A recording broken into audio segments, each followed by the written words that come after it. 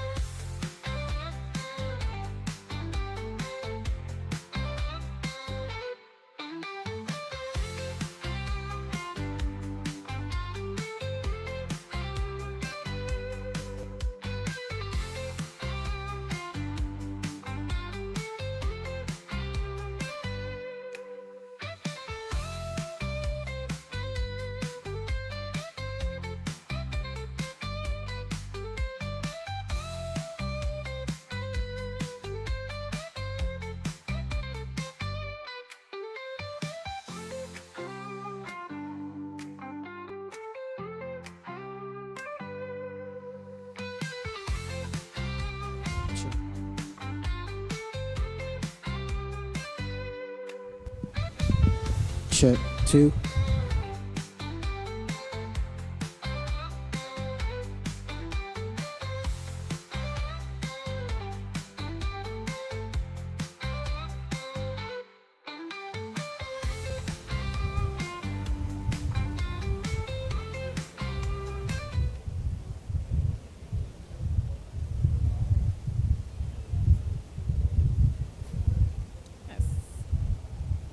Yes, good afternoon, everyone.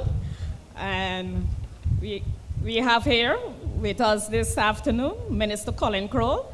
So just let's stand and okay. Welcome, Minister.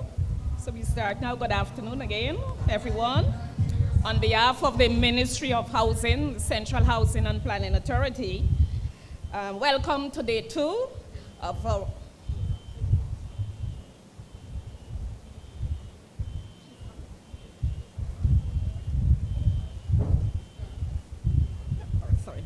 Sorry. We're going to start. Just give us like 2 minutes, and we're going to start. Yeah. Our first presentation going to be interesting.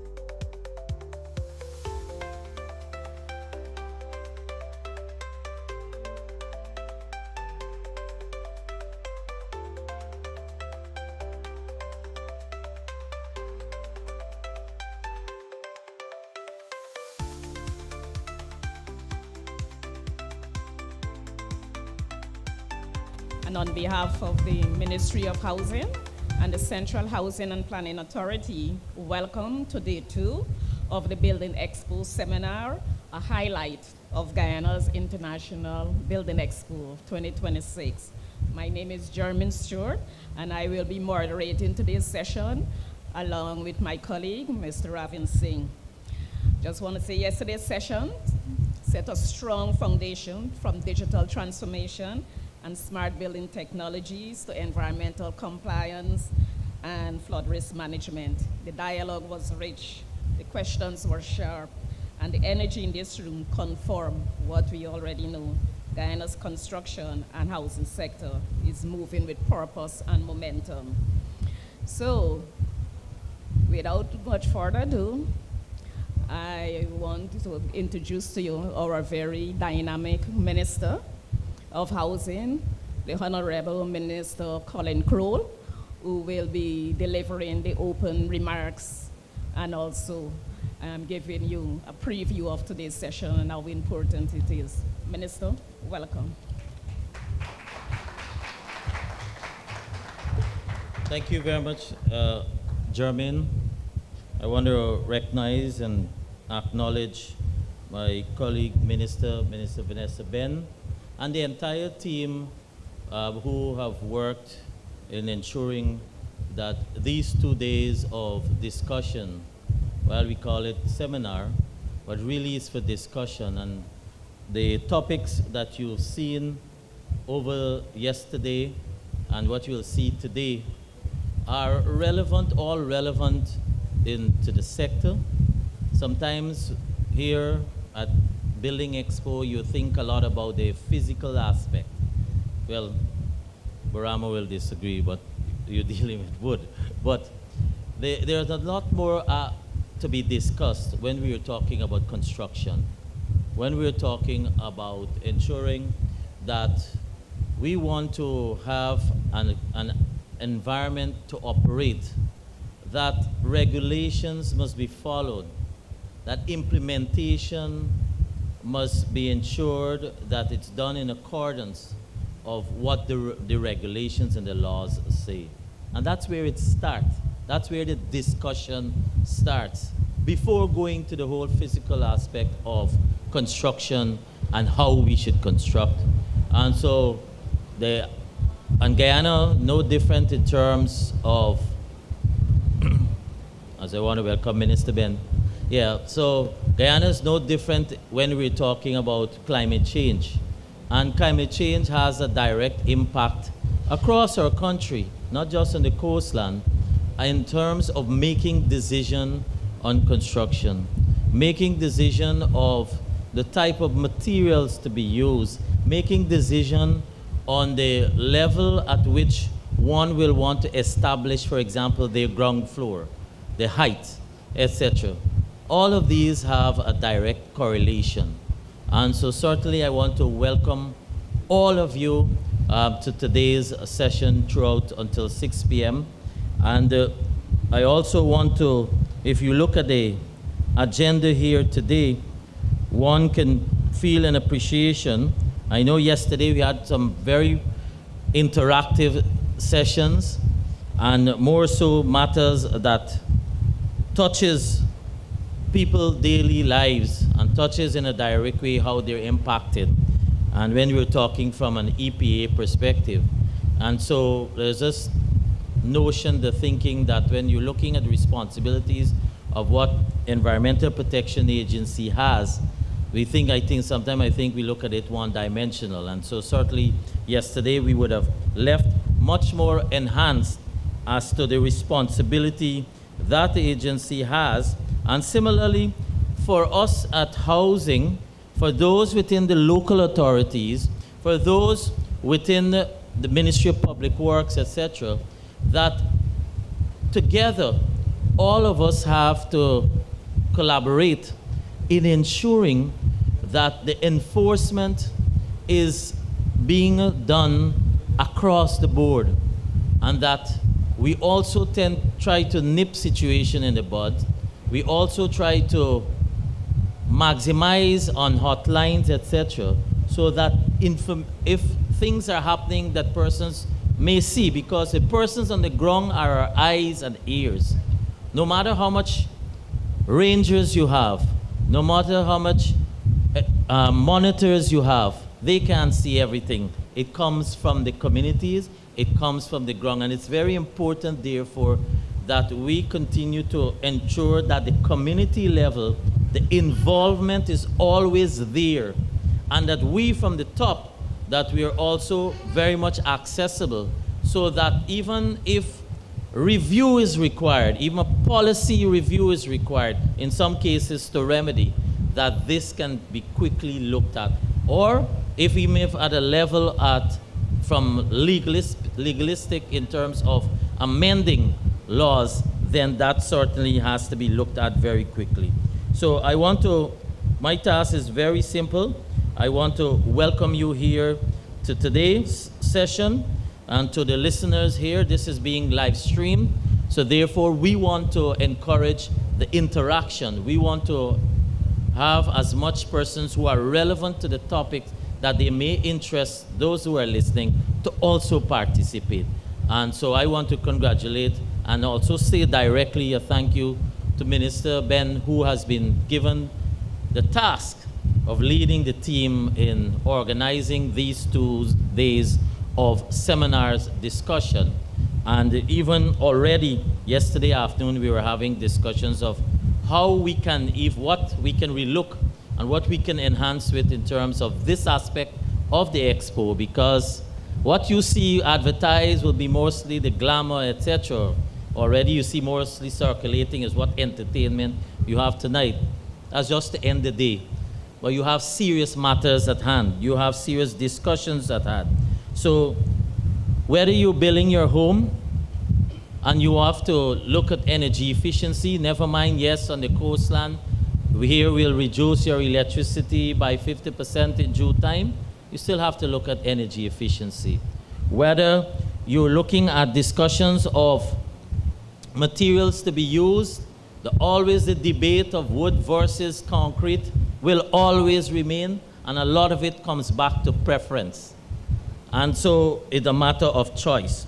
Whether you're talking about from a Ministry of Labor perspective, because you go to the sites and you see persons working in an ad hoc way, not properly equipped, not necessarily wearing their safety gears. And this is often looked at from a bigger perspective where larger companies are abiding, but the person who's building that, even a flat building or that two-story building, is equally vulnerable to that worker who's working on a site, is equally vulnerable versus even a high-rise building. And so it's important that health and safety, that this is something that has been missing a lot from our working environment, and as construction will continue to rise, as the opportunity, for example, in home ownership, the amount of persons that have the opportunity now to build. So, for example, what we have not spoken enough of is that we did in the last period over 50,000 allocations. But majority of those persons, those allottees, as we speak, they have ownership. They have access to their land, so they're an ability to build. So the demand on the system and the opportunity for the financial institutions, and the banks are also participating on this two-day seminar, is even more. The opportunities that lie ahead for those within the construction sector, both from the soft side, financial institutions, including insurance companies, for which we've just this year budget included insurance companies as eligible to be able to provide a mortgage. The portfolio that lies ahead, it's huge. And that therefore puts the continued pressure. That demand for labor, that demand for construction materials will no way, shape, or form decrease in the coming years, because we're also upping what we're doing as a result of the pending applicants in the system.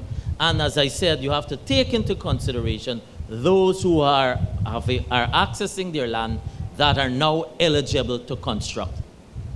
And so for those in the business community, if you look at the housing sector, just pick one area that you want to focus on, and I can assure you, right now, you will be successful. So welcome to all of you. Thank you to all the persons who are participating, agencies, businesses, institutions that are participating in the discussions. Thank you to the staff of Central Housing and Planning Authority, led by the Minister and her team, for putting together these two-day session. And please, let's have a discussion, an interactive session, and one that will leave us much more enhanced to be able to, as I would say, tickle the mind of some of the nuances that bother you, or some of the things that you want answers to, that affect you daily. Please feel free to raise your concerns or those matters that are relevant to the topics that are being discussed. Thank you very much.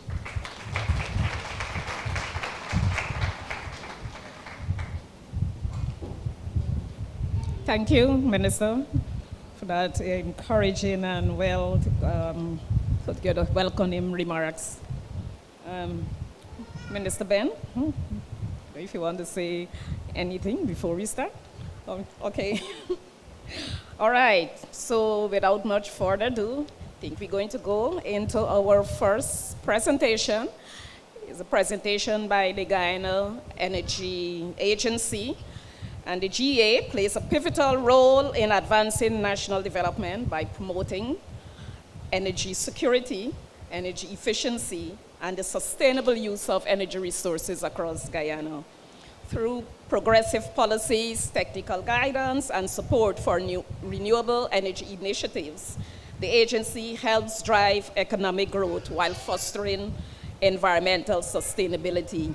As a key partner, the GEA continues to enable innovation and resilience across sectors, contributing to a more sustainable and prosperous future for Guyana. So we're going to hear this afternoon from Dr. Mahendra Sharma, the CEO of the Guyana Energy Agency. Welcome. Thank you, Madam Chair, Honorable Minister Scroll, Minister Ben. Very good afternoon to you, distinguished guests. Good afternoon. I'd first of all like to offer my sincere congratulations to these very hardworking members of Cabinet who have put together a phenomenal expo for us this year. I walked around, so spacious, so beautifully laid out, and you can see year upon year the growth, the development, and everything that is being positioned to take Guyana to the next level. And with the level of development and investments being done in the housing sector, in land, 50,000 buildings in the next 5 years, ministers? 50,000, 40,000 houses. What you have before you is the framework to head and prepare you for that next level. The presentation this afternoon is going to be focused on giving you, just whetting your appetite a bit on what is possible. But this is not the end of it all, and I do welcome the questions. And if we can get the next slide. So, you know that massive housing drive is underway. You know that electricity prices will be reduced by how much? 50%. You know that cooking gas prices will be reduced because you have gas, the NGLs coming from the natural gas pipeline. But when you get all of those savings, what's going to happen? You want to spend more, right? And so your consumptive, your natural consumptive behavior will tend towards increasing because I got more disposable income in my pockets now. His Excellency set the vision very early on, recognized this and said, hey, we need to be careful. So how do we do this? How do we do this? The low carbon development strategy, the President having set the vision, the strategic framework helps to start the discourse and set about how we will do this. So, renewable energy, investments in cleaner forms of energy, like natural gas, like hydro, like solar. We're looking at wind, but energy conservation and energy efficiency is extremely important towards this. And the Guyana Energy Agency's role as a semi-autonomous body is to promote some of this. Our mission is to promote reliable energy. And we're responsible for managing and monitoring and disseminating information in some areas of the sector. But particularly today's conversation will focus on grid-connected solar and how we do that. So where does this conversation start from? And the energy pyramid gives some guidance. The first thing you want to tackle is how to conserve, how to reduce the natural consumptive behavior in the home or in the business. So that's the foundation, and that happens through changes in behavior, switching off lights, using technology. Anybody knows what kind of technology you can use at home to reduce your energy consumption? Smart switches, smart meters, sensors, occupancy sensors. The photo sensor has been around for so many years. How many of you have installed a photo sensor to turn off your outdoor lights and turn them on automatically? One person, two persons, three persons. And it's such a simple device, low cost, low tech, but extremely effective. Rather than walking around the house and taking off all the switches. Using switch socket outlets. How many of you are aware of those? So you install the outlets, but then you're plugging in and plugging out all day. What happens? You damage the mechanical wire, you damage it, right? So in your electrical stores, there are outlets with a switch. So all you need to do is switch it off. Makes it so much more convenient and easier for you to do. So lots of behavioral things that can happen, and that's our first tier of intervention, conserving energy. The next tier of intervention is providing you an energy service like air conditioning or refrigeration. Anyone knows what the efficient form of refrigeration or air conditioning is? Anyone? Inverter technology. Because that technology, it doesn't switch on the compressor, the motor, frequently. It operates it at a lower speed. So you have a stabler power supply, and it operates depending on the temperature variations in the room. And the pinnacle of that is, of course, renewable energy. And renewable energy varies from energy-efficient appliances, air conditioners, and refrigerators. And we focus on these two appliances simply because they're pervasive. Just out of curiosity, how many of you have an AC in your home now? And when the price goes down by 50%, I guess the room is, everybody's going to put their hands up, right? And looking for businesses in particular, looking at your power factor, doing energy audits. And the GEA actually offers free energy audits to businesses for those of you who are interested. And of course, adopting solar energy. So many things to be done. So many things to be done in energy efficiency. Let's take a quick look around this room. What could have been done differently?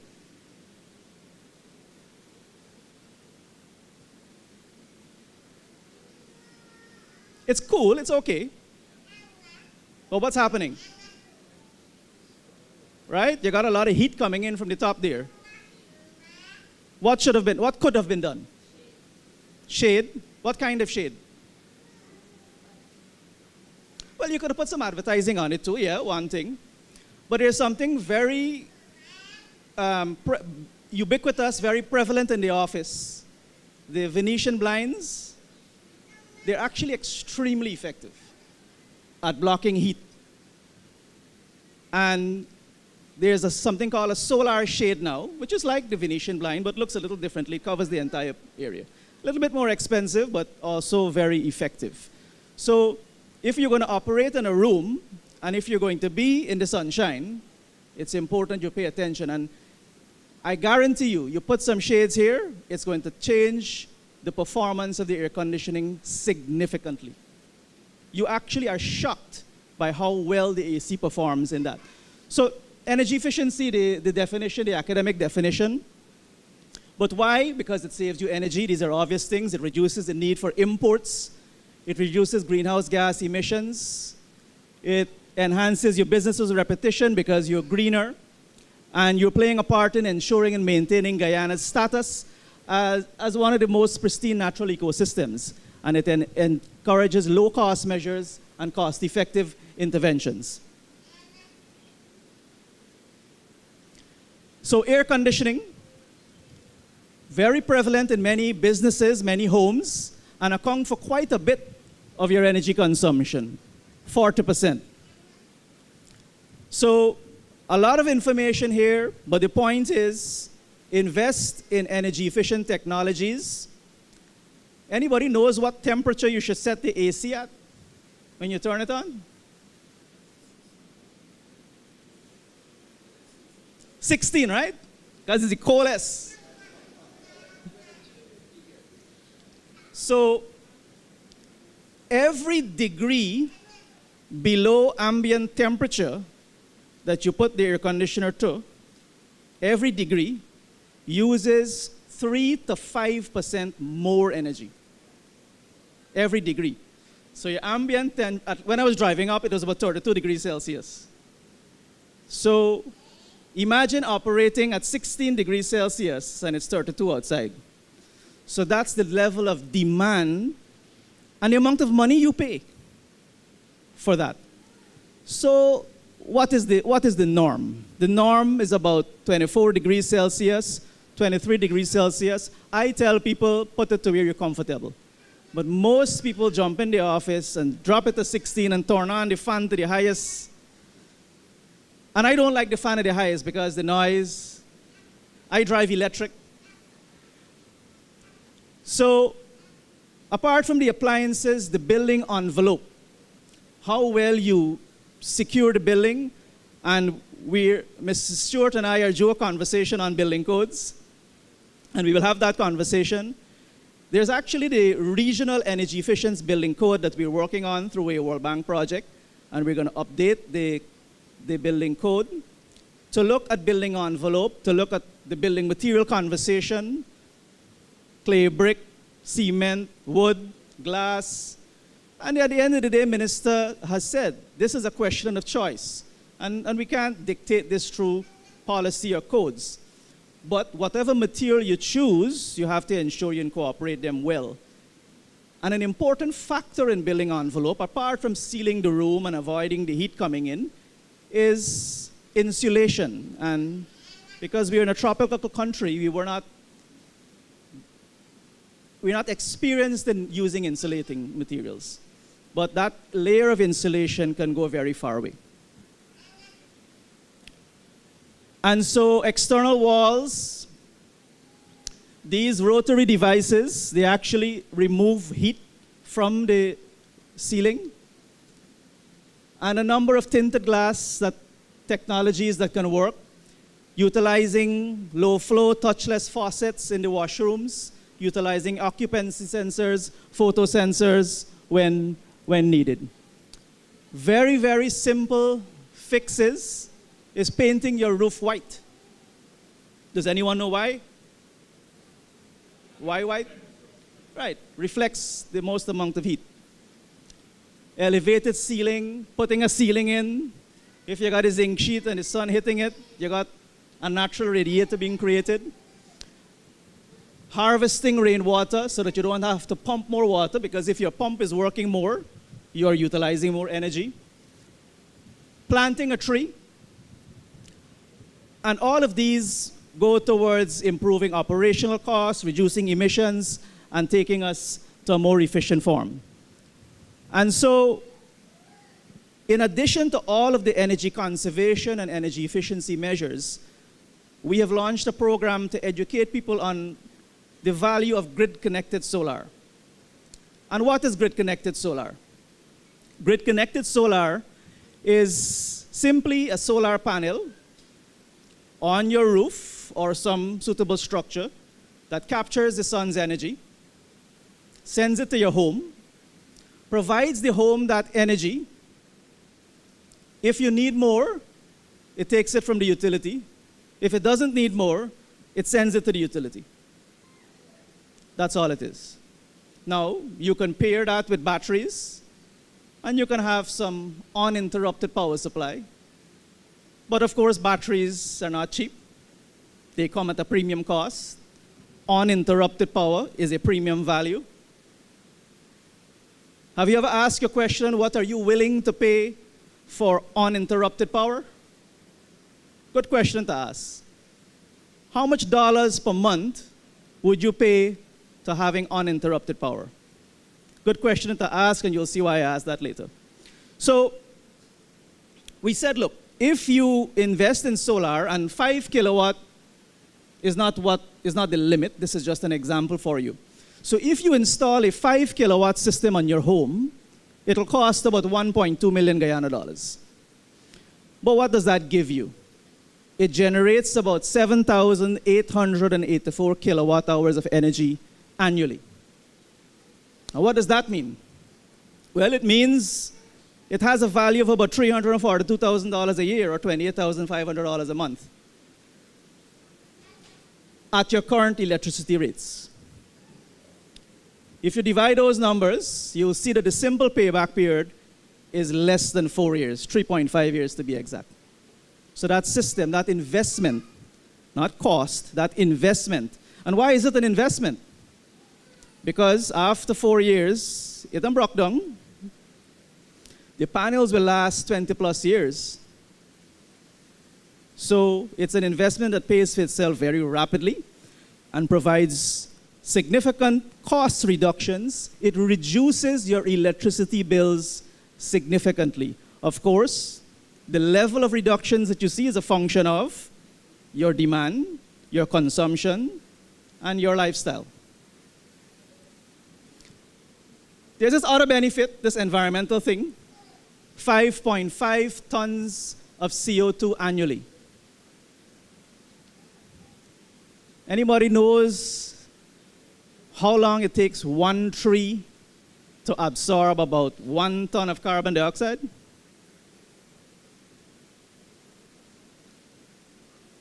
Guess. Guess it. 2 years? Any other guess? How much? Just guess. Yes, it depends on the tree, depends on the age of the tree, size of the tree. It takes between 30 to 40 years for one tree to absorb 1 ton of carbon dioxide. The entire growth life. With this investment, this solar panel, 5 kilowatts, will displace, so will avoid the emission of 5.5 tons every year. And that's the environmental value of renewable, sustainable technologies. So where do you get this $1.2 million from? Big problem, right? Anybody knows where we get any $1.2 million from? Probably not lying around in the bank account, right? Or maybe it is. But there's this thing that Minister just talked about, right? 50% reduction in electricity. So, that sounds like interest-free capital, doesn't it?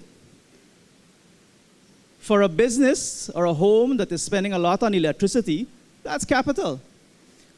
But apart from that, all of the banks are on board and all of the banks are ready to lend you money to do either energy efficiency, energy conservation, or renewable energy in your home or in your business.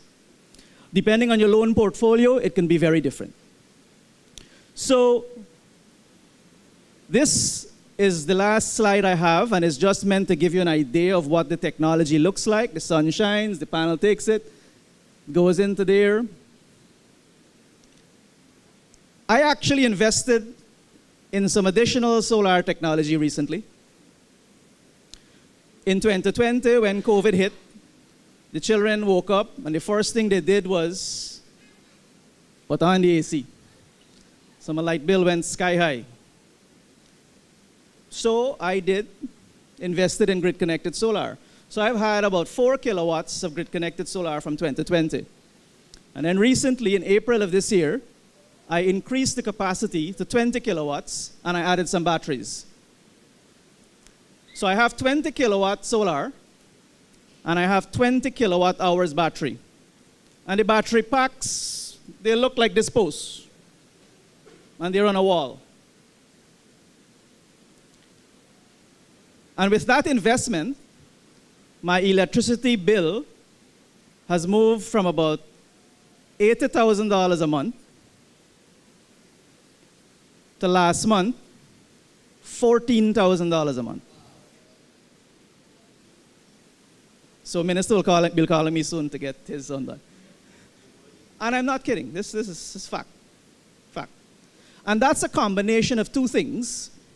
It's a combination of the solar panel displacing the energy from GPL during the day and also providing GPL excess energy and GPL crediting me at 90% of the price that I buy it at. So this is not Giaf, it's not Nancy's story, right? This is real things happening. So I'll end my presentation there, and I think we're going to field some questions now, or we're going to do that later. Yes. Thank you.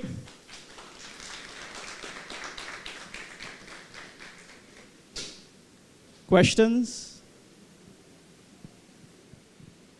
Yes, Minister. If you can just, two things. If you can just expand a little in terms of the incentive regimes to encourage for energy saving. Because while you've advocated here in terms of persons who are seeking financial support, but even if they want to invest on their own, if you can expand on some of the regimes in place. Sure. When the minister asks if incentive, you got to be careful, right? So there are lots of things that have already happened. LED bulbs are fully free of duty and VAT. Solar panels, we've removed all taxes on solar panels. Batteries for solar PV installation, guess what? Zero taxes. Inverters, guess what? Zero taxes. Even the electric car has zero taxes. Zero. And there's a 50% write-down allowance per annum for businesses who are investing in these technologies. So the last conversation I had with the Chamber of Commerce, I said to them, for $10 million, you can invest in 10 kilowatts of solar panel for your business and reduce your business consumption significantly, $600,000 to $700,000 per year. Plus, that energy will be used to charge your electric car. Not science, not fairy tale. That solar panel will charge your electric car free. So your cost of fuel is a resounding zero for 10 million Guyana dollars, 50,000 US. So there are lots that are happening, and we wish to encourage you. There's actually a booklet that we have created. It's on our website, gea.gov.gy, that tells you, provides a number of recommendations on how to make your home more energy efficient. And we encourage you to download it. We have some staff who are walking around and sharing out some flyers and engaging you, so please feel free to do that. Any more questions?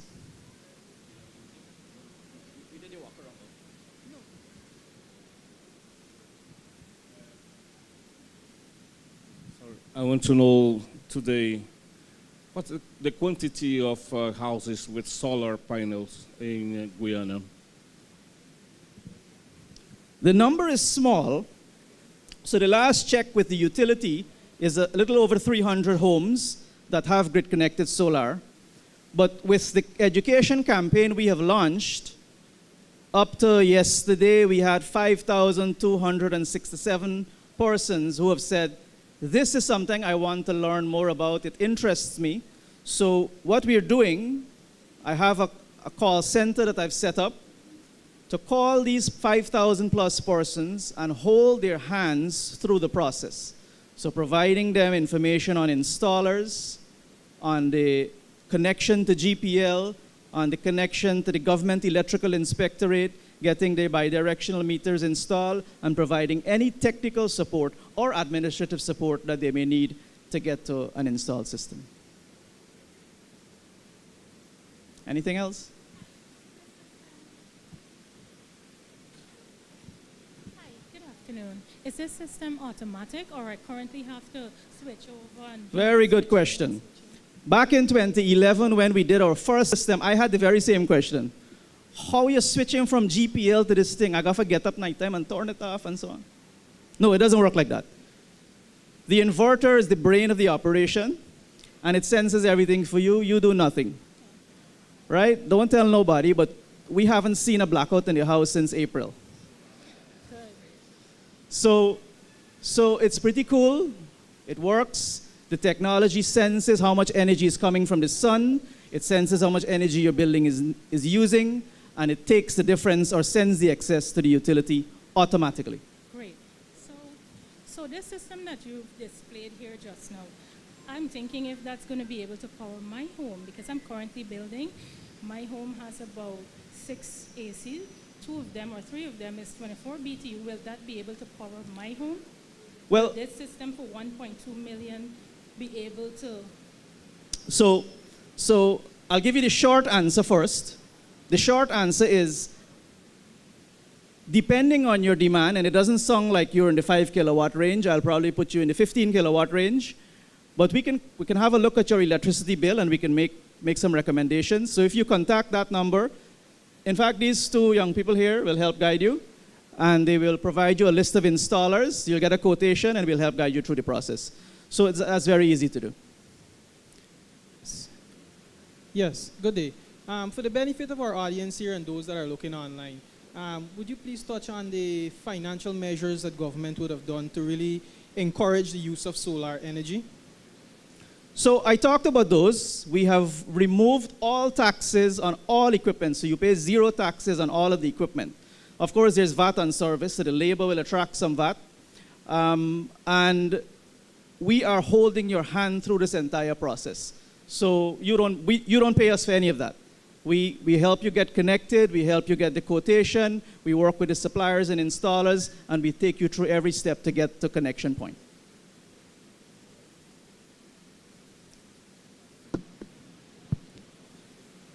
Hi, good day. So not a criticism, but you said you're holding our hands, and I emailed you last week, and you responded right away, which was excellent, but your staff never responded. They never responded. Email, even though you told 5 of them to respond. So how well does the holding the hand actually works in practice? So they got overwhelmed. There were a number of things that were happening, and they had a little bit of a backlog, so I apologize for that.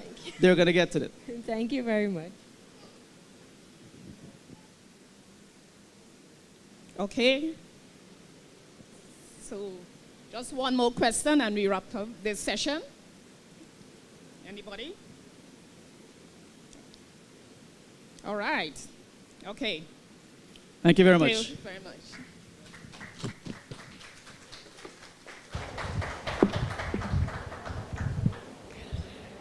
Thank you very much, Dr. Sharma.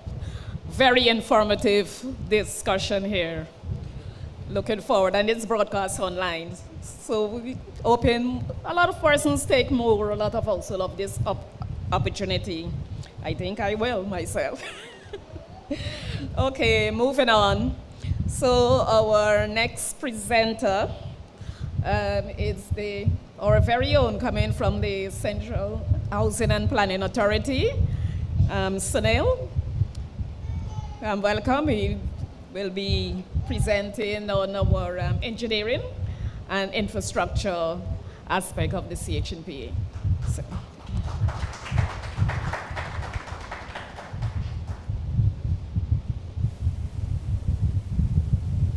Testing?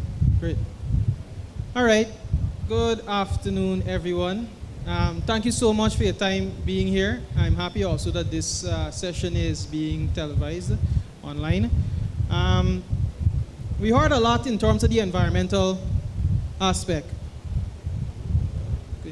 See me? Okay.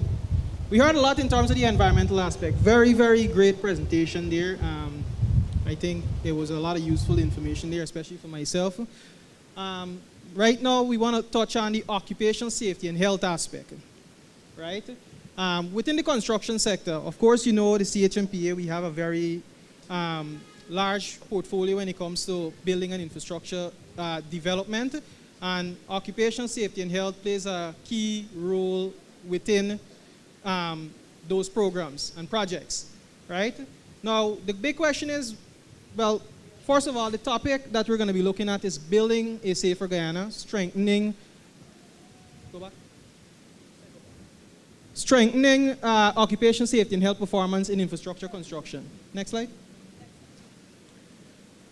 So what is occupational safety and health? Well, we know it's a multidisciplinary field that actually focuses on preventing work-related illnesses, deaths, and injuries.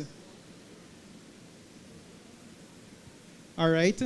And it aims to really safeguard the mental and physical and social well-being of those that work within a space, and also ensuring that the environment is both safe and healthy for those workers, right? Now, before we can actually talk about occupation safety and health performance, we really need to understand from a global perspective as well as a national perspective what this sector really means, right? Now, oh, can increase the brightness. All right, no problem. Yeah, it's a little bit dark. All right, so let's look at the construction industry from a global perspective.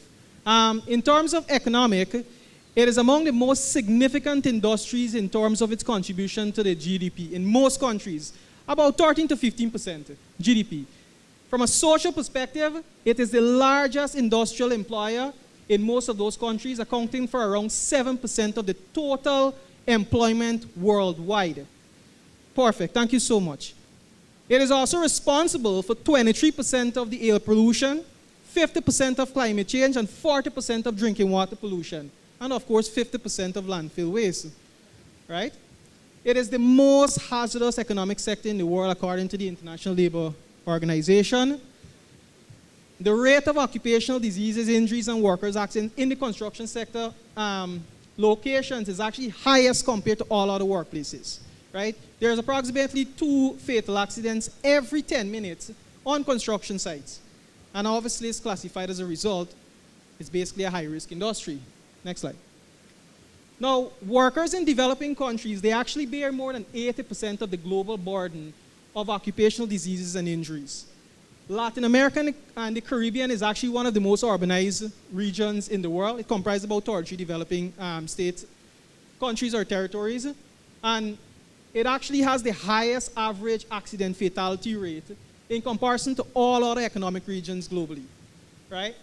Now, the key point here to note for this presentation is that poor AHSC performance, or occupation safety and health performance, I would say, in this context, has been cited as the main factor which exposes up to 80% of this region's rapidly growing labor force, of approximately about 283 million workers to work-related accidents and health consequences, right? And in terms of figure, let me just put things into perspective, because when it comes to occupational safety and health performance, people might say, yeah, well, you know, deaths and fatalities, it's part of the construction business, but people tend to listen more to dollars and cents, so to speak, right? It costs the global economy an estimated 1.25 trillion US dollars in annual losses in the global GDP, right? 76 billion US dollars alone for the LAC region. And again, poor HSC performance is a serious economic and social problem in this industry. Next slide. Now, we know we have the Occupational Safety and Health Act. We know we have the Environmental Protection Act. Both of these, they speak to occupational safety and health prevention within various workspaces, including the construction sector. But apart from the regulatory framework that is in place, we still see that there is occupational injuries and even fatalities that happen, right? Guyana is not excluded from that. I mean, we have a major infrastructure boom that's happening. There is going to be accidents that occur. But let's put things into perspective. Despite the regulatory framework being in place, 2 persons would have died in workplace accidents in 2024, while 655 persons would have been injured in the year 2022 alone. This represents an alarming increase by 94.3% and 18.5% in workplace injuries and fatal accidents when you compare it to 2021, right? This is information that is originating from the Audit Office of Guyana, right? Majority of the fatalities and injuries were linked to incidents in the construction sector. Consequently, the Ministry of Labor and Manpower Planning would have highlighted that construction sites are one of the areas greatly in need of improved occupational safety and health performance monitoring and enforcing. They even urged employers within the public and private sector to actually improve their OSH performance. Next slide. Now, a lot of stats, right? It brings a sobering reminder that we really need to think about occupational safety and health performance as something that is real and something that we need to take into consideration as part of our construction sector. And also taking into consideration that Guyana is booming when it comes to construction, both in the private and in the public sector. right? Now, we can appreciate we need to improve our OSH performance, or rather, there is a sense of urgency in the construction sector to do that. However, you and I both know you cannot improve what you do not measure. Understanding the factors that are influencing occupational safety and health performance is the first step towards building safer construction sites in Guyana. Unfortunately, there is limited empirical research that actually examines the determinants of these OSH performance within the construction sector. And this results in significant knowledge gaps at both the project, well, I would say at the project, organization, and even the national levels, right? And the absence of this reliable evidence actually constrains the development of targeted interventions, policies, and management strategies that are aimed at reducing workplace accidents and injuries. Next slide. Consequently, the CHPA, we would have conducted a study.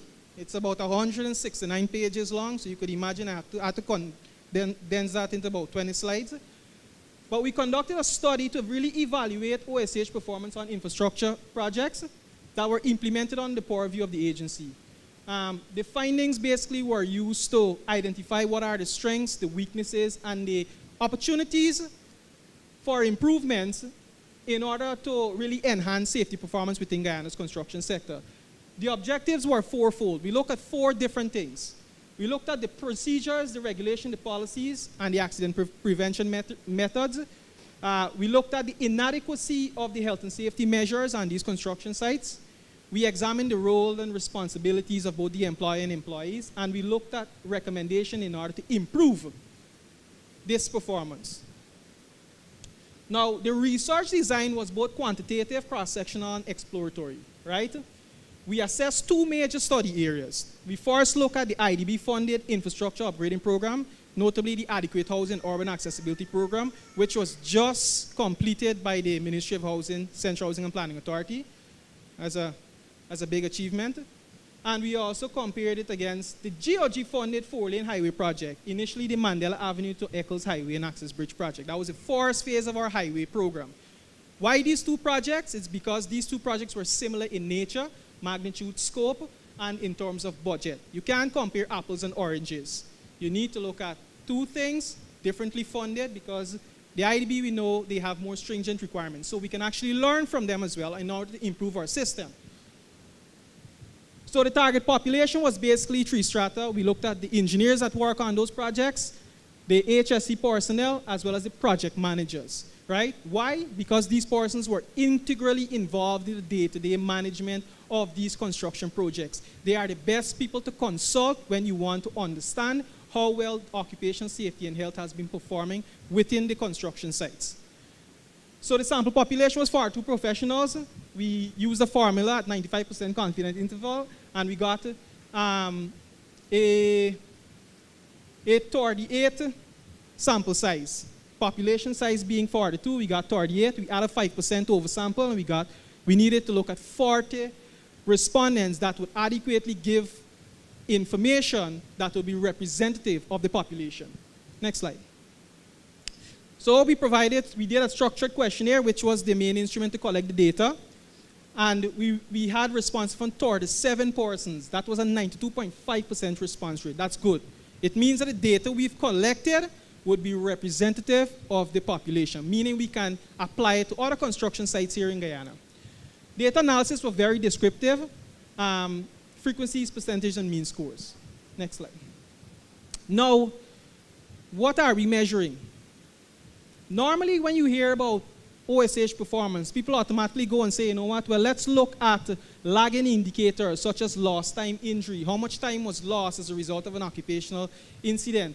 Or incident rate. How much incidents occurred within this particular month, right? This measures consequences of workplace accidents rather than the effectiveness of the safety management system. And I think that is what is important when you want to understand how you can improve occupational safety and health performance. You can't just look at consequences. You need to look at effectiveness, right? So while those lagging indicators were actually useful for tracking injury outcomes, the indicators actually provided limited insight into the underlying causes of accidents, right? and they offer basically little guidance for preventing future incidents. Now, in dynamic project-based industries like the construction sector, we know work is often performed by multiple subcontractors or contractors. Reliance on those injury statistics alone is basically insufficient for assessing actual workplace safety and health performance, right? So we needed effective micro-performance indicators that measure proactive safety management practices and which can be applied to other projects and other organizations. Because we know occupational safety and health doesn't just apply to construction sector. You have the forestry sector, you have the mining sector, right? These are all important sectors where you have occupational safety and health incidents and accidents occurring, right? So the indicator should basically assess both the contractor safety performance as well as the overall effectiveness of workplace safety management system. And this we know will provide more comprehensive picture of OSH performance. Now, the data collection instrument basically then used proper OSH performance indicators. And these indicators fall into six categories: design and planning, tenant selection, construction leadership, training and competency, hazard management, safety culture, commissioning and handover, and accident prevention practices. As you can see here, occupational safety and health is not just about looking at the execution phase of a project. For example, the construction aspect. It starts even during the design and planning phase, and that is what we need to look at, right? In order to really improve OSH performance. So we basically utilize these performance based on a peer-reviewed journal. They had about 20 to 35 different indicators. We selected the main ones that were applicable to CHPA, and we applied a simple matrix scoring in keeping with that peer-reviewed journal. Now here are the findings. This is where it gets juicy. So the first objectives we said we're going to be looking at the procedures, regulation, and policies, and so on, right? What we actually found at the CHPA is that there was strong integration of OSH performance during the planning and procurement stages. Excellent. 51.4% reported full compliance with our environmental and social assessment strategy. 56.8% confirmed OSH was incorporated into the design reports. 62.1% indicated contractors received specific occupational safety and health requirements in the tender documents. 56.8% reported contractors submitted their occupational safety and health plans as part of the bid submission, and 67.6% confirmed occupational safety and health was a weighted criteria in the tender evaluation and contractor selection process. Key message: OSH considerations are generally embedded in the project planning, design, procurement, and contractor selection process at the CHPA and the Ministry of Housing, indicating strong institutional commitment to preventing safety management. Kudos. Research found that. That's good. In terms of occupational safety and health management during construction execution now, so we're moving from design and planning to execution, 67% reported OSH requirements for including contractor contract conditions. Good. Then the emergency preparedness and response plan demonstrated high compliance. Reported 67.6% full implementation. There was compliance regarding identification of project-specific hazards and development of safe work procedures. This was lower, 35.1% reported full compliance. It was acceptable, but it was lower. There is major room for improvement there. The availability of project-related OSH documentation on-site was moderate. 40.5% reported full compliance, 19% reported only partial compliance. Risk assessments for new or change work activities received the lowest compliance rating, which is fair. Fair was actually the one after poor. So key message: while contractual and emergency preparedness measures were well established, weaknesses remain in proactive risk management, safe work procedure, and on-site documentation practices. In terms of, apart from that, there were major deficiencies in health and safety measures identified. When asked, responded provided the top factors that contributed to accidents. Workers or employers' carelessness, 19.5%. Lack of OSH training, knowledge, and awareness, 17.4%. Lack of safe work practices, policies, procedures, and practices, and absence of OSH management systems. These were the top factors that contributed to accidents. In terms of the operational gaps, only 48.6% reported the presence of a joint workplace safety and Joint Workplace Safety and Health Committee or safety representative. This is one of the requirements in the Occupational Safety and Health Act. 54.1% were unsure how frequently OSH audits were conducted. 40.5% were unsure of the frequency of OSH training, and about 20% reported safety meetings occurred only monthly. The key message: the greatest deficiencies relate to safety culture, training, and worker awareness. Of course, the roles and responsibility. Generally, respondents demonstrated strong understanding that the occupational safety and health is a shared responsibility, requiring active participation from management, workers, and government stakeholders. Next slide. And of course, we had a number of recommendations, but I want to just flesh this out quickly. So based on those challenges that we found, operational gaps, so to speak, weaknesses in the system, we recognize that in order to improve the system, it can't just be done at the project level. It needs to also take into consideration the national level as well as the organizational level, right? Now, there are many recommendations that we need to take into consideration. Most of it we need to ensure that there's planning and risk management and associated compliance, right?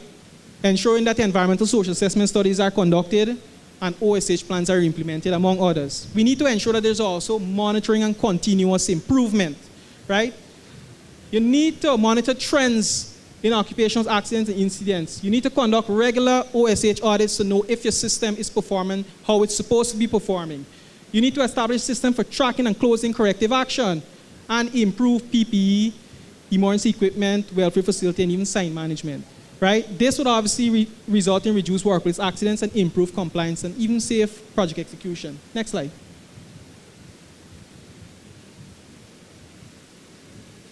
And of course, from the organizational level interventions, we need to have CHPA and contractor management actions. This can include revising our monitoring plan, establish that joint workplace safety and health committee, adopting OSH management system that align with ISO 45001, empower the HSC personnel to conduct routine audits and recruit additional safety and health officers. We need to also do capacity building, implement structured training plans, regular induction training, improve the remuneration and career incentives for these professionals, and use digital systems to monitor safety performance. Next slide.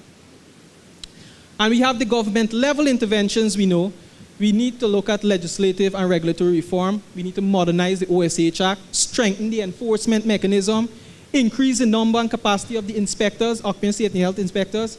We need to do more national capacity building in terms of national construction OSH program that can be led by the Ministry of Labor and Manpower Planning.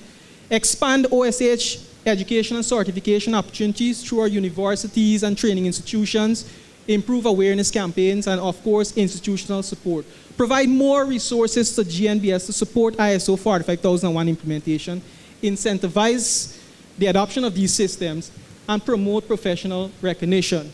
It will result in a stronger national OSH framework that supports safer workspaces, improved compliance, and a mature construction safety culture across Guyana. Of course, the conclusions are basic. OSH excellence is not achieved through compliance alone. It is achieved through leadership, culture, continuous improvement, and a shared responsibility. Ultimately, safer construction sites will not only protect workers, but also improve project delivery, productivity, quality, and public confidence in the National Infrastructure Development Program. And of course, you know this is a research, and it is backed by empirical evidence and notable citations as well. Reference too numerous to mention, but thank you. Questions?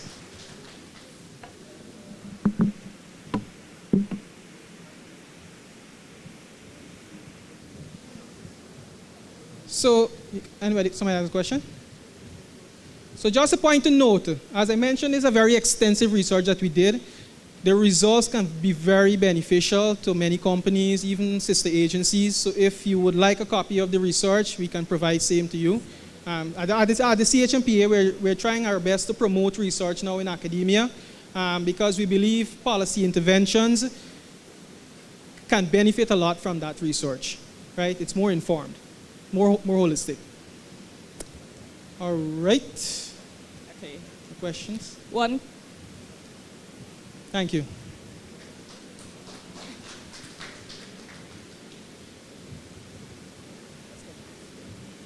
Okay, just one Sure. question on Sunil. Because it's CHPA, we very committed Yeah. towards the environmental, social, health, and safety safeguards. So what, like, in our embedding it in that within our agency, what some of the lessons learned that you can put out there for our industry partners? Excellent question. One of the key things that I found at the CHMPA is that in order for anything to get implemented, you need to have top management support. And that is something we've been seeing within our agency. We have great support from the Ministry of Housing, from the Honorable Ministers. We have great support from the CEO. We have great support from our directors within the departments. And I found that when proposals are made in terms of developing a system and continually improving it and providing the resources, they have been very supportive. Once you have top management buy-in and they understand the awareness and the importance of occupational safety and health, it can go a far way. But in order for them to understand that, we as staff, we are specialists in terms of occupational safety, we need to really explain that to them, show them the evidence, show them the benefit of it, right? Because nobody is going to make a decision. It all starts with us. Each of us, we have a job to play when it comes to adopting OCH performance, from the top all the way up to the head. It's not just the employers alone, it is the employees. One of the things that we've seen is that very early, the CHMPA, we would have developed our environmental social management system.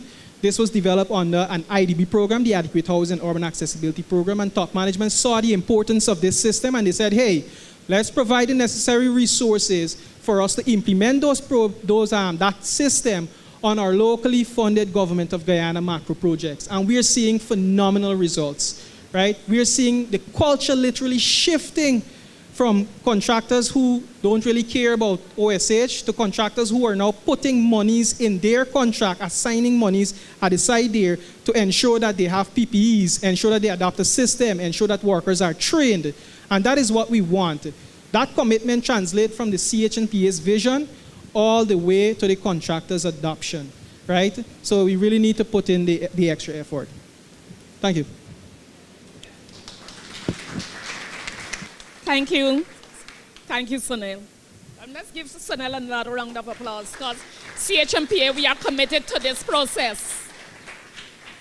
Okay, so our major industry partners would like to introduce the Barama. We have given them some time because this is important. We have to see what kind of they demonstrating the eco and socially friendly products that they would be presenting to us today. And they are a critical driver of innovation. So our next presenter, we give them some time. A second to set up.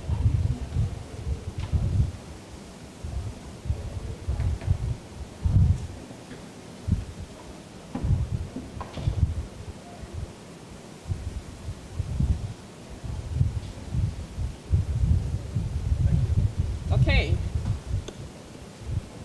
So our presenter is Mr. Mohindra Chan. Oh. So all over to you. Presentation.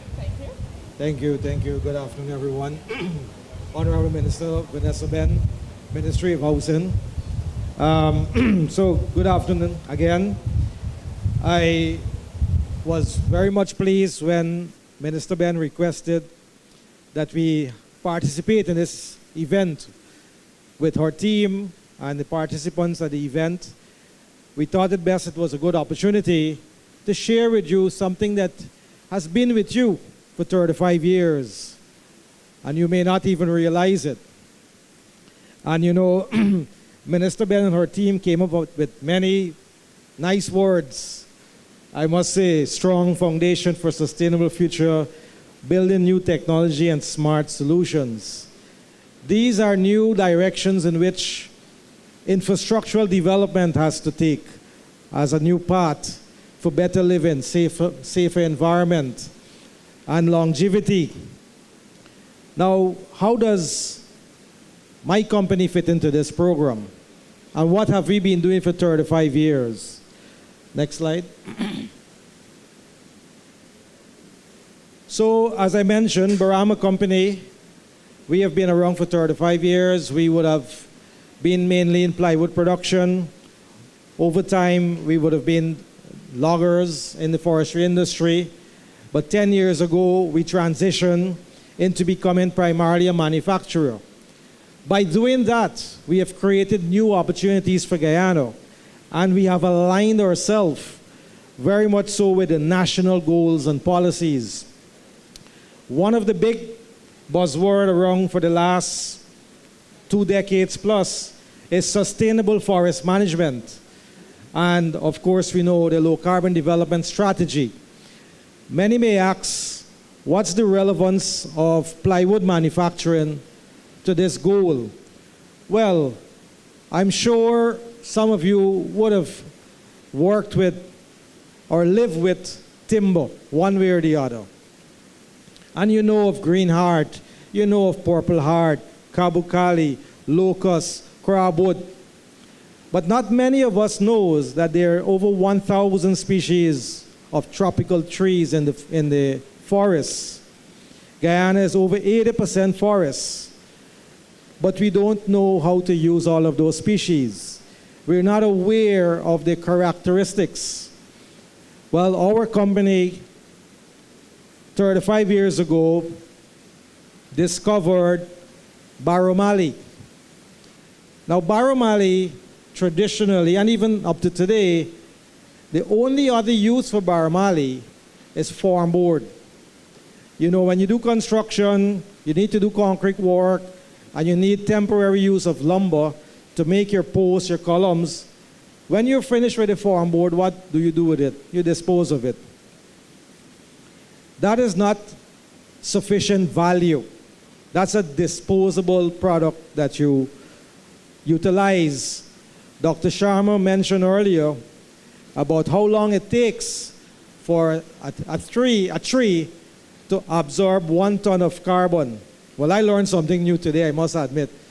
I'm in the timber industry, and I was shy to answer because I didn't know the answer. But when he said it took 35 to 40 years, then I did another math on top of that. It means in the lifetime of a tree, a tropical tree, it will only absorb maybe 1.5 to 2 tons of carbon. Because the trees that we are harvesting for timber, it's over 60 years old. That's the maturity age. We don't harvest younger trees. They don't work well for the uses that we need for them. So then, those trees are very important to the environment, important to LCDS.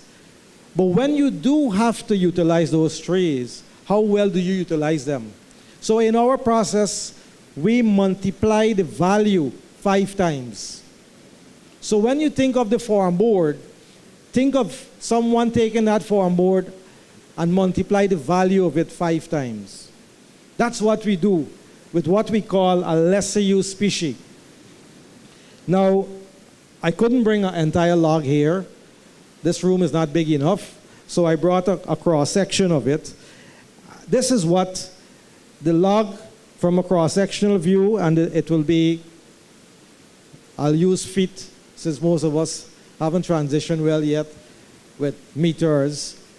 20 to 60 feet in length would be one of these logs that has to be harvested, transported, and taken to the factory. Our factory is located at Land of Canaan. Because we are a manufacturer, we have to buy this timber from many suppliers. And we are proud to say that close to 100% of our supply comes from small loggers and communities, Amerindian reservations, harvested under sustainable forest management practices that is controlled and regulated by the Guyana Forestry Commission. I dare say, and this is not a complaint, we're overregulated, or a former chairman of the GFC board, Minister Ben, will tell you.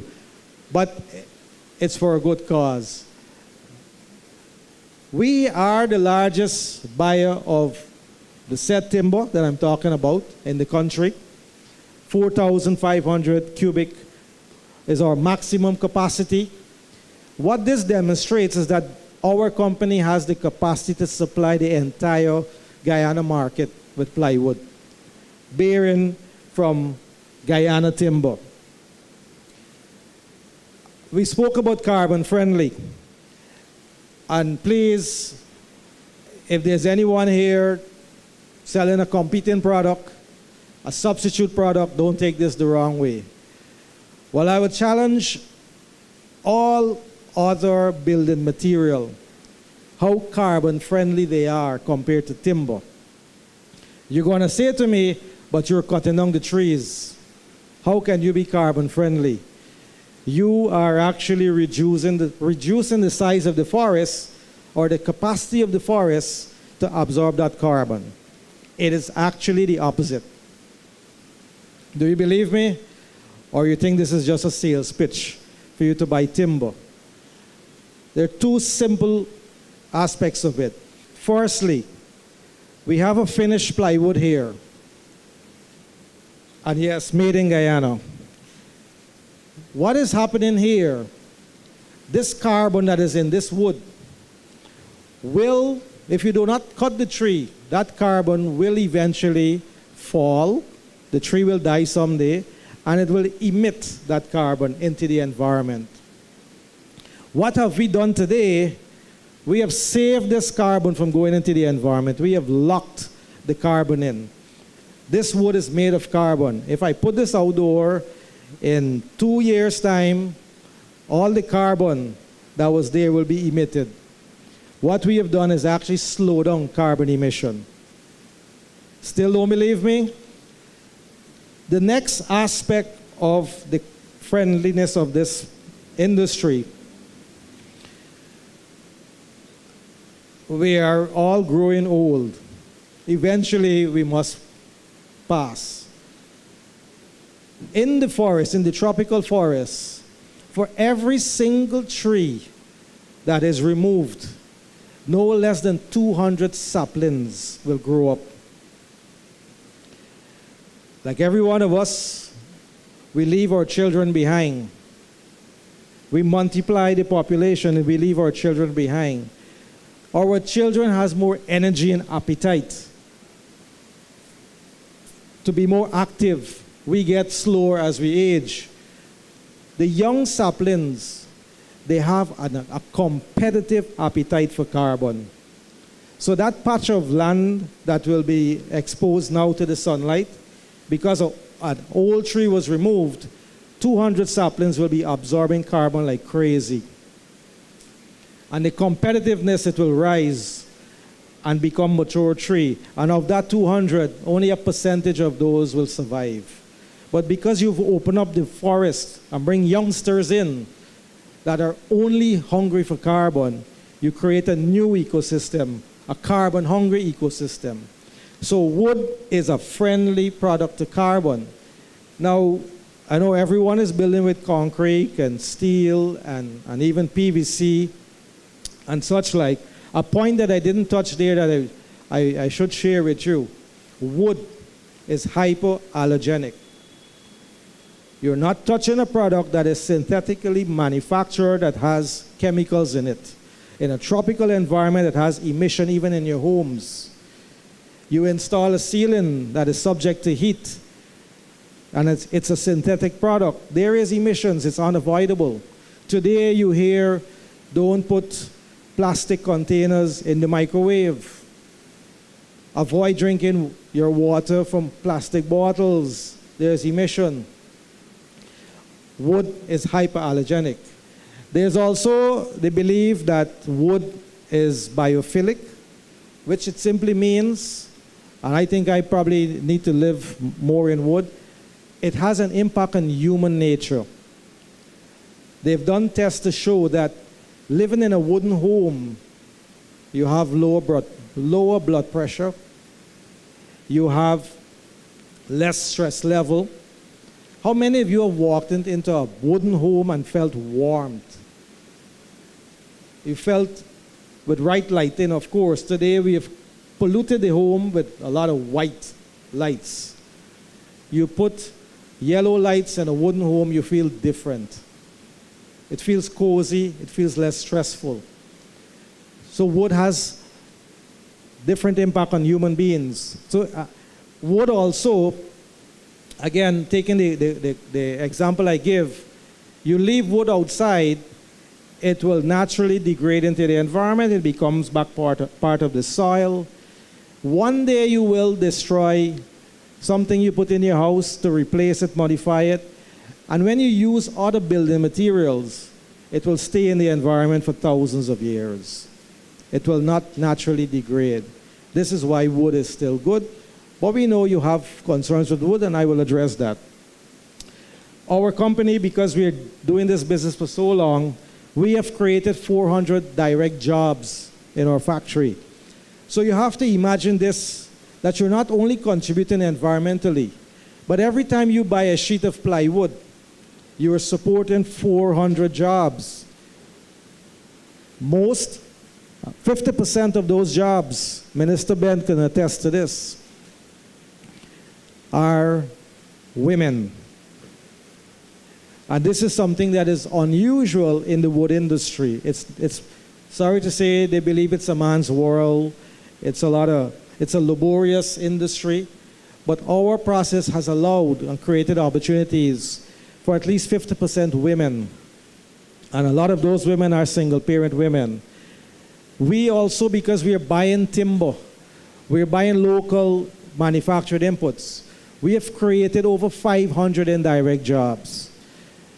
If you run that figure to 1,000, and you think of every home having 3 or 4 persons, you're talking 4,000, 5,000 dependents on plywood production. The communities that we are supporting are in Region 1, 2, 6, 10, and we do have the potential to develop in Region 7 and 8. So you see that you're touching this plywood, but if you know how far it came from, how many lives have made this possible, how many months and weeks they would have spent sourcing the timber, cutting it, extracting it, shipping it, delivering it to us. We manufacture it, sell it to you.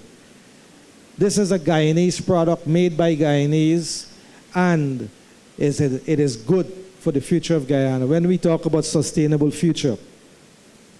Next slide. So I put this up not for you, but to help me to explain myself to you. There's lots of numbers. And I like that Dr. Sharma touched on the climate drive that we run. Even as I explain, our manufacturing process contributes positively to the carbon initiative. We didn't take that for granted. We talk about new technologies. What have we done to ensure that we are contributing positively? I don't know how many of you would have ever visited a sawmill in Guyana. In fact, I think many of you would be scared to visit a sawmill. It looks very messy, dusty, you know. You look at this log, and if I say to you, 45% of this log, let's just say from this point upward, just to make lumber will be thrown away, lost, will be in the ground, will be in a fire heap. That's the level of conversion from logs to lumber, average at 45%. So you can imagine, you bring this from Region 1, Northwest District, you bring it to the sawmill, and then you said, disregard this top half. Doesn't sound right, does it? You're losing value. Who pays for this top half that is thrown away? naturally it goes into the price. So if you do not do a efficient operation, you're forced to ask the customer to pay to cover that cost. What we did over the last few years, we have moved our plywood conversion. And what I mean by that, so for 30 years, when we cut this peel, we call it peeling. When we peel these logs to make plywood, we have been losing this amount of wood because the machines weren't designed to go smaller. So this was being considered waste. We invested in technology that could make use of the remaining balance. Where that put the operations, this is what we came down to. It's almost impossible to go further because the timber is unstable now to be peeled. It looks firm here, but these are being pressed against long knives, 8-foot knives. So they will fracture. So this is the farthest we can go. But what has this done?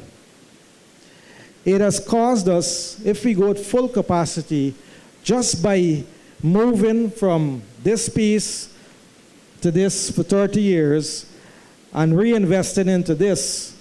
So we're talking now from this one there to here, we are able to save 250 trees per month. That is, we have regained $24 million in value, which means you are not paying $24 million because we have regained it. We don't have to put that on the cost. Just by moving from here to here. Simple as that. But that didn't stop us there. We go a step further.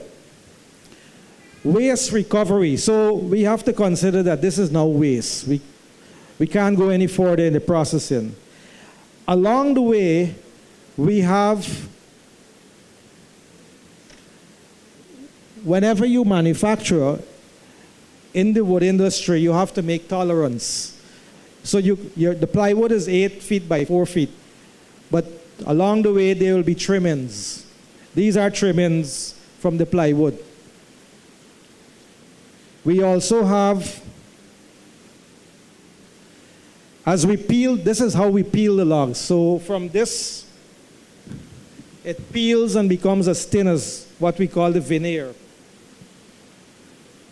So can you imagine hard tropical wood becomes like paper? It's been peeled, like how you peel an orange. But along the way, peeling, these get destroyed and because they can get brittle when they're dried.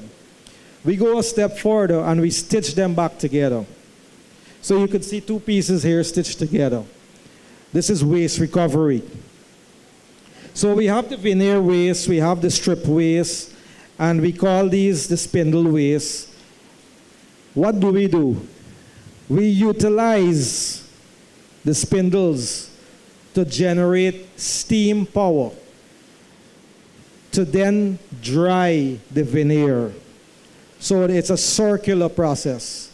So we don't employ diesel engines to generate heat to dry the wood.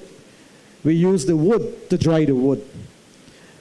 We go a step further, so we repair the veneer, we use the spindles in the boiler, and then these strips, some of it ends up in the boiler, and the excess, we take these and make pallets. The pallets will now be used to stack the plywood to transport it to the customers. That simple process is saving a further 280 trees per month, another $27 million. Wood by nature is very moist and will shrink as you dry them. There is something called natural shrinkage, 15%, unavoidable. To avoid that, I have to sell you wet wood, and your product will be no good. In our factory, for those that cannot be used in the boiler or in pallets, it's only about 10%. So we're looking at a 90% utilization of this log. Remember I said sawmill is about, the top half is gone. Now we're talking about this piece will be gone. Cannot avoid. So overall, our total waste could be added up to about 350 trees toward the 4 million. However, if we had not invested in the recovery of the trees, we could have been thrown away another 530 trees. Which means we have recovered 60% of the waste. What this does, it puts less pressure on the forests, because I'm cutting less trees to get the same production. And this is how we would deem ourselves as employing new technology for smarter solutions. The customer benefits from this, the environment benefits from this, employment is not affected, forest loss is not affected. So it's a win-win for everyone. And this is the product you're embracing. So sustainable forest management, we are a positive contributor. We're adding higher value to the same lesser used species by doing all these recovery. And of course, we want to behave like a responsible stakeholder in the development of Guyana. Next slide. So in closing, I want to say that we were the first wood company to be certified made in Guyana. And what does that tell you? It's not only that it's Guyana timber, but it tells you it's Guyanese who have manufactured it. It's nothing imported from overseas other than the glue. And if you look at the site profile of Apply, 95% of it is wood. You barely can see the glue line.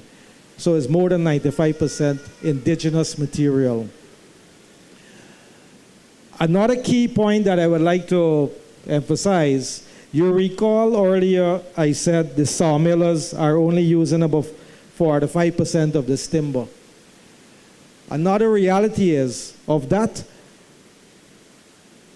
aspect of the log that they have actually turned into lumber, only 25% of that volume is A grade. Let me help to demonstrate that to you. Imagine the bottom half is what we turn into lumber. Out of that bottom half, only about this is A grade.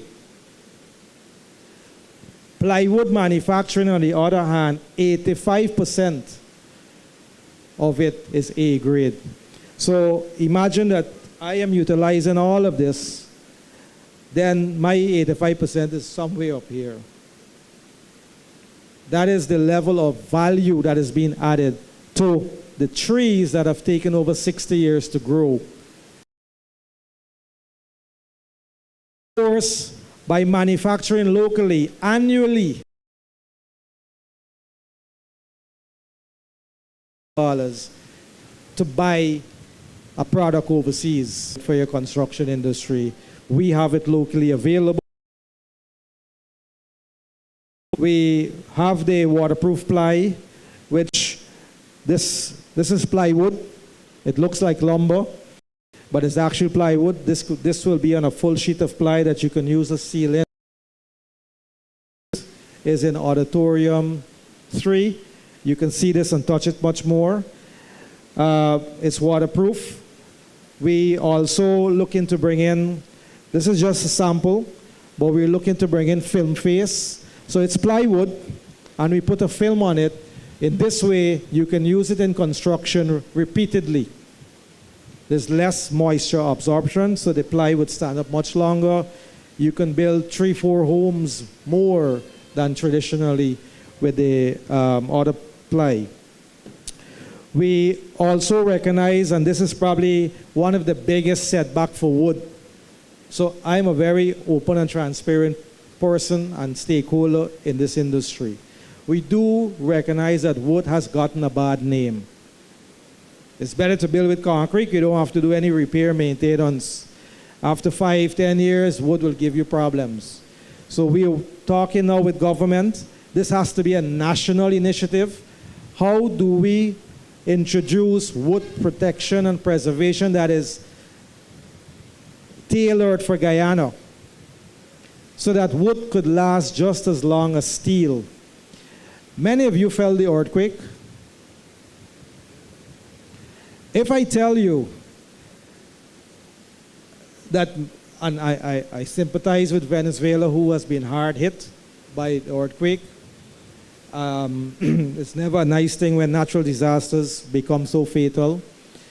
But if I share with you that most of those buildings that crumbled would have been standing today if it was built out of wood, would you believe me? Steel and concrete cannot stand up to earthquake like a wooden building. You will have a few boards moving here and there, but the house will not come down as easily as concrete and a steel building. The rigidity doesn't allow it to absorb the shock coming.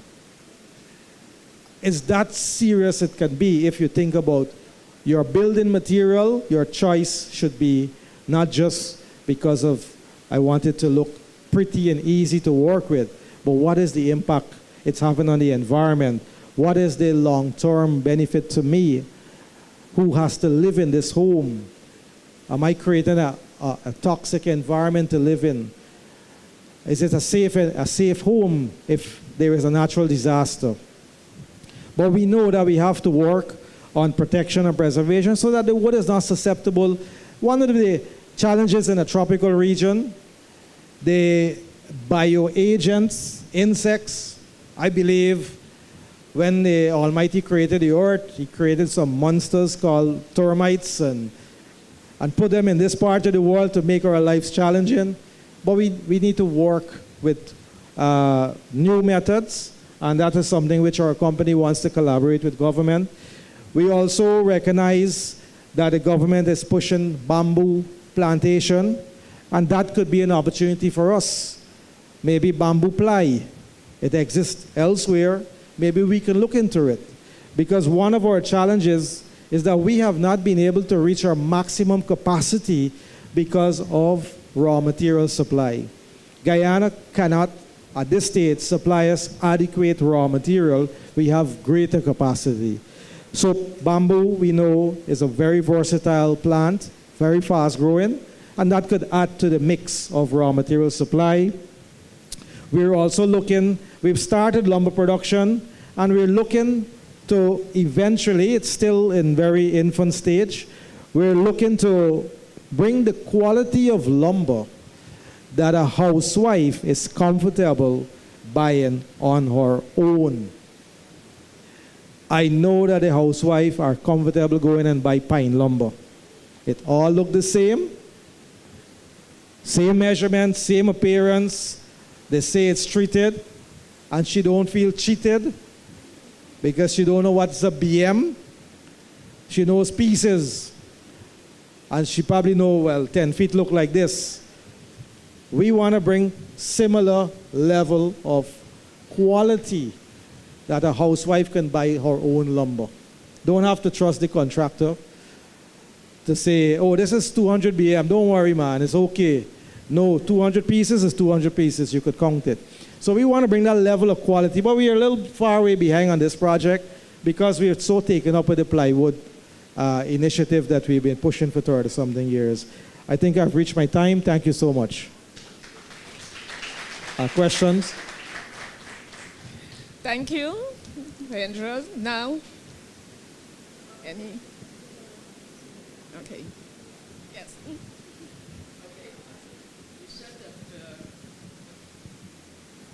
Yes. You mentioned that the trees have to be like 60 years and over before it's harvested. How do you identify that these trees are this old when you're buying them from loggers?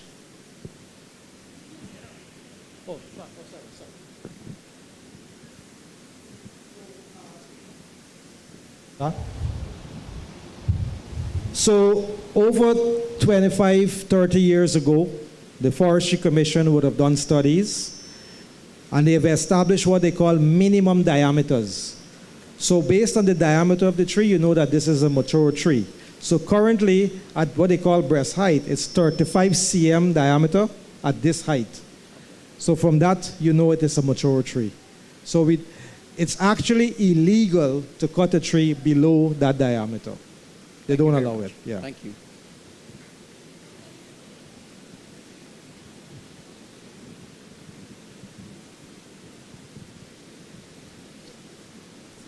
Yes. Any other? I think we have room for one more.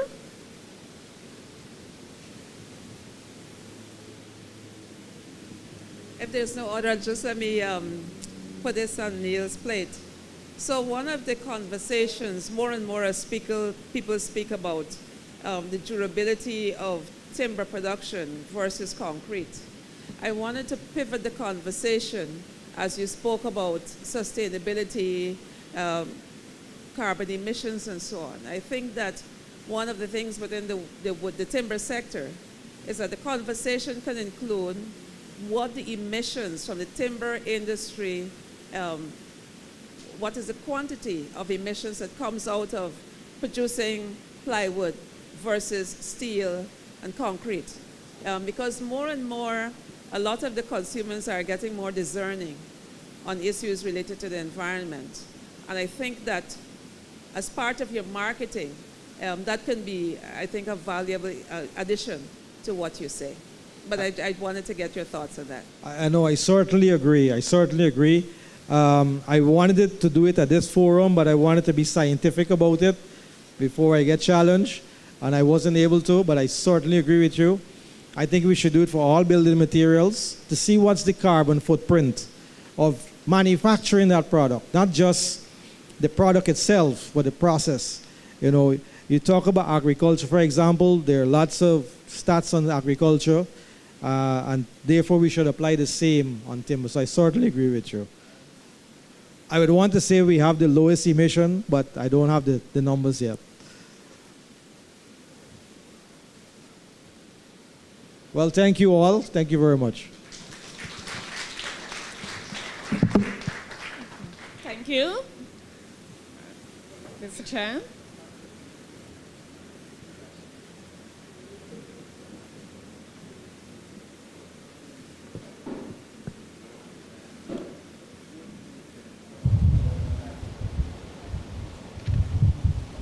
Okay, very informative discussion, and I think it is, yes, and I think it is so much aligned with our low carbon development strategy, and in terms of dealing with the circular economy, what we want, and especially with the waste recovery and recycling, reducing our waste. That is very much critical. Thank you so much. Okay, so whether the new products or the services we building, whatever you do, we cannot do it without the financing. So our next presentation will be from Demerara Bank, and can I do products and services? So welcome, Ms. Faranaz Hussein. We give you this.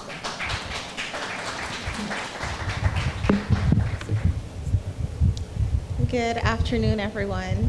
Thank you, Madam Chair. It's really my privilege to have you as my amazing audience this afternoon. I am just here to speak about what Demerara Bank is currently doing and all the special offers we have for our patrons for the International Building Expo. So first, I want to think that Demerara Bank is a household name, but let me just tell you a little bit about us. We have been doing business for over 30 years in Guyana, and we are a 100% owned Guyanese bank. In fact, we're the first indigenous private sector bank in Guyana. We now have 9 branches across the country, and our aim is to provide world-class banking services for our customers. The most modern, digital, and convenient banking solutions. So some of our accomplishments I'll just share with you, not bragging, but we are very proud to say that all Damara Bank owned buildings are 100% solar powered, right? Thank you. We are a green bank, we care about the environment, and we care about our customers. So in the last 3 years, we have invested in the world's #1 customer relationship management platform, Salesforce, in order to offer our customers expedited same-day approval for vehicle and home loans. Yes. Previously, like many years ago, you would know that when you're applying for a loan, you have to wait weeks or sometimes months to get a decision. And now you can actually get a decision same day, or in fact, at the Building Expo, you can come apply and get your decision on the spot. So that is getting a loan approval in a matter of minutes. Yes, very convenient. And another one of our accomplishments is digital channels for application, whether it's for a home loan, vehicle loan, credit card, or a new account. You can apply online for any of our services. So that adds convenience to the customer. Even if you can't make it to an event like the Building Expo, you can apply from the comfort of your home, from your own device, and still get that expedited approval. All the requirements and so are there. So that's just a little background about us. So I'll get right into telling you a little about your home loans, because our presentation this afternoon is focused on our products and services, new products and services, but the needs of the customers are pretty much the same, but we just keep making the offer sweeter. So for home loans, right, our interest rates start as low as 3.5%. But that's for amounts that go up to 4 million, which is perfect if you're doing renovation or completion of your home or so. So 3.5% up to 4 million. Amounts between 4 million and 9 million, the interest rate is 3.7%. Between 9 million and 15 million, the interest rate is 4.5%. And between 15 million and 40 million, it's as low as 5%.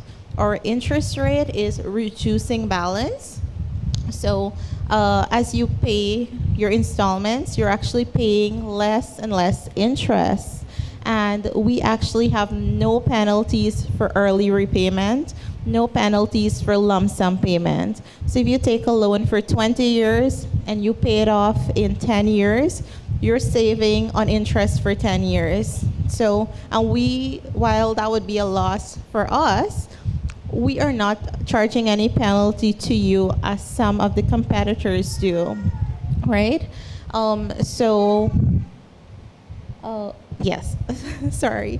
Among the other benefits that we offer for the home loans is we have actually waived all application and processing fees.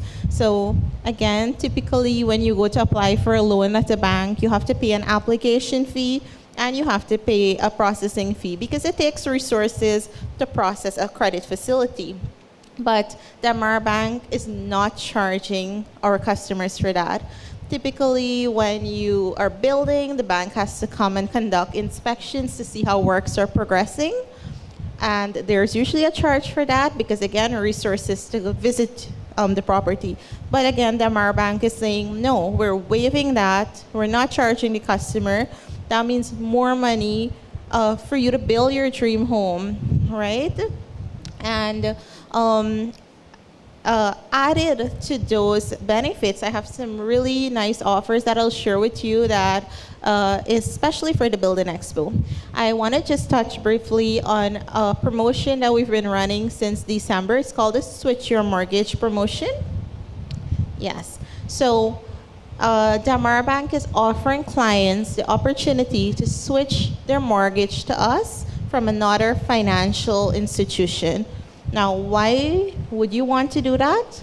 Well, it's to save money. we're offering those same rates I mentioned that are starting as low as 3.5% per annum. But it depends on which tier your mortgage falls into. Again, you benefit from the 5% up to 40 million. Now, if you switch, you will have to, there's usually a cancellation fee for when you're canceling the mortgage at the current financial institution, and then there are fees for registering of the new mortgage. And Damar Bank is paying that for you. So it wouldn't cost you to switch your mortgage to us. We're saying switch, benefit from the lower interest rate, the lower monthly installment at no additional cost to you.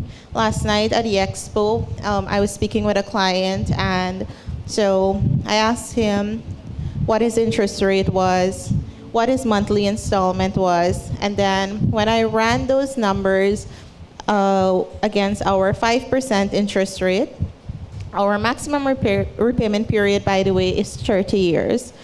So for that period of 30 years, this customer would have saved $10.8 million. And the difference was like a 0.7%. Like we're offering 5% and he's paying like 5.7. But us saving, that reduced interest would have meant like about $10 million in savings for him over the lifetime of that loan.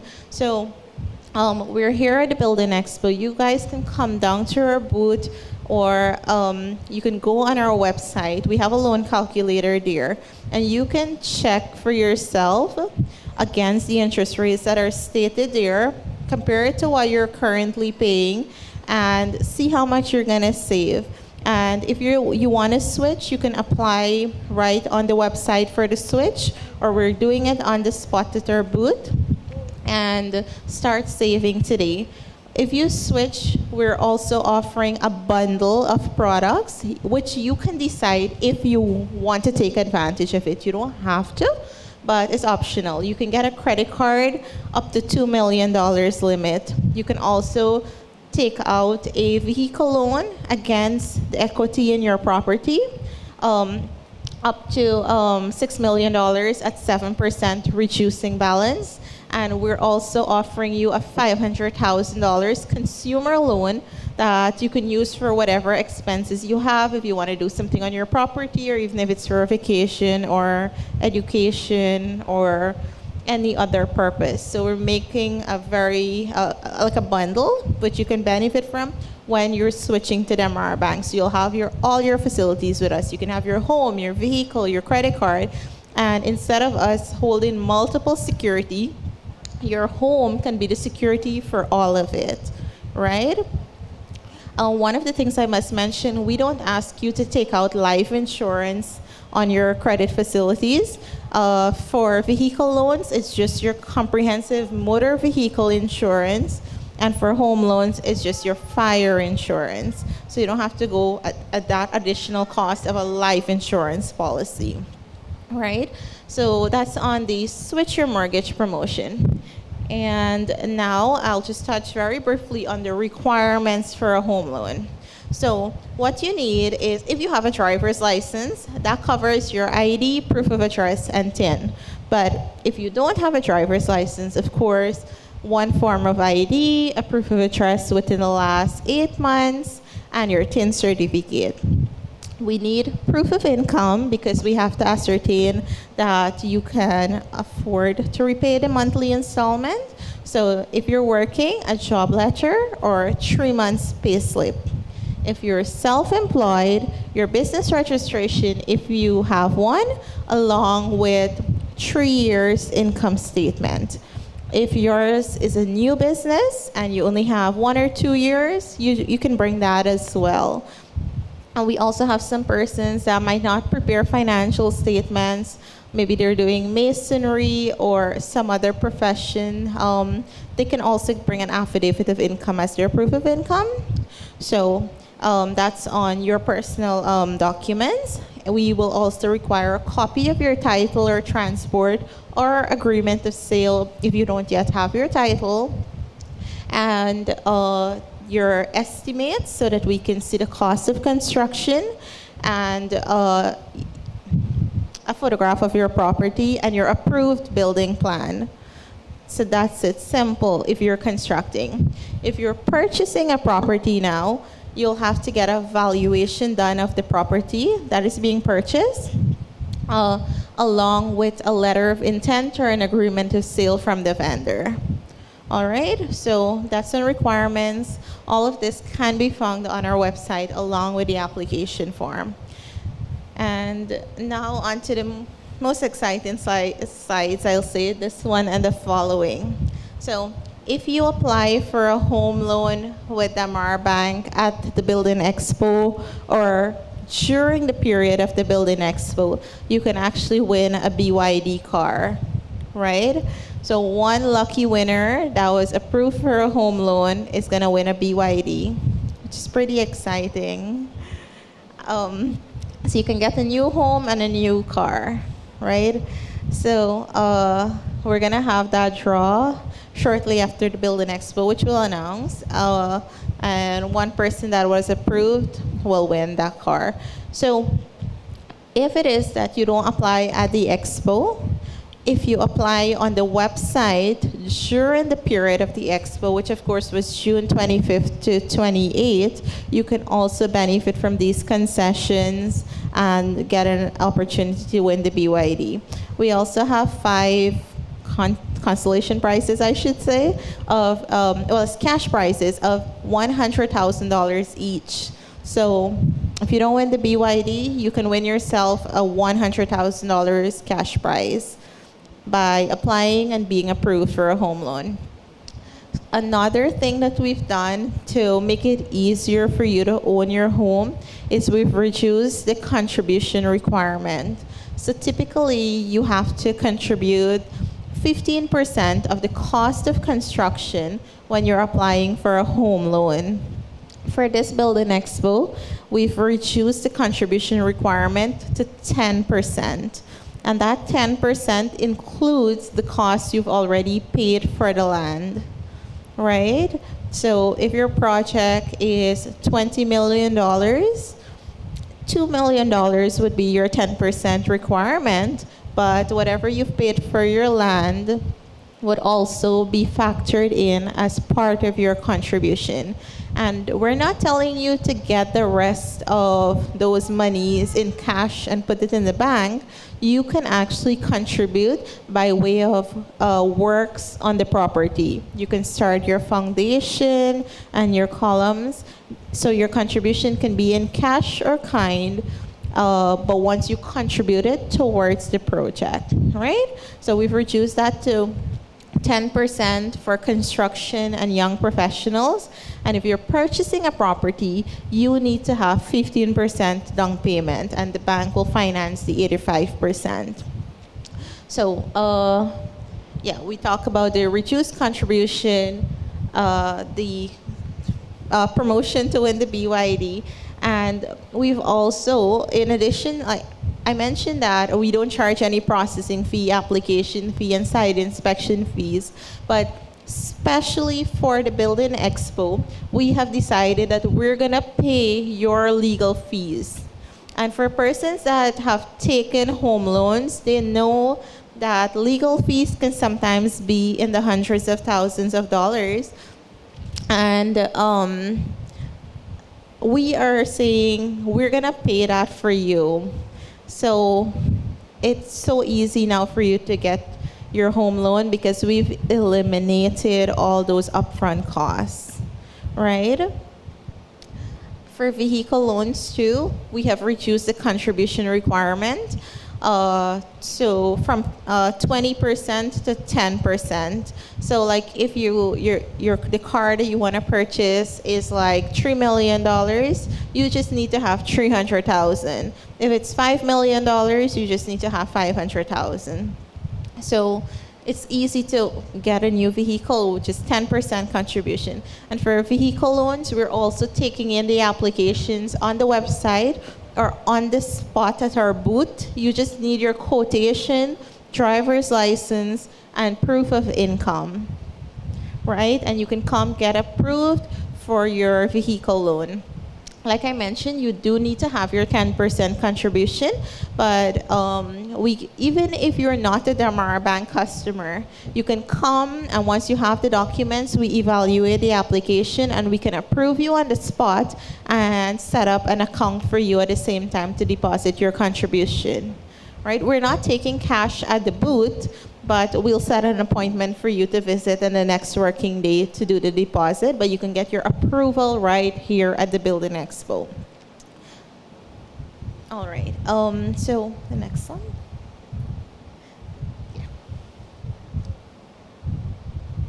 Yes, so I would have talked about the on-site and the online applications already. And of course that you're getting your approval on the spot.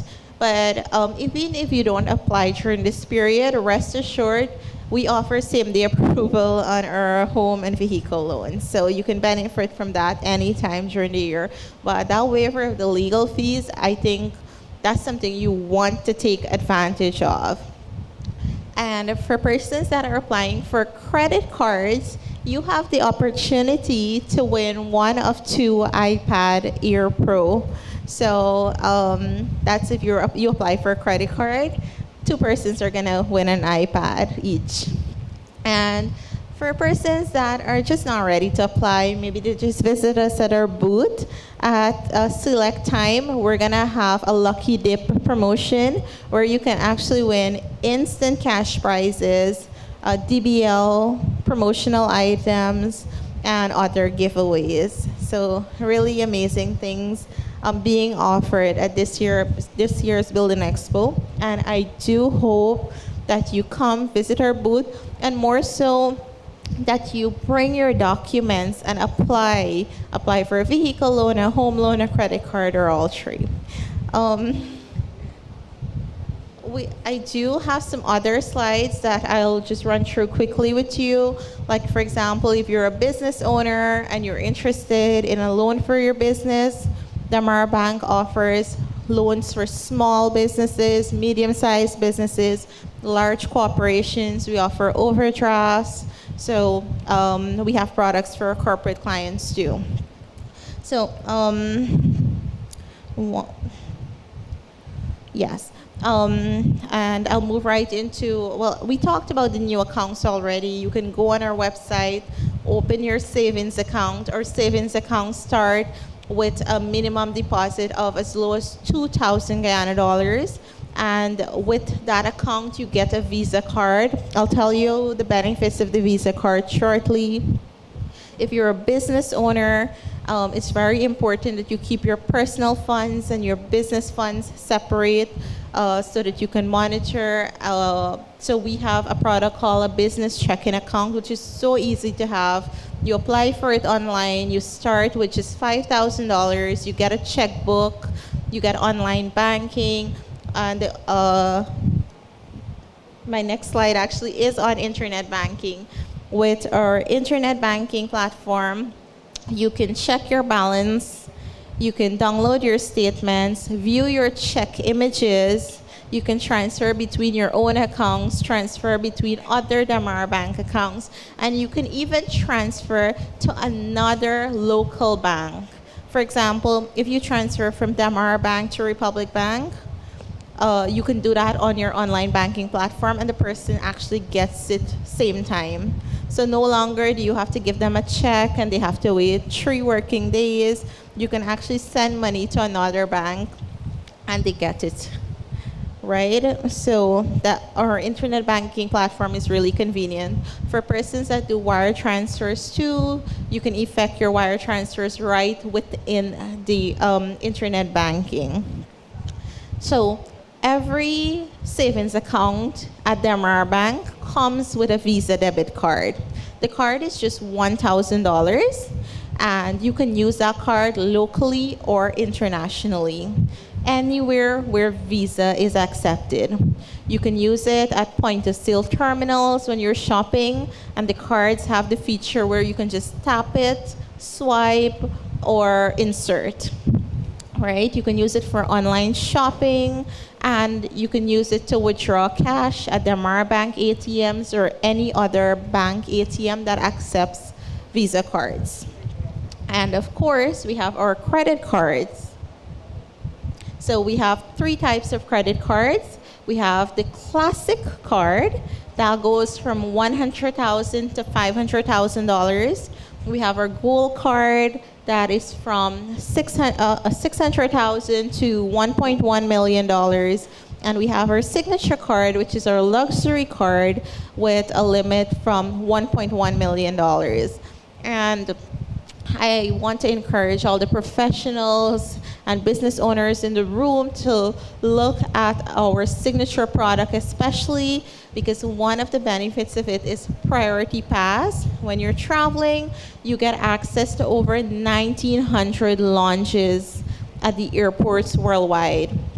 And we actually give you 6 free visits, and each of those visits are valued at $35 US. And so you get 6 free visits, and any additional visits will be charged to your card, of course. The free visits or the paid visits can also extend to if you're traveling with anyone else. You can also bring them in the lounge. So you don't have to be waiting uncomfortably. You can actually enjoy VIP treatment at the lounges worldwide, right? So that's a benefit for our signature card. And if the signature card isn't the right fit for you, you can start with a classic card or a gold card. There are lots of benefits too, widely accepted locally and internationally. In fact, when you, like for example, when you're traveling with our signature card and you book a rental car, you don't have to take out insurance over that rental car. Just by the fact that you pay for it with our signature card, your vehicle insurance is covered there. That's like when you're traveling internationally. All of those are benefits that we have built into our signature product, making it really a premium offering for frequent flyers and professionals and business owners that travel often, right? So that's on our credit cards. I want to tell you really briefly too that the Amara Bank has collaborated with RIA Money Transfer. I'm sure many of us here have heard of RIA. It's a safe, convenient, and affordable way to receive money from abroad as opposed to some of the other traditional channels. What's amazing about the Amara Bank and RIA partnership is that you no longer have to join a line to collect the money. And sometimes in the traditional ways, when you go to collect your remittance, either they don't have cash, they have a long line, the exchange rates might not suit you. But at the Amara Bank, we make it so easy. Your relative can actually send money directly into your bank account from abroad. And if you don't have an account with the Amara Bank, that's okay. The money can actually go to any other local bank. If your account is at Scotia, Republic, GBTI, that's okay. They can still use RIA to send money. And there are no fees for you, the recipient. So you don't have to pay a fee on the gift or the remittance that you received. Very affordable. And the fees for the senders are minimal too. So encourage your relatives to send you money through RIA directly to your bank account. Just a few slides more. On our ATMs, we are expanding our fleet of ATMs. Of course, we've got one at Amazonia, Movietown, and many of our locations have drive-through ATMs now. And another exciting development at the Amara Bank is at our ATMs at Diamond, Leonora, Better for Wackton on the East Coast, and Mahaika. If you do a deposit at the ATM, it hits your account instantly. You don't have to put the money in an envelope anymore and stick it in the machine. You just put the cash in, and the ATM counts it, directly deposits it to your account. So you don't have to wait for your ATM deposit to clear. You don't have to come in the bank and line up to do a deposit to your savings account. You just go to the ATM and put the money in, and you can check your account on online banking, and the money is already there. That's how, that's the way we, the direction that we're going in at Damara Bank. We are using technology to bring you the best solutions, the most convenient solutions. Imagine the ATM now being able to count that money and deposit it directly to your account. That's the technology we've brought to our Guyanese, our customers. Right? Of course, like I mentioned, the application process is really simple. Just go online to our website, damarbank.com, fill out the application form based on whichever product you're interested in, be it loan, account, credit card. And once you submit, our team will be in touch with you and let you know once you're approved. You get an email, and then you come in to sign up, right? Just to let you know that if you have any questions about any of these products, of course, the website is there, but we do have a support number. It's on WhatsApp. It's 728-0828. That's 728-0828. That's Damara Bank's WhatsApp support. And of course, we have our 9 branches. You are more than welcome to visit, and our friendly staff are there to serve you and help you make your dreams come true. And of course, we're here at the Building Expo. We're at our booth in the One Guyana Development Auditorium. That's the first main tent. And we're the second booth when you come in. We have like 3 booths, so you can't miss us. And we look forward to welcoming you there. And if you have any questions, I'm also ready to answer now. Thank you.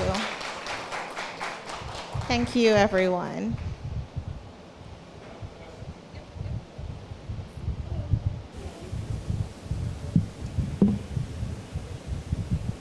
I want to ask you, because I'm Brazilian, come from Amazon states, and we have a central bank system of payment, which is possible that Demerara's bank is working together. I mean, can I open a bank account here and transfer money to Brazil and send money from Brazil to here in Pixie system? Yes, so thank you so much for your question. You can open an account with Damara Bank. You can go on our website. For you, as a non-Guyanese, we'll just need your passport, your proof of address, and your proof of income. Right? Very simple. You go online, fill out the application form, which is your simple personal details, upload those documents, and once we open the account, you come in and collect your card. You can then provide your bank information to your overseas bank, and they can send money directly into your Damara Bank account. I must mention, though, that the currencies that are accepted currently will be United States dollars, pounds, Canadian dollars, and euros. So in any of those 4 currencies, you can send money to your Damara Bank account. If you're using RIA, you can also send money directly to the bank account. We provide you your account details when you open the account. You get an automated email with all the details, so you can start transferring money. Thank you. Let's take a few more questions. Any questions on the loans, the credit cards? Sorry. Hi, so you spoke of receiving money into your Demerara account from a foreign account.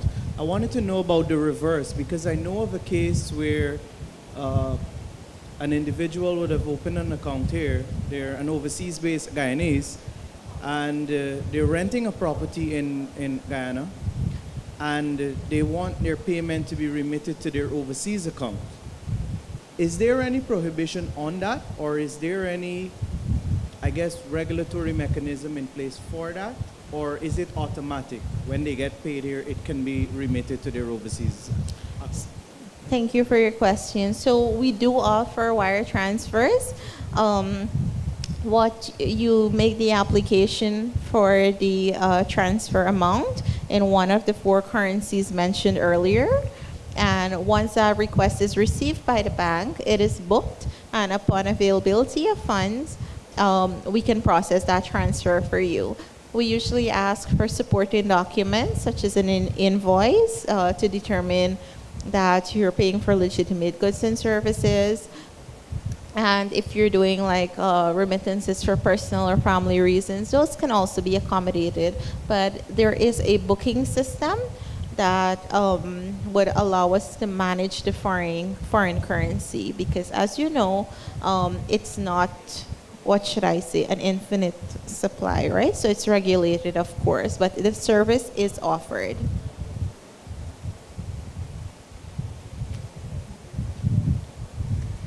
Do we have any more questions? Okay. Okay. Oh, well, thank you so much for your attention and your valuable time. And thanks so much to the CHPA for giving us this opportunity. We appreciate it. Have a good afternoon,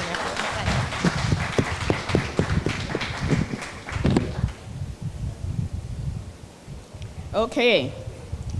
Just want to give a shout out to our online audience. You see the special promotion. So to the online audience, it's still time to come down here, check out the CHPA booth along with the other booths. So at this time, you know, we have coffee there, just a short break, but you can hang in there. We have a very interesting presentation for you after.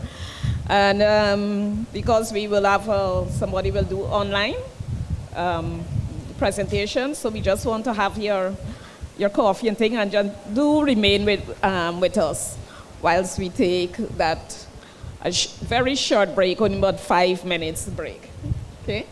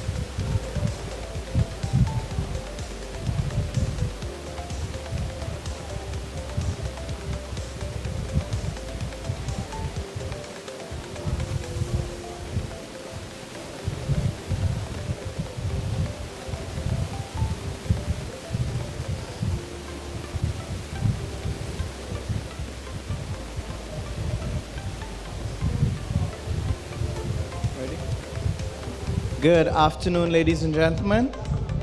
Welcome back to the afternoon session. We'd just like to ask those in the seminar room to take your seats.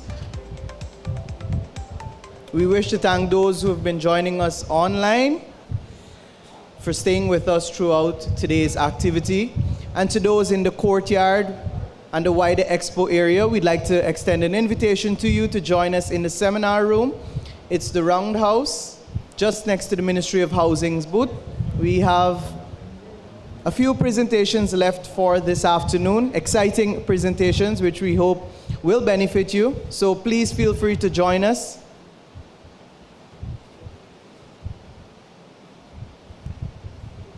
So, ladies and gentlemen, the session earlier today, we touched briefly on technology, new building technologies. And so we want to take a deeper dive into digital transformation, particularly in the housing and construction sector. And so the next presentation will take a slightly different format. Our presenter will be appearing virtually. And so this underscores the role of technology and the transition that we're currently experiencing. So we ask that you pay attention to our next presenter because we'll be facilitating at the end of his presentation. We'll be facilitating questions for about 10 minutes. So hold those questions for Mr. Delon Congreves, and he's a sworn land surveyor with Bedrock Engineering and Surveying Services. So please help me welcome Mr. Congreves as he makes his presentation.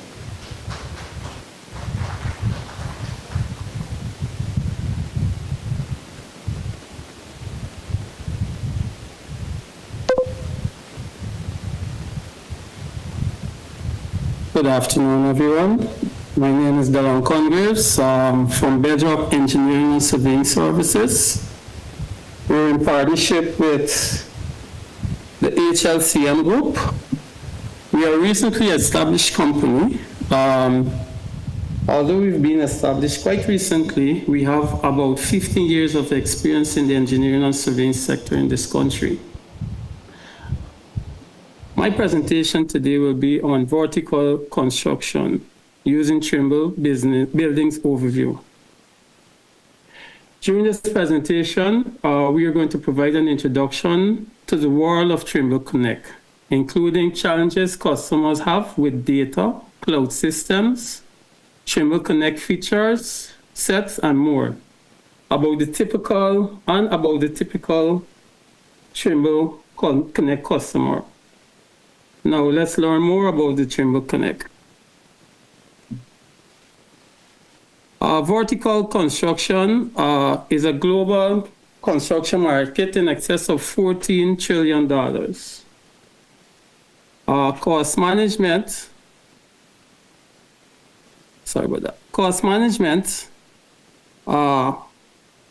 in construction products and its rework effects.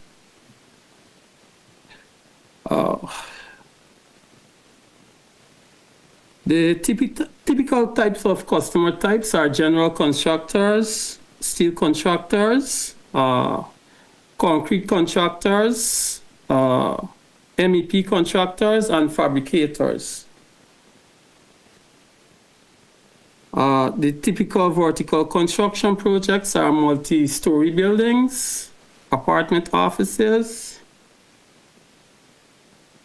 large apartment offices, complex services, complex architectures, and refurbished buildings. Now in Trimble Connect, we move from the 3D plans on site to your layout models and where you can track your progress as construction is continuing. The reality capture portfolios entails auto registration, field registration. You can do calculation of your floor flatness with our instruments and our survey software. With Site Vision, you can see exactly how your construction is going as relating to plans and maps. So on ground, you can see if it's doing to suit Excuse me. Now we're going to cloud collaboration. Now we're going to see how Trimble Connect operates and how it can provide solutions in the housing and infrastructure sector. At its core, Trimble Connect will connect the digital world, creating a seamless flow of data between digital data in the office and the physical world in the field. This ensures that insights from the field inform design and designs updates are updated immediately and is accessible in the field. With its ability to augment data and integrate platform, collaboration is made easy. These are a few of the software that can move from plan, concept, design engineering, to the bid award, fabrication and construction, and your operation and management. So it's from start to finish. The most important feature of Trimble Connect is the ability to integrate with other software, whether it's from the field, the office, or even with third-party providers. The vertical construction applications start with the constructible model, the prefabrication, construction, and the quality assurance as built.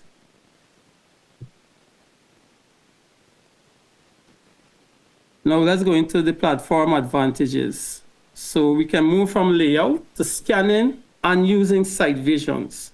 We provide software from start to finish.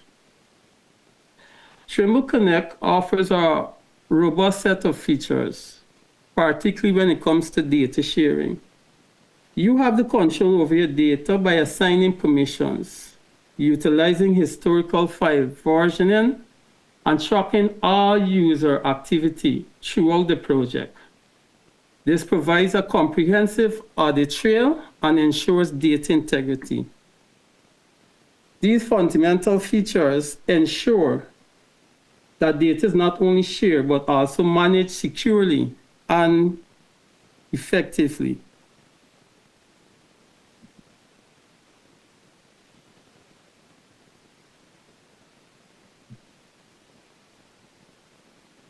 Now let's go into field visualization. With Trimble Connect, data integrity integrates with Trimble Site Vision to extend the user experience into augmented reality. Site Vision visualizes Connect design models overlaid onto real-world environments. Alignment options for Site Visions include GNSS, QR code, and manual adjustments.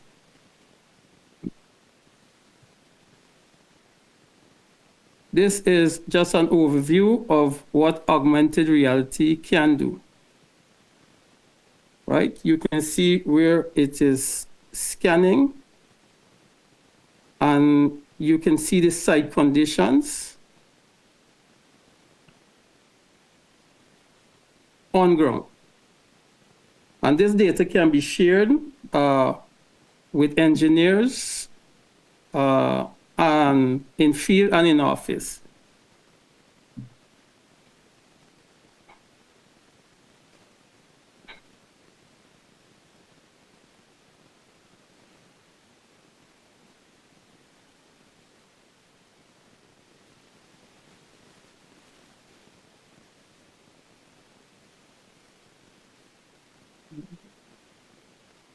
So the Connect AR, Trimble connection for mobile application. Well, Connect AR makes augmented reality more accessible to more people on the job site. Project managers, engineers, and contractors can now have the ability to visualize the 3D BIM models in the real world, making complex processes more intuitive and collaborative. The scale augmented reality view of your model, you can have specifically target AEC workflows, pre-construction coordination, construction check-in, post-constructions QA and QC, a step change in effectiveness compared to traditional model viewing on paper or plan. Now, what you all are looking at to use augmented reality with. You can use it to measure tools. You can do 3D LiDAR scanning. There's a Trimble ecosystem that can manage models and collaborate with your team with Trimble Connect. The simple compatible devices can be used. There's the Trimble TD-C6. You can use an iPad Pro, an iPhone Pro Max, an audio Android phone, or Android tablet. Now, the Trimble Catalyst is a service provided by Trimble where you can go on ground and see visuals like this.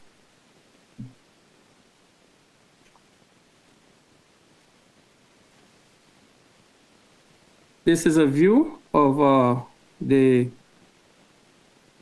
scan site where we can scan and do augmented reality. So comparisons can be done to see if the project is accurate.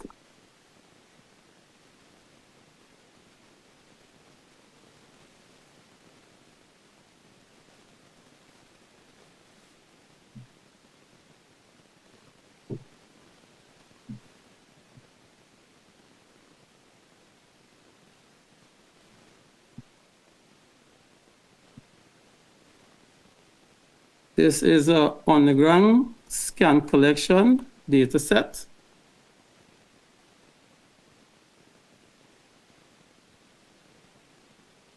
And you see very shortly how this can be integrated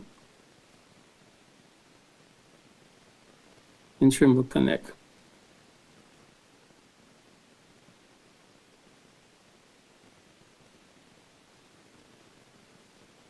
So easy comparison can be done with the as-built right on site using augmented reality.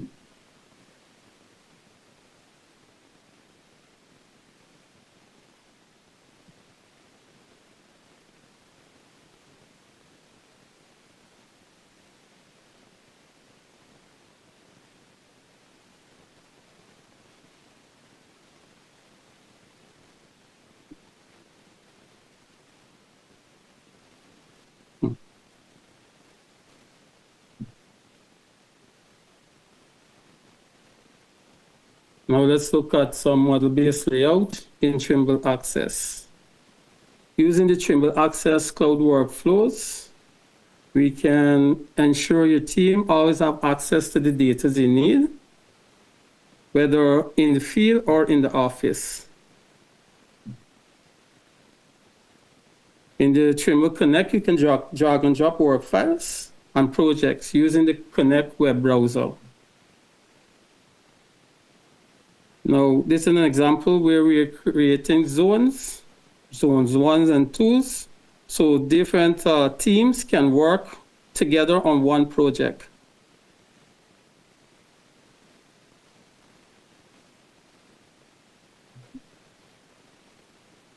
Right here is a continuation where we're comparing as-built designs and in each phase, each stage of the construction project, as you can see.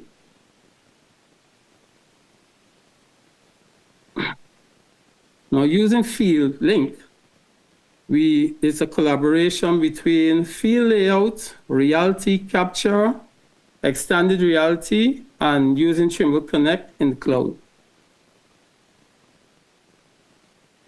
In the Field Link, you can have 2D, 3D, PDF in field designs anywhere on site and compare it with your BBIM.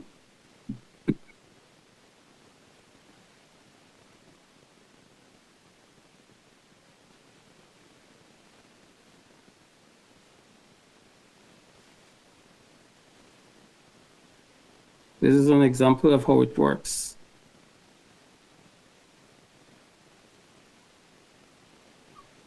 So it scans.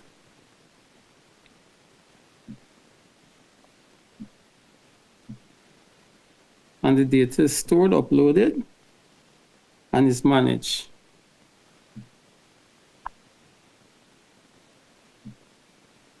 So in Trimble Connect,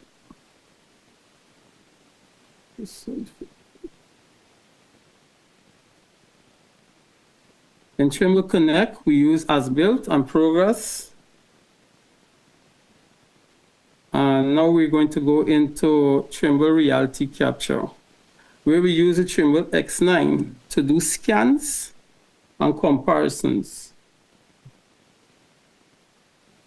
With the registration and ISIS, we use IMU tracker, manual, or auto registration, where you can leave the job site with fully registered point clouds.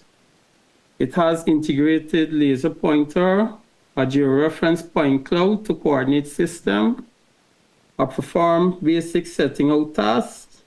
It uses Trimble Visions, 10 megapixel cameras to provide a 360-degree panoramic. It's a 1-minute image capture where this scanner can scan a 20 by 20 building, 20 by 20 room within a minute, providing point clouds and imagery. It also does auto-grade surface level detection.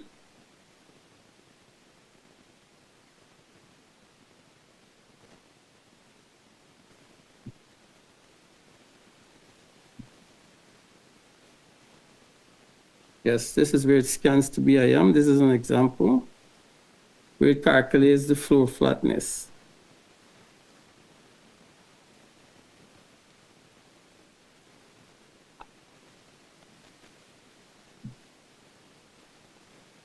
These are examples of capture platforms using the various software. We have FieldLink using the tablet and PC, Trimble Reality Capture Platform Services, Trimble RealWorks, SketchUp Scan Essentials, Tekla for pipelines, and the world-renowned Trimble Business Center. Now we're going to look into Scan Essentials and some of its features and uses. The Trimble Reality Capture Platform extends Trimble Connect by bringing reality capture data directly into a web browser. This is a huge benefit because it means customers can share large point cloud data sets effortlessly, eliminating the need for expensive, specialized processing software. Ultimately, Trimble Reality Capture Platform services allow you to store, manage reality capture data sets in a centralized and accessible way. Please note the Reality Capture extension is licensed to Trimble Connect.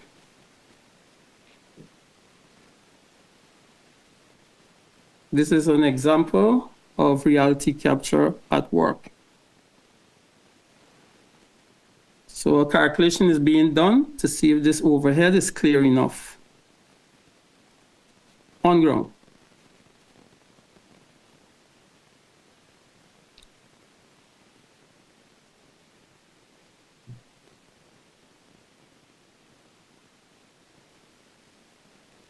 Adjustments are being made right on site.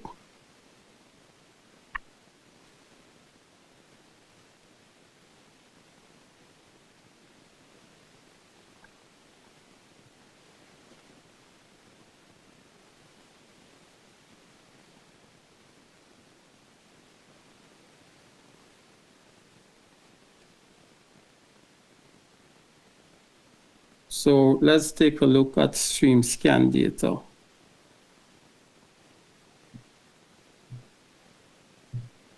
It is deeply in Scan Essentials. It allows users and companies to get more values from their scans. With the SketchUp intuitive toolbox, it no longer takes a specialist to extract valuable data from point clouds.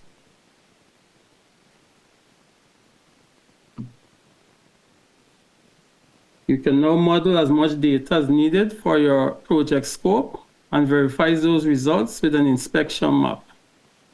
This now helps you to trust the data and focus only where higher level of details are needed. Documentation. Now this data can be used to, this software can be used to document dimensions directly from the scan data provided. A quick and easy method of getting the right information to the right people. As mentioned, it allows as many of these customers to self-perform basic survey tasks to generate an accurate picture of the as-built building, of the as-built environment with its simple-to-use interface.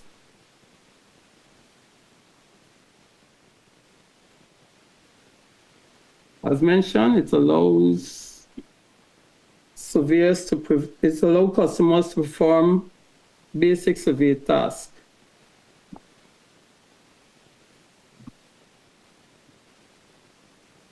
For projects that require measurements in high-level or difficult areas, reality capture is the perfect solution. The safe risk of using podiums, ladders, and scaffolding is no longer a concern with this software. Thank you. Any questions? Thank you, Mr. Congraves. Absolutely fascinating stuff. When we think about technology and its increasingly important role in building the kind of future that we want. So thank you again for that very informative and highly technical presentation, Mr. Congraves. At this time, we'd like to open the floors for questions. And please remember, to our audience viewing online, you're free to share your questions in the comments, and our staff at the Ministry of Housing will relay those to our presenters. Any questions at this time? So if I may, Mr. Congraves, just confirming you can hear me?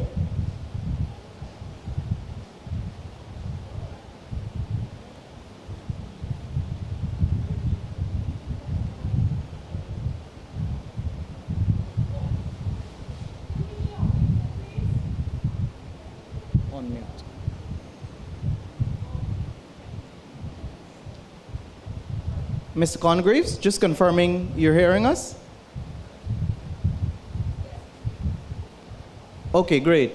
So I know some of the issues that we face in the construction sector here, both as homeowners when you're building and even in the private sector when they're developing commercial enterprises. You have issues related to cost overruns, delays, even in public projects. So I wanted to know if in the deployment of technology or new technology, are we currently able to deploy technologies that are able to predict, even AI, are we able to deploy technology and even AI that could, I guess, preemptively address issues related to delays and cost overruns? Yes, I did not hear all your questions quite clearly, but what I can tell you with the use of this software and the use of AI, projects can be completed quite quicker, faster, and managed more better. I believe that's where your question was tailored. I didn't quite hear it. My apologies. Yeah, I was just wondering if, are we at that stage where we're deploying technology, including the use of AI, that could help us to address issues related to cost overruns and delays in projects?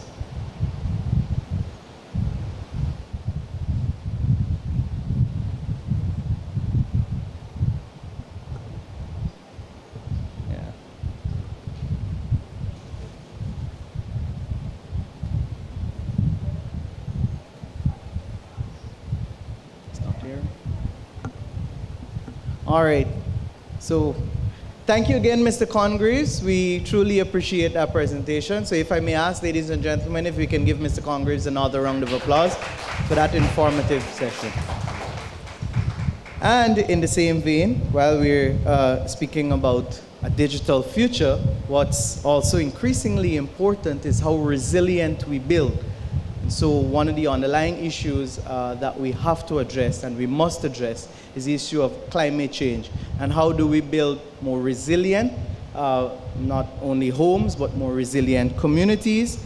And obviously that starts in the construction sector. And we have no better person than Mr. Marvin Marks. He's a senior engineer at the Central Housing and Planning Authority. And to speak more to that issue, we'll like to invite him to the podium. Please welcome Mr. Marks.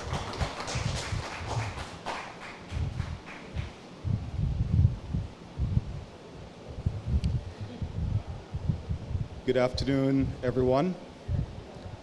All protocols observed. It's my pleasure to be with you this afternoon. And I will be presenting on the topic. We could have the first slide. Yes. Building in confined spaces, upgrade of Hawksbush access road to 4-lane highway. Next slide, please. So just a quick overview of the presentation.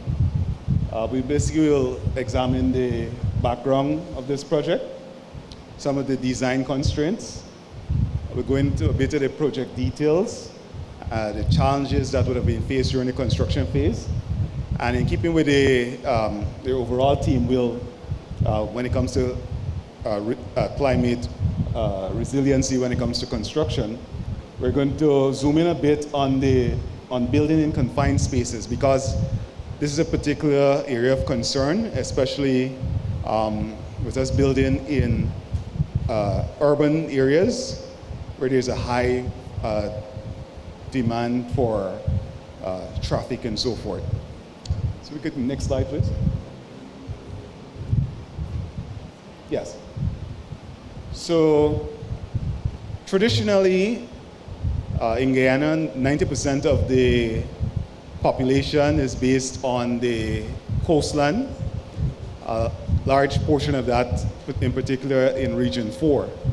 And with the oil and gas industry recently coming on board, there would have been large demands, increased demands for space in residential areas. And also, there would have been a large increase in traffic, particularly heavy-duty trucks. Now, for this presentation, we're going to zoom into one of the projects that face this particular challenge, and that's the Hawksbush access road.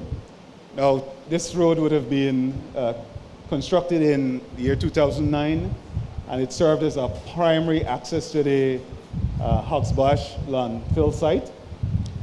It's approximately 2.5 kilometers asphaltic concrete road. Now, next slide, please. Now, this road is heavily traversed since its inception with heavily laden vehicles. And apart from that, there would have been some other challenges. For instance, there's poor soil conditions. So for instance, you know about pagasse. Along the route, there are significant deposits of pagasse. Also the heavy-duty trucks. That's the only access to the landfill. So all those heavy-duty trucks would have had to traverse this repeatedly. Also, there's also the major drainage infrastructure, the canals leading directly to the Demerara River, which would serve the surrounding communities. So these are some of the challenges that would have contributed to several slippages being encountered, as you would see in the slide, which would have caused for frequent maintenance, traffic diversions, and so forth. And also, with the increased traffic demands, in the year 2023, decision was made by the government to upgrade this road to a 4-lane highway to cater for the increased demands from the East Bank, the West Coast, and also by extension the traffic that will be coming from the Ogle to Eccles bypass. So it's a significant increase in the demands for that route. Next slide. So what are some of the design constraints that would have been taken into consideration during the design process? Of course, the route, the road reserve, it's very narrow. It's approximately 90 feet. So this is a very small space that we would have to cater for drainage because these communities still have to be drained. We also have close proximity of residential buildings. We also have the macro drainage. It's a tidal, so it's not a free flow. We have to rely on the tides for drainage, so there must be storage capacity. Also, as mentioned earlier, the expansive soil, significant deposits of peat, and the upgraded traffic. So these are some of the factors that would have been taken into consideration. Next slide. Next slide.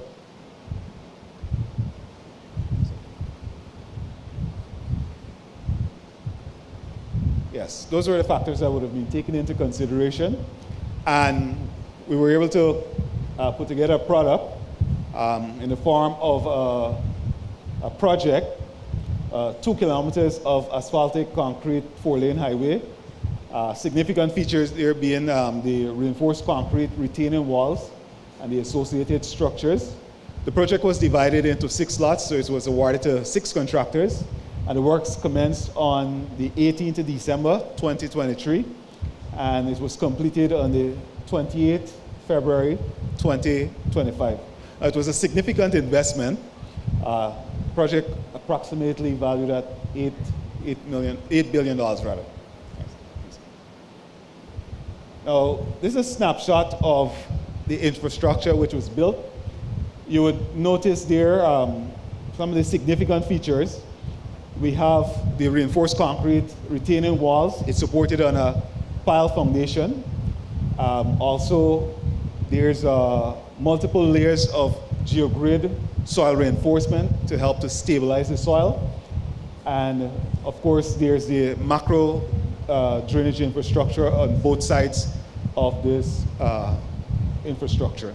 Next slide, please. Next.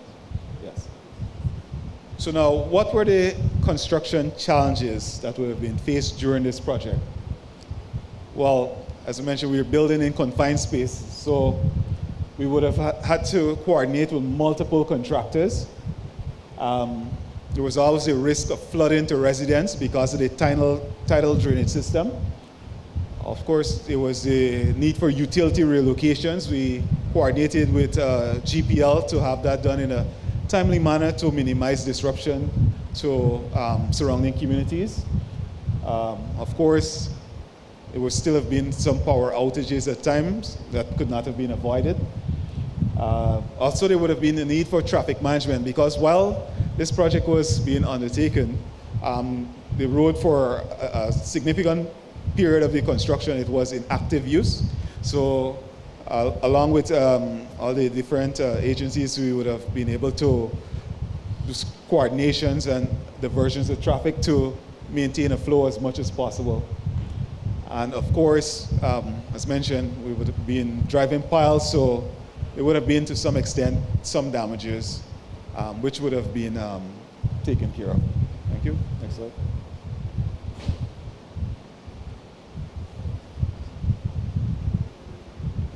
All right, so that was just a quick overview of the design construction aspects.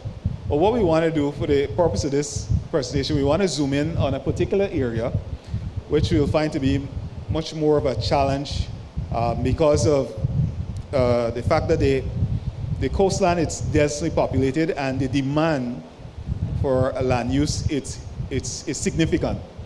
So hence there's going to be greater demand for these confined spaces. A lot of roads you'll find will be upgraded from 2 lanes to 4 lanes to cater for that demand.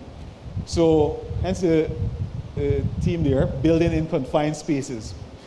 Now, traditionally, when we have restrictions in construction, what we do, as person would say, we pile off the road with timber revetment, or alternatively, we would use reinforced concrete drains to help to retain that structure so that it could withstand the traffic load.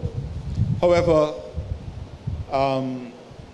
because in this particular case, the infrastructure is flagged by two major canals, there's a need for storage because of the tidal drainage system. So hence the need to consider alternative methods to retain the infrastructure. So in this case, we would have looked at the use of retaining walls and also sheet pilings. Next slide, please. So now let's look back at the traditional methods. We first examine timber revetment. Now this would have been used extensively in the past, and that's for a number of reasons. For instance, it offers rapid construction, it's aesthetically pleasing, it's environmentally friendly. We're making use of timber piles, and it has less of a carbon footprint. However, at the same time, there are also disadvantages to the use of timber.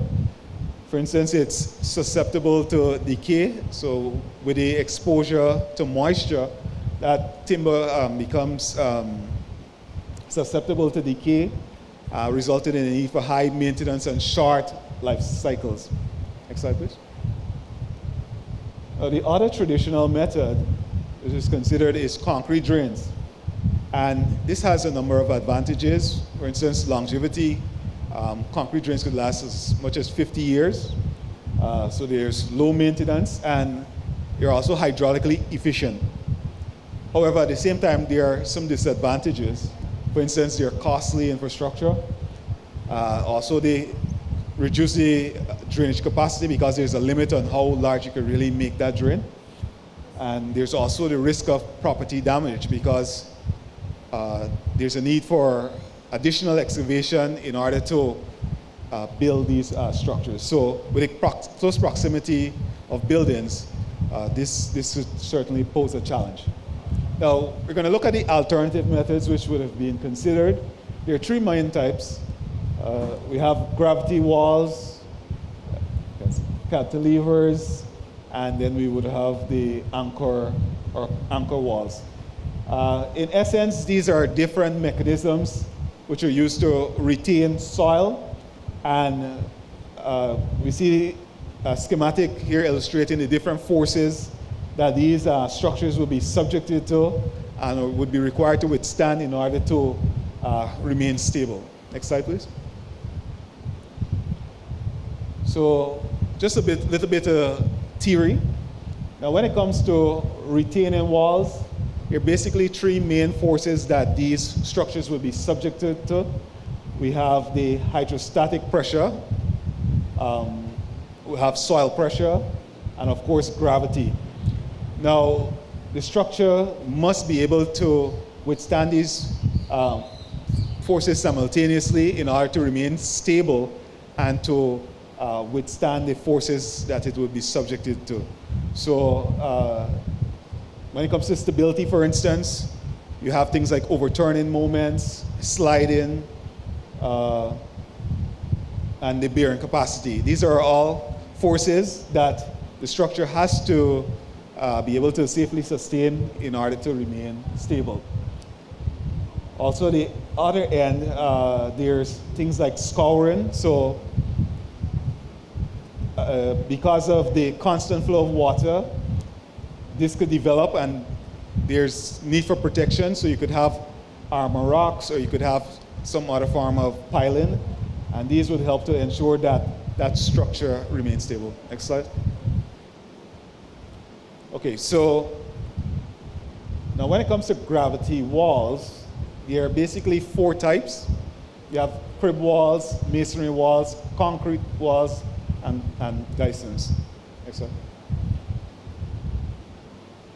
Now, gravity walls, these are very simple in design, and it's their main consideration there is the weight of the structure to counteract that force which will be subjected to. So it really has to be a huge structure. And because of that, now is where the disadvantages would come into play. So there's a need for large amounts of concrete, and it's not necessarily economical above heights of 3 meters. And there's a need for a good foundation because this weighs a lot. And so if you don't have a stable foundation, you could have overturning. Next slide, please. Now, another form of retaining walls is a cantilever wall. So this is a smaller structure. It requires less concrete. It's durable. It could be done in precast units, so it could be done faster. In terms of disadvantages of it, though, it's much more complex in terms of the design. It's also prone to sliding, so there's a need for piling to counteract that sliding moment. And it also needs a very good foundation. Next slide, please. The other structure we have is the sheet pile walls. Now, one of the advantages with using sheet piles is the construction could be executed very quickly. It's good too for temporary shoring up of structures. It's useful when there's a limited room. However, there are disadvantages to using sheet piles as well. So there's it limits the stream access to the floodplain. It leads to down cutting, that erosion. So you really need that sheet pile to be very long to prevent this. And also structure steepness makes it harder to access the stream. And it's very expensive because traditionally you would use steel sheet piling, so this could be very costly. Next slide, please. So what are the key findings? We examined those different options. Well, what we noted is that the retaining walls, they are more climate resistant than the timber revetment. So remember, the timber is highly susceptible to decay with varying moisture, while the retaining walls, of course, because it's concrete, is much more resilient. Also, retaining walls, they minimize the spatial requirements as against the RC drains. So, as mentioned earlier, the drainage system, it's of a tidal nature. So that means there's a requirement for storage capacity. So when you use the RC drains, there's a limit on how large you can make those drains. As against when you use the retaining walls, now you're able to have much more storage capacity. So that comes as a plus. RC retaining walls, they maintain stability in flooding scenarios. So in Guyana, we know we are below the mean sea level. So there's always that possibility of flooding. So when it comes to RC retaining walls, now these structures are resilient, and they also take into consideration that additional loading that will come from the flooding scenarios. So it's able to counter that additional load and remain stable. And finally, RC retaining walls, they require a large initial investment. So there are many advantages in terms of the construction-wise. However, it also comes at a cost because of the cost of the reinforcement, cost of the concrete, the piling, and so forth. It requires a significant investment. So we're always looking at different alternatives where we could optimize on costs, and by examining these alternatives and others, we're able to continue to refine the process and be able to deliver the best product. Next slide, please. So that will conclude the presentation. And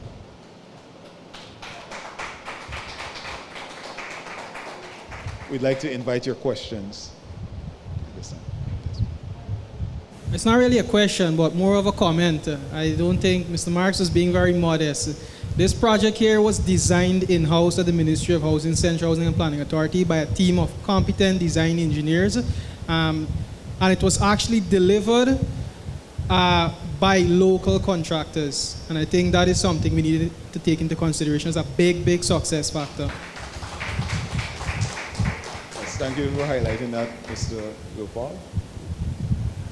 Any other question for Mr. Marks? Yes, go ahead, please. From a non-engineer, very interesting and critical project. I know now that we are widening a number of our roads, I know there's concern about the width of our drains. Would you then maybe suggest that the RC retaining wall is a possibility? So, because do I gather from what you say it can carry the volume of water that is required to be conveyed? Thank you. That's a very good question. And in the process, we actually would liaise with the National Drainage and Irrigation Authority, and they set out certain requirements in terms of storage capacity and so forth. So it's actually with that collaborative effort, we would have switched from the reinforced concrete drains to the retaining walls so that we could have additional storage drainage capacity. So this is actually currently being implemented. Yes. So if you had to give yourself a score, it's working.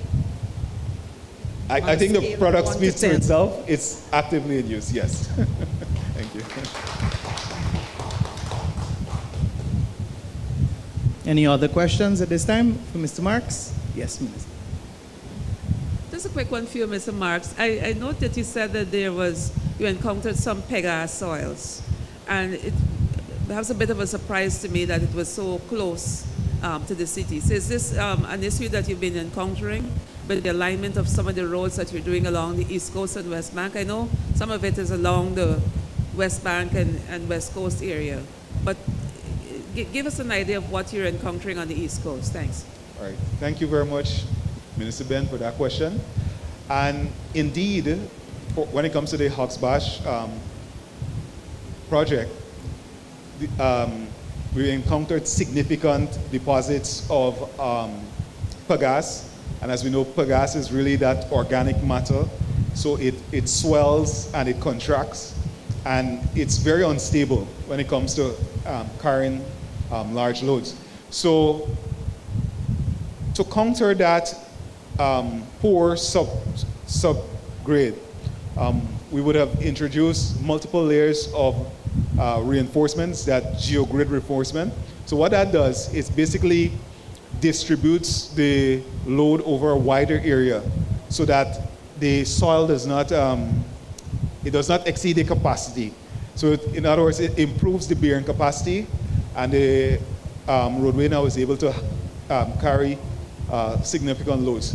Now, in our roadways beyond, what you find is the quantity or the extent of the Pegas, it is increasing significantly.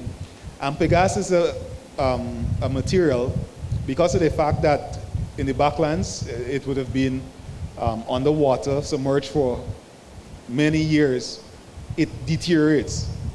So yeah, that's a challenge, and because of that, there's the need for state-of-the-art technology to address that. For instance, the use of PVDs, that's the vertical drains, to actually draw that moisture to accelerate consolidation. And that helps to improve the bearing capacity so that the soil could be able to carry a significant load in a short amount of time as possible. So yes.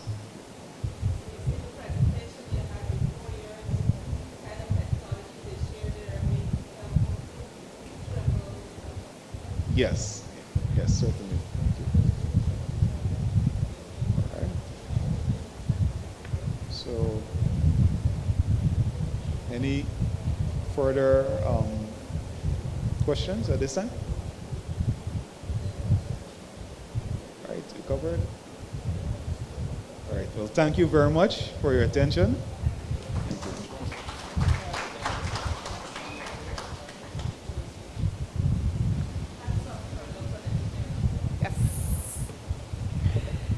And I would like to, another round of applause, as Mrs. Celeste said, in-house engineers. They're very hardworking, and they're always looking to take it to another level. Smarts and team, keep up the good work. And now we would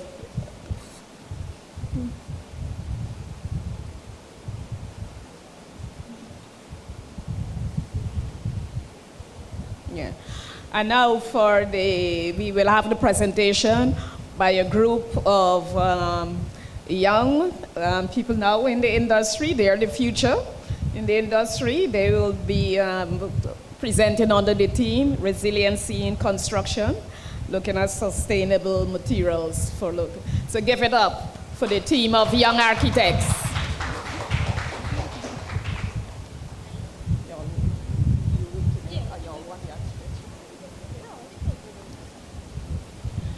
Good afternoon, ladies and gentlemen. We are from the University of Guyana's Department of Architecture of the Faculty of Engineering and Technology. It is my pleasure to present to you this afternoon. Firstly, our presentation will be based on, I should introduce the team. Next slide, please. So this is Dinesh. He is our first presenter, class of 2025, the Department of Architecture.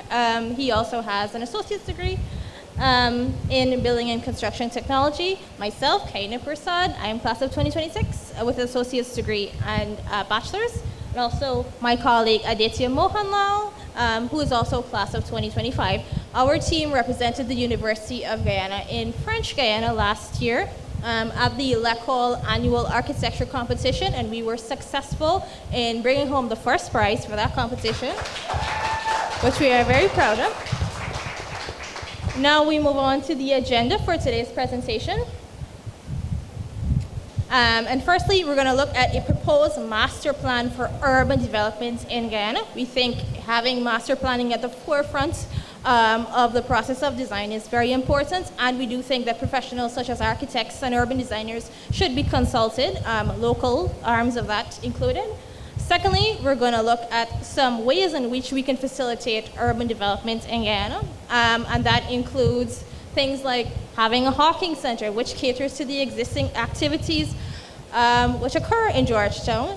Additionally, we're going to look at more recreational types of architecture, which includes a presentation by Mr. Mohanlal to redevelop the existing Kingston seawall. And finally, we're going to look at our project from last year, which is a convention center designed for French Guiana, but we think a lot of the principles and the design can be applied here to host events such as this, building expos and so on. So when we look at the master plan, next slide. Next slide. Yes, when we look at the master plan, we see that Georgetown is, well, a coastal city, a port city, and it was developed under colonial rule and so on. And so here we have a look at the arterial roads and so on, and also the canals, which we use for drainage in Georgetown. And if we look at the map to the further left, we have outlined some of our projects which will be used as part of urban development. So our Hawker Center, which is located in Stabroek, and to the very north, we have the Boardwalk project, which again, Mr. Mohanlal will present. So I'll hand things over to Dinesh, and he'll look at the Hawking Center.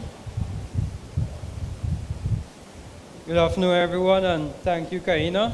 So my proposal is the Hawker Center, which was proposed in Stabroek Square. Right, which was proposed in Stabroek Square, named Stabroek Square Hawker Center. So a Hawker Center is a more modernized market with an open-air food court and something for vendors in a more organized manner. And we'll now move into the proposal is site plan development. So in the blue, which is the center there, you can see the proposed location for that Hawker Center. to the north and the south, we would have enhanced parking lots proposed. Also, to the south, we would have a future development of a monorail station. And also part of this project is enhanced bus park, which is the 45 bus park and 42. And also in the orange, we have a temporary space to relocate vendors. So before, vendors were permitted to use this space by the mayor and city council to occupy, which would cater for that construction of the hawker center.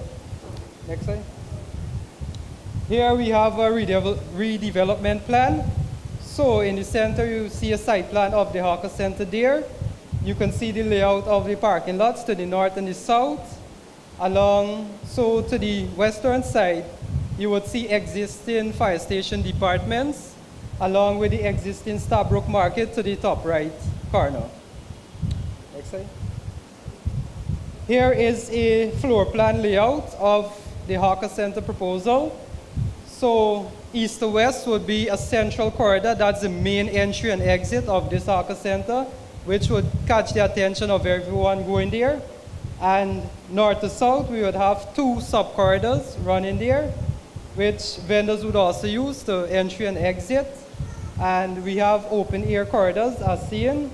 And this hawker center was elevated to cater to avoid flooding, right? We have ramps at each entrance to avoid that. And around of the hawker center is a covered walkway to cater for the shopping and for persons visiting around the hawker center.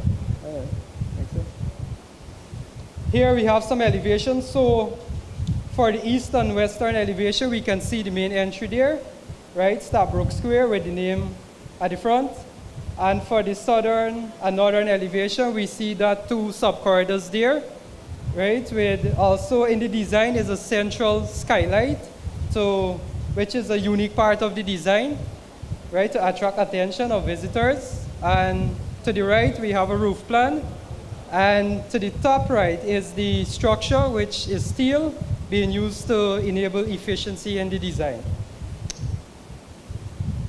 Next, here is another layout showing the allocated stalls within this hawker center. So we have 4 types of stalls. We have a food stall, a fruits or vegetable, household, and a jewelry stall.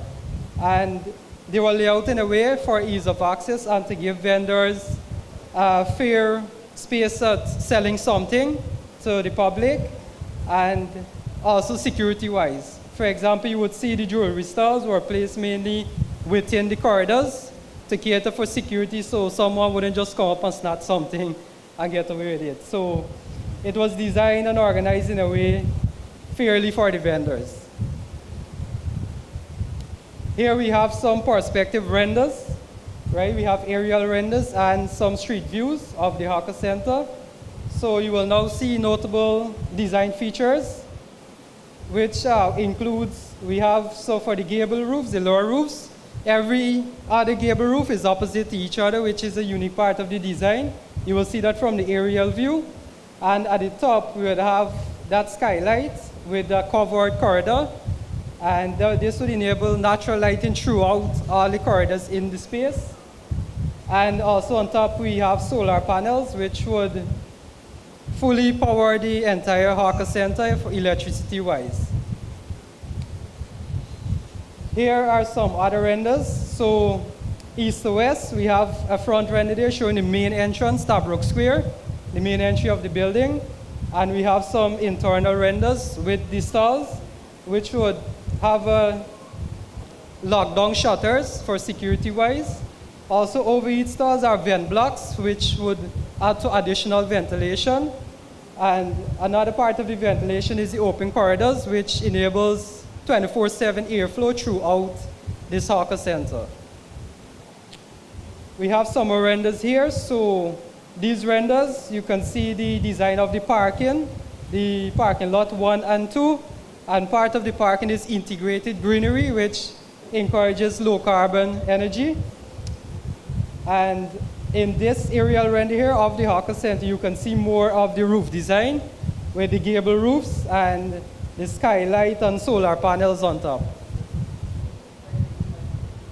I will now hand you over to my colleague Aditya, who will present on this. Good afternoon, Minister. Good afternoon, everyone. I will admit I am a bit nervous because this is personally the biggest presentation of my life, but I have my friendly iPad here to help guide me through the presentation. All right, so the Kingston Seawall is one of the most recognizable public spaces, and a place that many Guyanese use for recreation and relaxation. However, despite its popularity, most of the areas remain underutilized and lacks necessary amenities.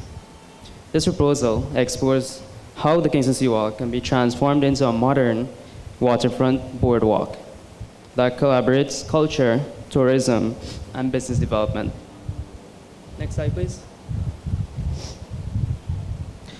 So a site visit was done and measurements were taken to prepare the existing plan seen at the top. Sorry. Here are the pictures associated with the space. This area needs improved safety, better washroom facilities, and adequate parking spaces. Our proposal is broken down into 5 sections, and the goal is to create a destination that improves user experience. Next slide, please. Highlighted in this proposed master plan are the different amenities. A fitness or wellness zone with a total of 1,224 square yards, of vendor spaces with a total of 11,751 square yards, a children's play park with a total of 1,113 square yards, and a monumental zone including the 1823 monument, and a new zone that takes up a total of 1,671 square yards. We also have placed on both ends bus stops and bicycle rental stations. And between each of these zones are parking spaces. Something you'll notice in this proposal is that the road is relocated. All amenities are placed closer to the seawall and the road towards the southern end. This has its advantages, with one being reduced risk of accidents. Personally, when I'm there and I have to cross the road, I feel unsafe. I have to look left or right 6 or 7 times because I feel like I might get run over. And without the state of the road right now and the drivers, you don't want to be looking out for that and be worried about that when you're going there to relax. If you're wondering how we catered for the extension of this area, we are proposing the use of sheet pile walls, which Mr. Marks would have presented on, and then build up the land from there. Next slide, please.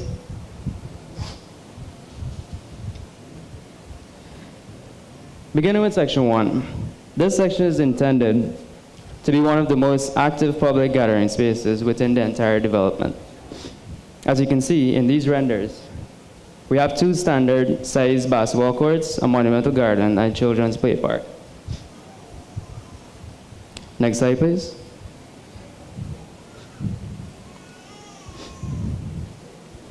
More on section 1. One of the major goals in this area was to elevate the setting of the 1823 monument. As you can see in the render, that there is enhanced landscaping around the monument. In the render below, you can see one of the access areas to the boardwalk, which includes ramps with the standard slope for persons in wheelchairs.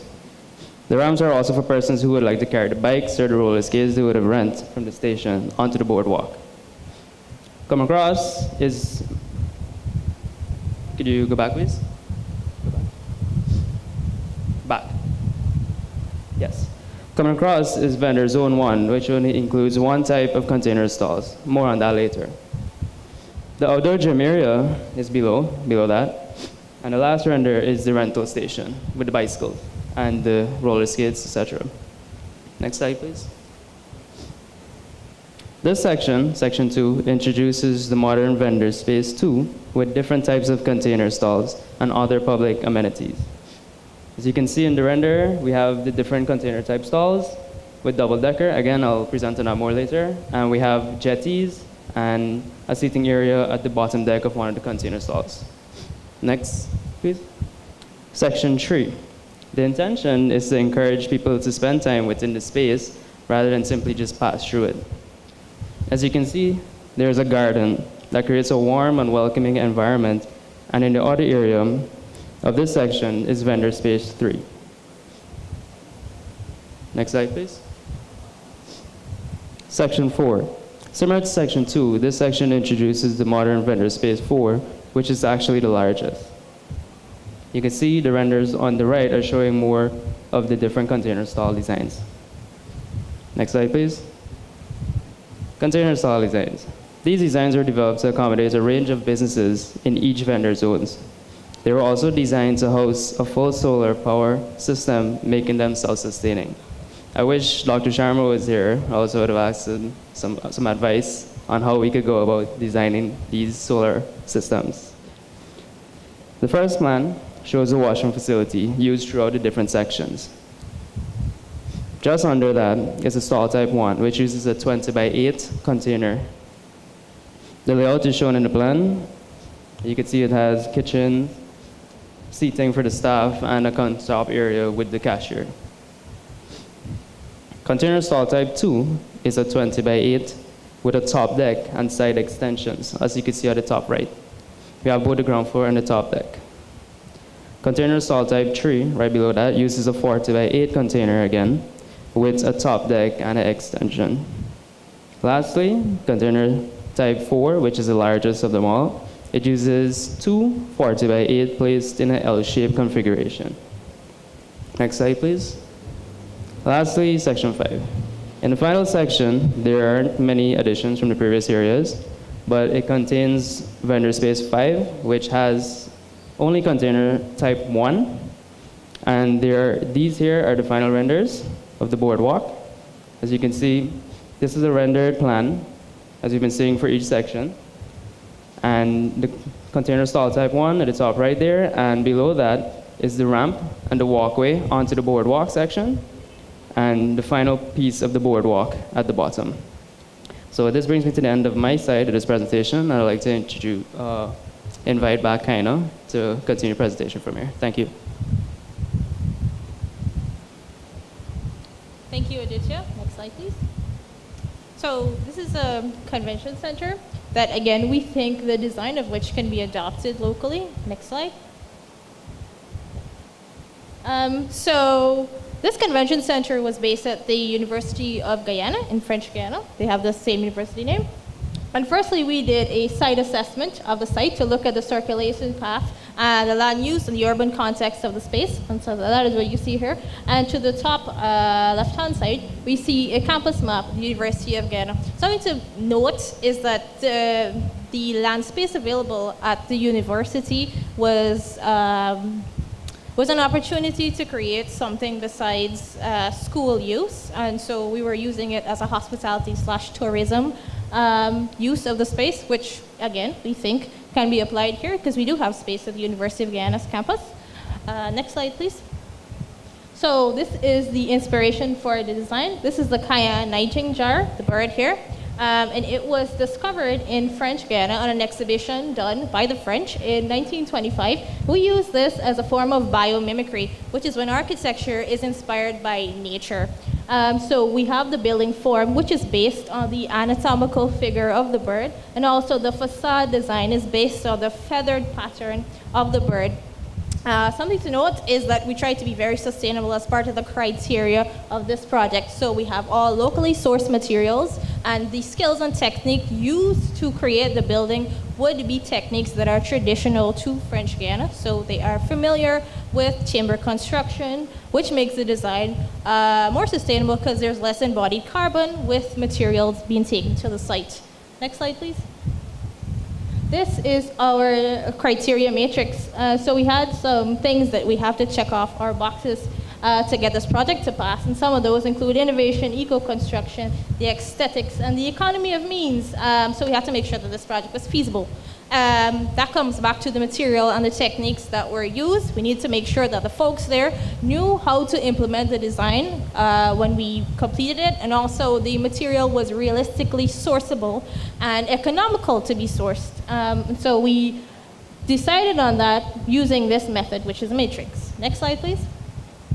This is our ground floor plan, and as you can see, the largest part of this plan is used for the actual conference center. And if you look at the photos to the left, this can be arranged in two ways. So we have more of a banquet seating and then more of your typical convention type seating, which we think is usable. Flexible spaces are always beneficial in architecture. Additionally, we wanted to create passive design as much as possible, which means that we have a building that is able to cool itself, so that reduces your energy needs, which is beneficial, again, as we strive to achieve LCDS 2030. Next slide, please.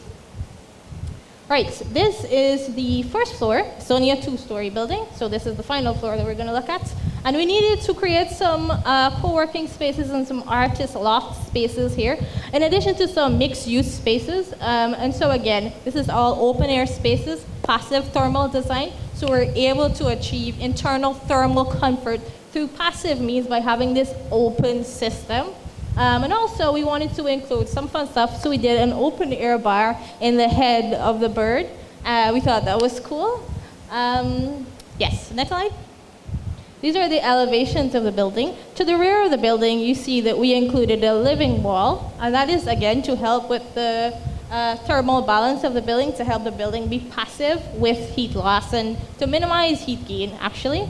And we look in detail at the facade of the building. So again, we did a lot of vents to the top, a lot of vents with fenestration to the top of the building, in addition to having this feather design, which is in place for aesthetic, construction, and functional reasons, because it gives us the look that we want. We uses local material, so less embodied carbon, and it is passive, so it means that air is able to pass through it, is able to cool it. We don't have to use ACs and all of these things.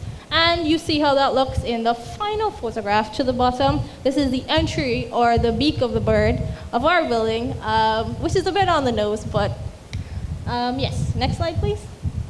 Okay, and in closing, our presentation strives to drive home 3 points. That architecture should be included in the push to achieve LCDS 2030, and architects likewise. That national identity should be preserved in urban and architectural development here, and that includes including local architects. And finally, AEC industry standardization is needed. Now, part of that I get is the open window system, which has been used by architects, and it is a grateful addition to the industry. But we want to avoid certain things like urban heritage degradation, which we see in the picture to the bottom. We urge those in charge to include us in making these decisions, and we look forward to helping to build this country with you. I welcome your questions.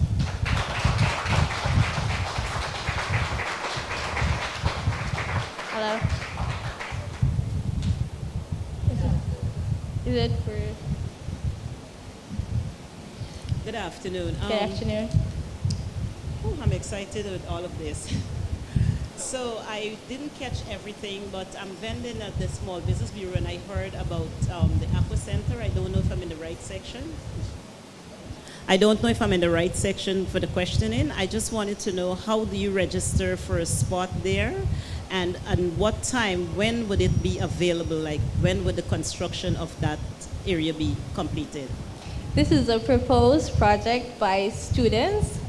So if the ministry would like to express interest in the design, we would be absolutely welcome. But for now, it is simply a concept. Yes. So, well, I hope the ministry is listening and know that regular people are here to support it, and they will get on board. Thank you. Thank you. Thank you for your question.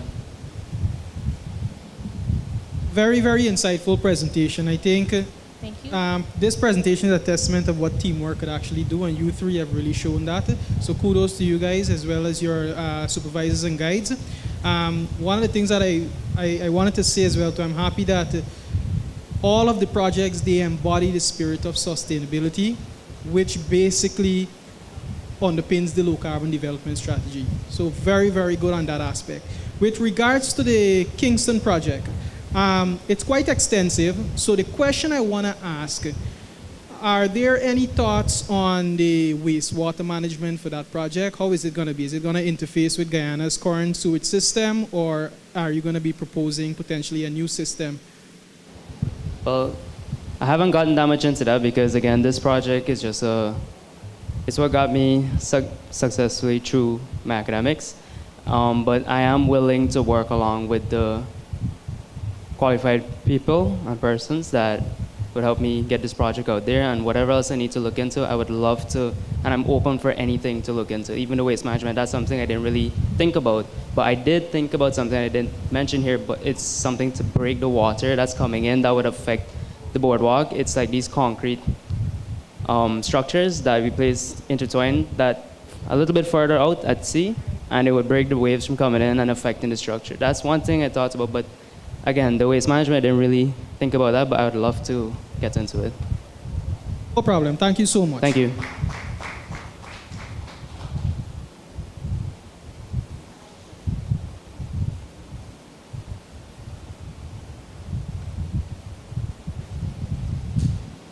Hi, good afternoon to you. I would like to know for your first two presentations, I did not get what was your concept, what was it based on? And for the second question, I would like to know how did you take the surrounding environment into context when designing that it would complement that area? Okay, to answer the first question, the projects are urban redevelopment projects. It was required of us to pick a zone in Guyana and redevelop that area. So my colleague Dinesh should have chosen the Hawker Center by Stabrook, and I would have chosen the redevelopment of the seawall, the boardwalk. Second question, we would have done a lot of studies on and surveys on the amount of people that go in and out of those areas. And we also looked at if we're affecting any existing areas. We look at relocating anything, or we look at like giving back every time, always. If there's like, for example, where we proposed to put the Hawker Center, we would have relocated those structures to a better place and easy access for the Guyanese and so on. And again, for the boardwalk project, it's a lot from a person, because I've been out there just yesterday. And with the rain and the mud, you can't even park your car properly. You know, I might have to use a 4x4 to go there whenever I want to hang out. But, you know, it's a lot on personal end and from a lot of friends, and so we go out there a lot. And I really would love to see that place just developed a lot more. Okay. Yes. Good.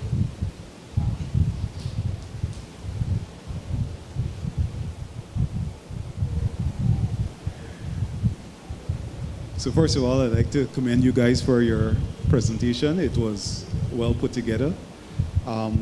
Secondly, you mentioned for the Kingston Boardwalk, just a quick question, the relocation of the existing roadway. So was that involve some form of land acquisition? I didn't get that part too clearly, the relocation. I didn't get the last one. Yeah, so you mentioned the relocation of the access road, so you could get some more space. Where would that be relocated? Into properties? I didn't get No, it won't be into properties. So I did a survey of the place. Like I said, I did a site visit, and I took a measurement, and I used that measurement as a reference for the entire thing, and I used a Google Map image, and I scaled up the entire thing. So I took the furthest end that I could go with that measurement, and just basically made it symmetrical with the sheet piling, and from there, whatever land is like behind, so we just build that up, and it won't affect anywhere behind, because I'm aware that it still leaves space for the trench. And in the renders, you can see that that trench is still there. So it won't go in the way of like Everest Cricket Club or the football. So yeah, it would not affect those areas. Okay. First, I would like to say very good.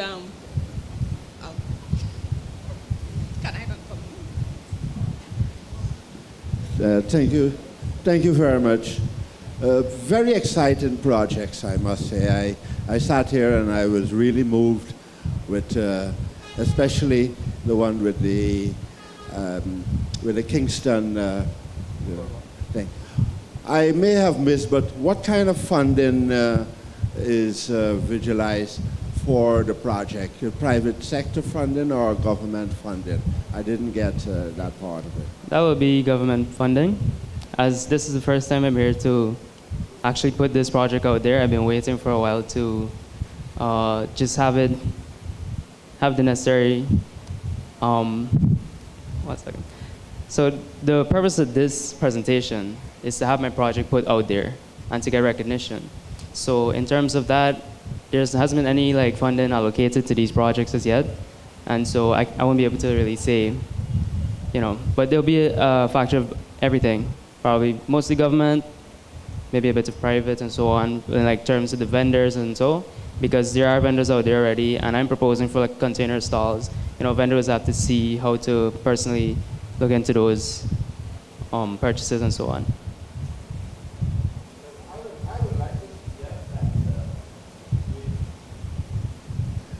That the private sector get involved, because this would be able to drive the entire project. Remember, we're moving towards a tourist economy also, and it would be very important for the private sector to really come up and to help to develop and not depend on government. By doing that, there would be growth when it comes to the tourism sector. Thank you.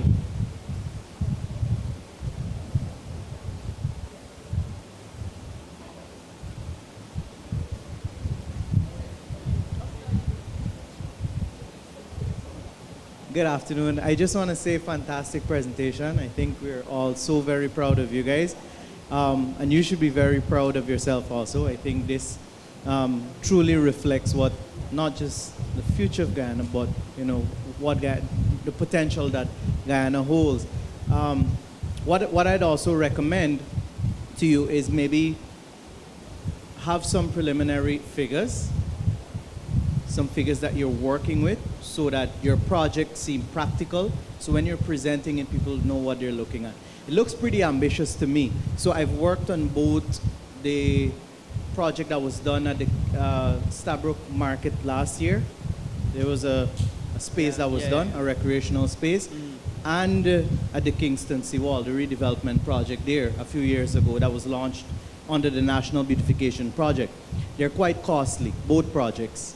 And so if you're going to embark, and you obviously are looking to have your projects implemented, to get that sort of buy-in, you want to be practical. So if you're going to pitch your project, you need to say, if you want your project to be publicly funded, you need to say to the government, this is what we're looking at in terms of cost. If it's a public-private partnership, then how do you balance that? What are you looking for from the private sector? What are you looking for from government? So that may be an important consideration for you for your project. I feel the urge to stand. Especially for persons who joined this presentation toward the last and didn't hear it from the beginning. These are students from the Faculty of Engineering and Technology, class of 2025, architecture students from the University of Guyana. I think they really deserve a round of applause. I am so excited. I feel like giving you a hug, each of you a hug. It's really impressive. And really yesterday, we had presentations by two young men, also from the same faculty, I believe, mechanical engineering students. And it really gives us a lot of encouragement of what our future and our future Guyana is going to be with young people like yourselves. I'm glad that Ravin made those comments he did. And I'm sorry that you weren't here yesterday when our seminar began, because there was a presentation, the first one for this seminar series, that was done by the King's Foundation, speaking about the work that institution is doing in collaboration with the government of Guyana. Sorry. Looking at how we're trying to address the congestion, how we can look at the Stabroek Market space, going along that same corridor of Lombard Street, Water Street, coming along right through to the Kingston Seawall, and how we look at Georgetown in general. I really think Ravin and Jermaine and Sunil that we have to get these young people as part of the conversation, and I think they really do deserve another round of applause. In 2016, there was the International convention on biodiversity of the Guyana Shield, and I was one of the persons who was part of having that conference here, the international conference. And one of the things I was particularly excited about was to have one of the experts on biomimicry come to Guyana and do a presentation. And here we are 10 years from then with a young Guyanese architect putting forward a design that's based on biomimicry. And nightjar, what we know as putu, those of you who are familiar with, with our fauna, right? When you're driving along the road, like in the Rupununi and so on, and there's this bird in the night, in the middle of the road kind of nesting, and when it gets nearby, it kind of flies up. That is a putu. Not very handsome looking, but the fact that you have designed a building looking at the various features, the feathers, and how that whole cooling effect can be integrated into a building is fantastic. How you've used innovation, indeed biomimicry, into your design, I think is really laudable, very commendable, and I'm encouraged by what you have put forward. The fact that in the design of what, I don't recall your names, but the young man, Dinesh? Yes. Is it Dinesh? In terms of the alternate gable-style roof and how you integrate solar panels in the design, and how you're also integrating our architectural heritage in that design is impressive as well. And the fact that you, my brother, Aditya, yes. Looking at our concerns about continuing to have that space for recreation, how do we continue to keep the kind of design addressing the issue of how we can have safe spaces, persons can continually go there, how you can upgrade that space for our citizens and visitors, and taking into consideration safety as you cross the road. What I got from you is that you're kind of swapping where the road is to where the parking space is. I only had some questions about how do you see the seawall and the fact that we seem to continually have to build higher. How do you see that as part of your considerations for that design? But ladies and gentlemen, please give them another round of applause. You're fantastic. Thank you.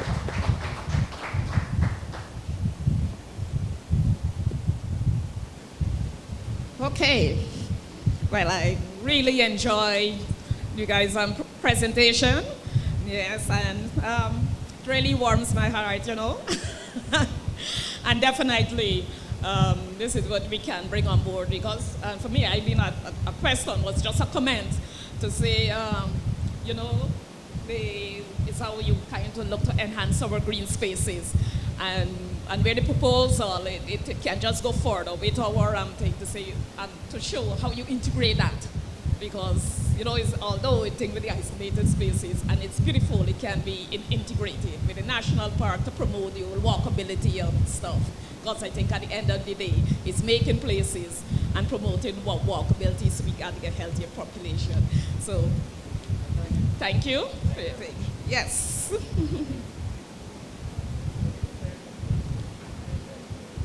And now, for our final presentation for today, we're going to touch on some occupational health and safety compliance. It's non-negotiable, and the Ministry of Labor, with our representative, Mr. Kroll, will be giving his presentation.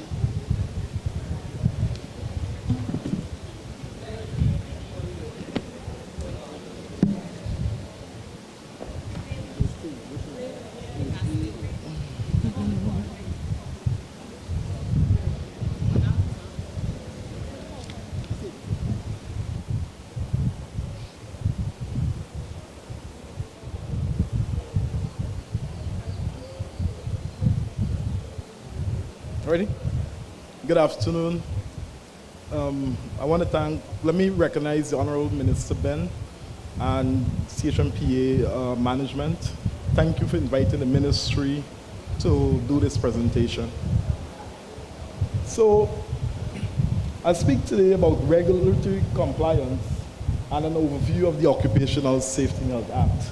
I know it's not a lot of persons here, but those online, you can follow. Next.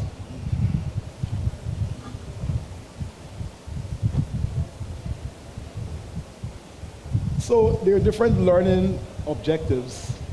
At the end of this presentation, participants will be able to understand the coverage of the Act, understand the meaning of industrial establishments. They will be able to understand the powers of the inspectors and how enforcement protects workers, be able to explain compliance, identify the rights of workers, associate definition and terms to regulatory compliance, and appreciate the importance of the Act. So, occupational safety and health, let me just give a little definition as a reminder.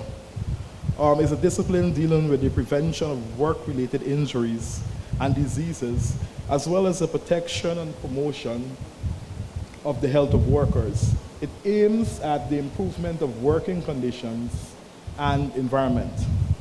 So occupational safety and health is the area of focus on illness and injury trends in the workplace. And experts in the field use this knowledge to develop and implement strategies and regulations which are aimed at limiting hazards that could lead to physical or mental harm now or in the future.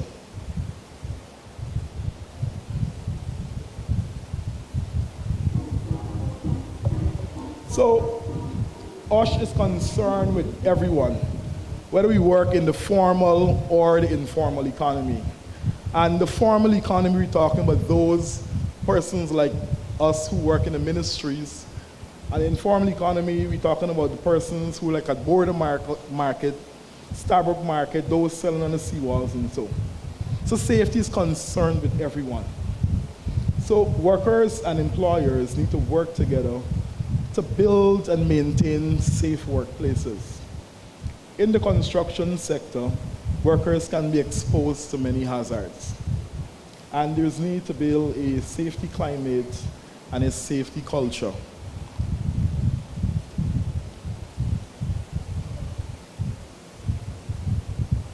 So there are several health hazards on construction sites. These workers are exposed to a wide variety of health hazards on the job. And the exposure, this may differ from trade to trade, job to job, even by the hour. The exposure to any hazard is typically imminent to the short duration, but likely to reoccur. As in other jobs, hazards for construction workers are typically in 4 classes. We have chemical, physical, biological, and social. Under the chemical, the hazards can be airborne and can appear such as dust, fumes, mist vapors. The chemical hazards can occur in liquid, semi-liquid state, glues, adhesives, or as powders, dry cement. We all know what cement is, right? So skin contact with the chemicals in this state can occur in addition to the employee inhaling the cement. These chemicals also importantly, they might be ingested with food and water or be inhaled by smoking. The physical hazards, these are present in every construction project, and it includes noise, heat, vibration. Construction work must be done in extreme heat or cold. We have windy, foggy conditions, and even at nights. And those employees who use the pneumatic hammers, many hand tools, and earth moving and other large mobile machines, they're subject workers to the whole body vibration, right? The heat and cold hazards arise primarily because of large portion of the construction workers. They're exposed to the weather, but it's the heat. We don't get there's a lot of sun or it rains or so. And you are aware that the bitumen, the tar, and all this is being used. Biological. These hazards are presented by exposure to infectious microorganisms, to toxic substances of biological origins, and animal attacks. So excavation workers, for example, can develop histoplasmosis, an infection of the lung which is caused by common soil fungus. So we're now getting into the meat of the regulatory compliance. So the act is known as the Occupational Safety and Health Act. And the act provides for the registration and the regulation of industrial establishments. The act was enacted by the Parliament of Guyana, and it was repealed and replaced substantive portions of the Factories Act. So years ago, there was the Factories Act in 1947. So the Occupational Safety and Health Act, it offers protection to every category of workers, even including domestic workers. So I know, for instance, Ms. Short probably have a domestic worker home. So if that person is injured on the job, the Act provides protection for that person. So we have here a definition. Next slide. A definition for industrial establishment. So it says here, every factory, shop, office, or workplace, any building or structure or premises, which does not include premises occupied for residential purposes only. So, next slide. So, seen here are different sectors which the Act provides protection for workers in. These are just some of the sectors.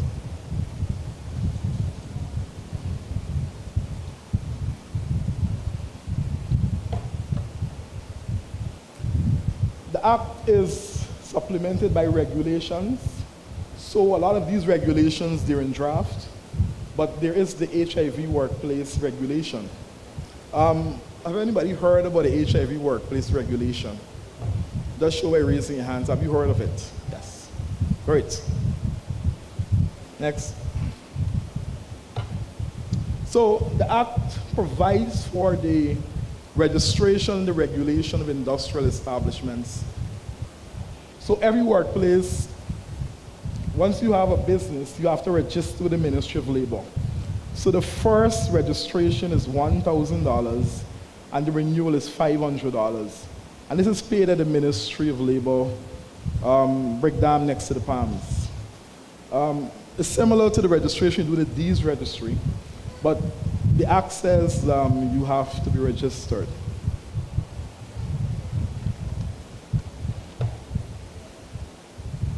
So the Act is based on the premise that the hazards in the workplace can be dealt with in a meaningful way by both the employer and the worker. All industrial establishments and the particulars thereof shall be registered under the authority.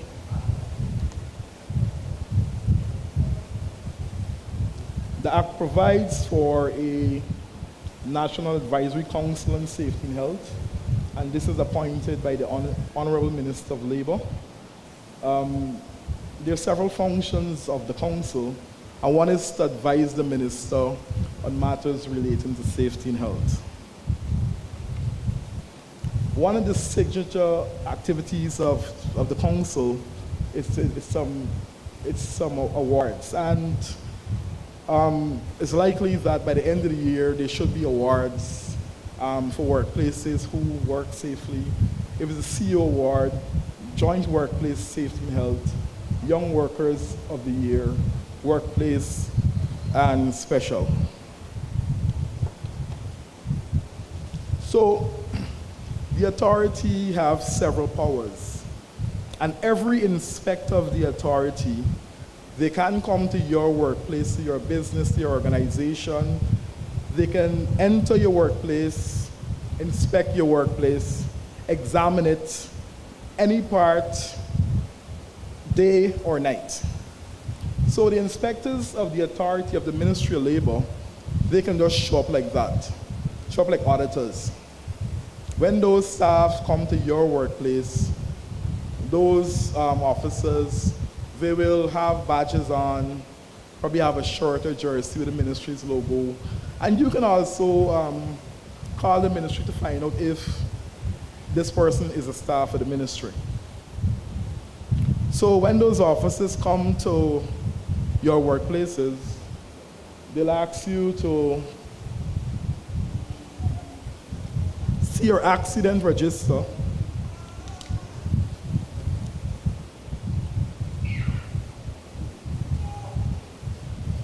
They look at your health and safety policy, your HIV/AIDS policy, and your OSH registration, which we spoke about before. So the persons in the room, those online, kindly ensure that your workplace have these, which is in keeping with the Act.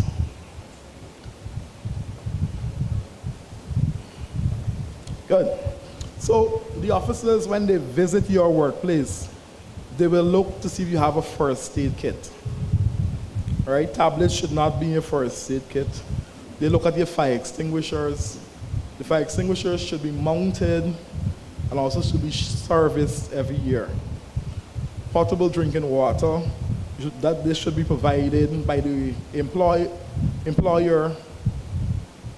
Washroom facilities, so all construction sites, you should have washroom facilities for male and female. We look at housekeeping. Also, lunchroom is needed. Several times you have construction workers working and there's no shed, there's nothing for them. So you should expect visits from the safety officers. And when they come, we expect you to give them your full cooperation. There have been times where our officers were not given full cooperation. When they come there, they're going to ask you to produce registers, certificates, notices, any documents which are kept in compliance with the Act. This is a recent event, this picture here, with some of our officers and our minister. So these are some of the faces you'll probably see. All right, workplaces with 20 or more staff need to have a health and safety committee, a joint workplace health and safety committee. So if the workplaces who are in this room, online, do not have that, it means that you're in breach of the Act. Right? Section 23(1) speaks to that. For workplaces which is very small, have less than 20 staff, more than 5, requires a health and safety representative. So the Act speaks about the duties of the employers, the workers, and their rights to the workers, and so. All right, so in accordance with the Act, an employer is required to prepare a written statement of his general policy with respect to safety and health of the persons employed. So you need a policy, and this policy is to be posted on your notice board, some in your workplace where the employees can be able to see. Outside of that, the policy have to be updated annually. So every year it's updated. And this is what the policy looks like. Could be just a few paragraphs. The name of the company, the CEO, PS, GM, signs, designation, date.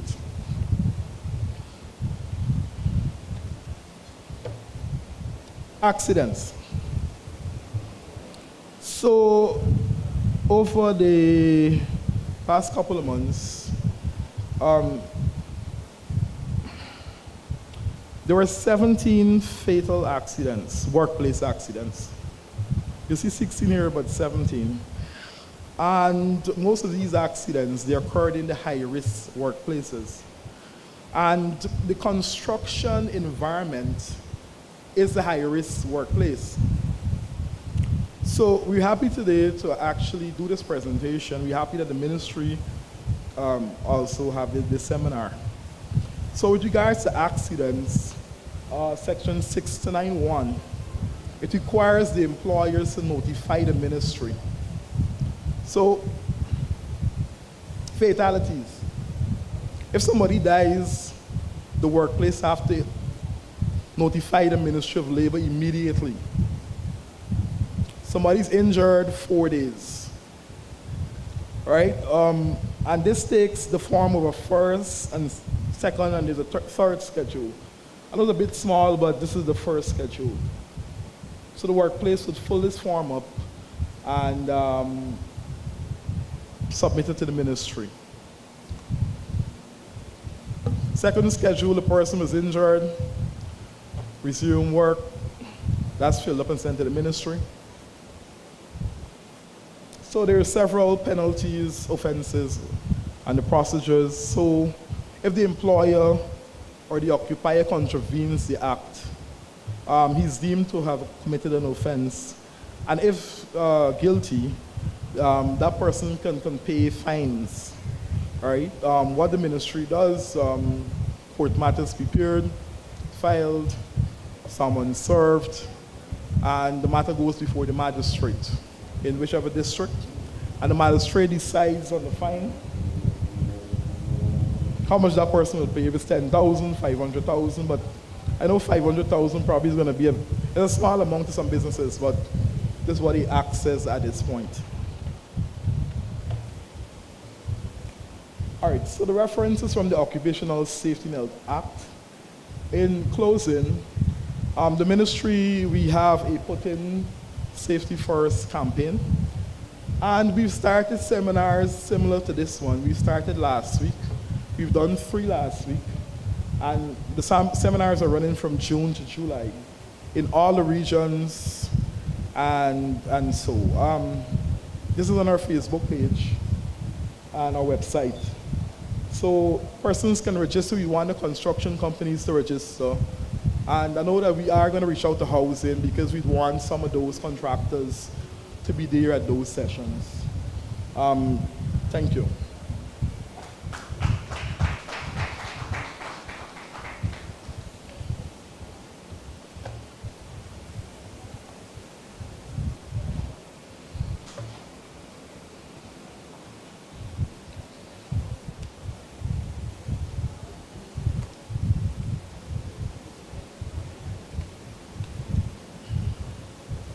Okay, so we hear about the importance and the presentation of occupational health and safety in the workplace. Any questions, clarification?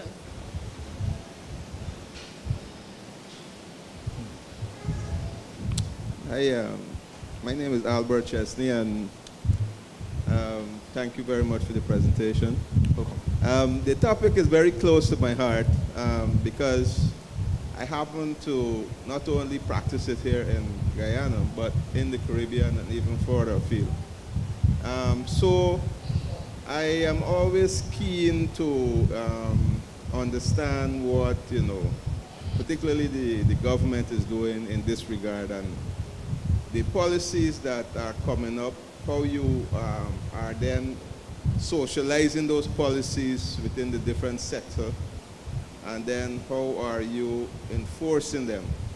And then, it's a whole closed loop where you have to have a really robust record keeping and reporting, and then using that information to then look back at the results. So you keep looking to see where interventions can come about to reduce, incidents, particularly fatal incidents and that kind of thing. And I tell you this because I know I live in Barbados, and the thing is, the sensitivity around workplace issues is particularly among workers, is extreme to the extent that, the guys would walk out should they feel threatened in any way. So it's the workplace, the employer has to keep a tight balance on the health and safety of the environment they provide. So I think I'm coming to the question of, based on what I've said, what is your view on how, you're approaching the whole aspect of health and safety in the workplace from that perspective? Thank you. All right, thank you for your question. So the ministry, we continue to do inspections, workplace inspections. private sector, in the public sector, in all the regions. There are some specific campaigns that we would have done in April, and then we're doing some other campaigns now. What would have happened over the past couple of months is that we would have increased our staffing. So we now have almost a dozen new officers, and there will be more within the next month. Accidents, we do investigations for all fatal accidents, which are online, which you see are popular, which occur. And even if it's not reported, we do investigations on what we see. If it's on Facebook, we touch base with the police, and our officers go into those back dams, for instance, for mining. For instance, any construction site, once there's an accident, we do those investigations. There are reports which are generated after and so. And we continuously do training, as I was indicating, the Putting Safety First campaign. So training is going to be done in all 10 regions. We've done 3 last week. Region 4, there are going to be 3 sets of trainings. And everybody's invited to attend those trainings. They can scan the QR code and so.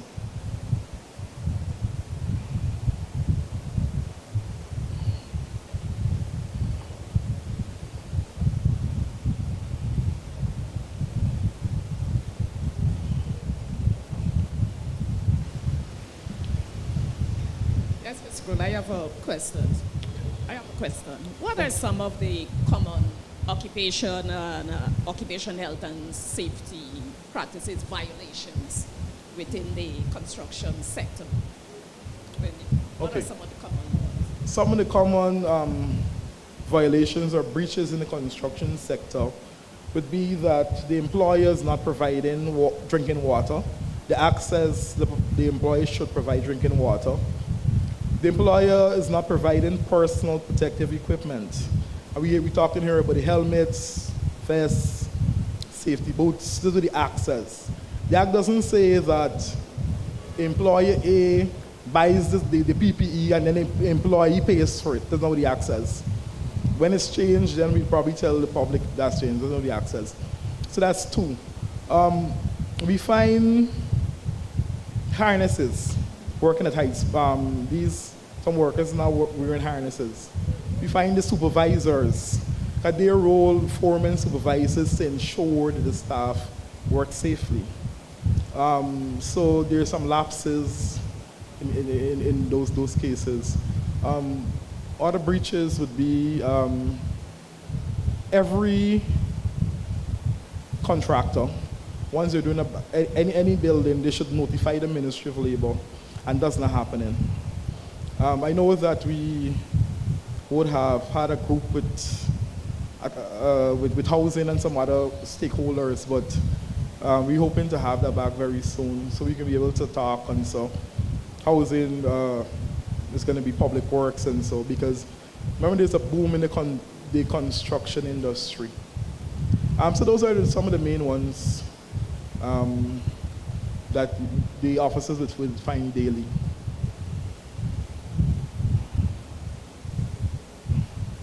This is the question at the back from Ms. Simmons. Oh. Okay.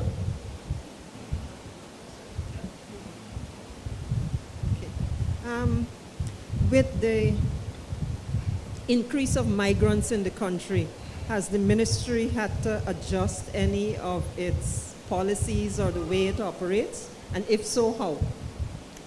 All right, so how we target the migrant workers, we have specific brochures which we distribute to those migrant workers.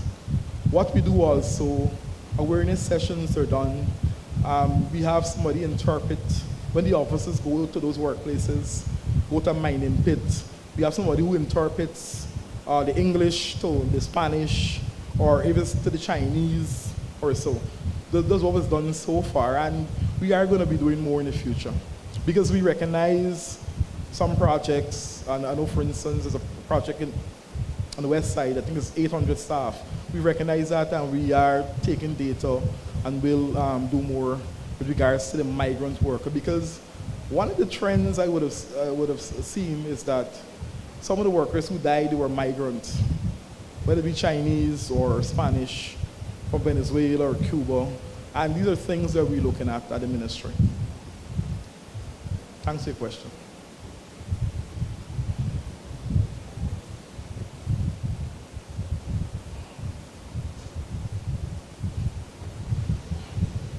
Good afternoon. I have a question for you.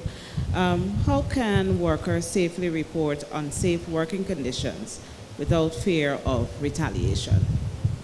All right, so workers, they can call, I don't have the number here, but 225-7008. They can message our Facebook page or our website. They can come into the office. They can let us know when they come that, you know what, I don't want my name to be called. I want this to be, because I can be victimized, I will know what to do. And I haven't heard of any cases where, from our department, my department, that employees report something, then it went back to the employer. But I understand the question is a very good question. And persons can also meet out to me as one of the senior persons there, and we know exactly what to do. Because we want to ensure once we get a complaint, because we know Guyana's small, we get a complaint, we do our investigation, and it doesn't go back to say, well, Mr. Zohr, bring this complaint, or Ms. Strode, bring this complaint. We don't want to do that. I tell people, even if you're my friend, I can't say who brought in this complaint. And one other thing, the act also, it says that the employer should not victimize any staff, even report it to us. And when we do trainings, that's something we usually tell workplaces. You should not victimize the staff, because it is the onus is on the employer to put things in place to ensure it is a safe and healthy working environment. And I tell people, you should speak out. If something is wrong, speak out.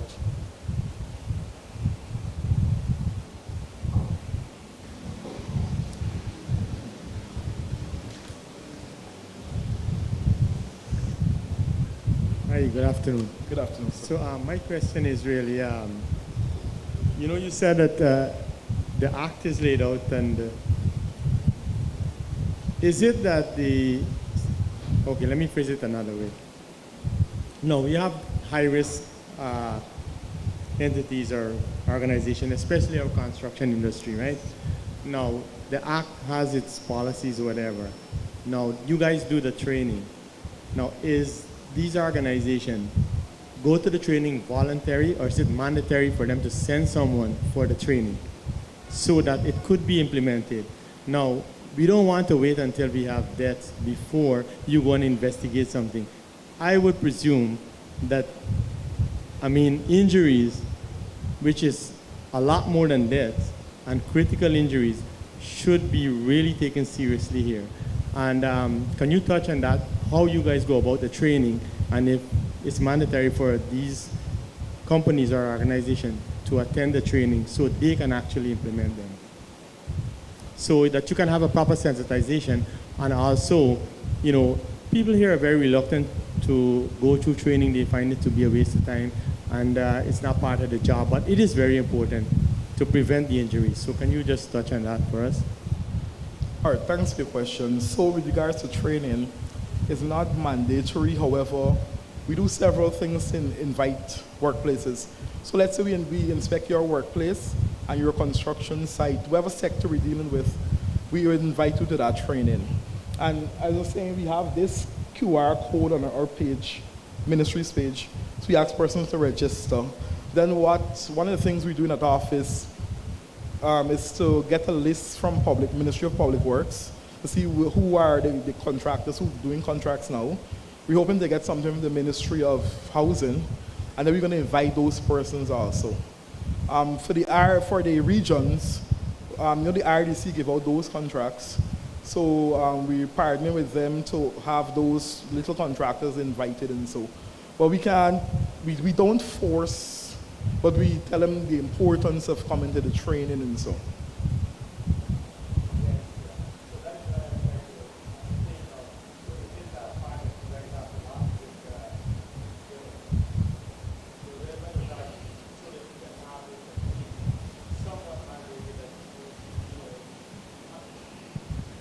the onus is on the companies to actually help carry out this because, people are not reasonable. Let's say that for sure. And nobody, and very few of the companies actually would want to go out to send someone thinking that they're wasting time. I'm going to say that point blank at this forum. People would see that as a waste of their resources and would not want to invest into it. So I think it should be at some point mandated to have these things done. Let me tell you this with training though. We've been training companies like ExxonMobil, SBM Offshore, Ghana Shore Base. Those are lots of private big oil and gas companies. Most of the other companies who are supporting them, we are doing training with them. We've done training with several ministries and government departments. We've done almost 20 for the year, training in at different workplaces up to last week. And as I indicated to you, with a specific construction seminar, we had 3 last week. Indeed, you find at times some persons would not come. One of the things our offices do though, let's say we go on a construction site, there are 7, there are 10 workers, the officer would do a little awareness session with those persons on site. So we stop the work there, and it won't be, not an hour, it's gonna be like a 15 minutes, a 10, and we actually speak about safety. We give them a reminder. So that's another thing that we do.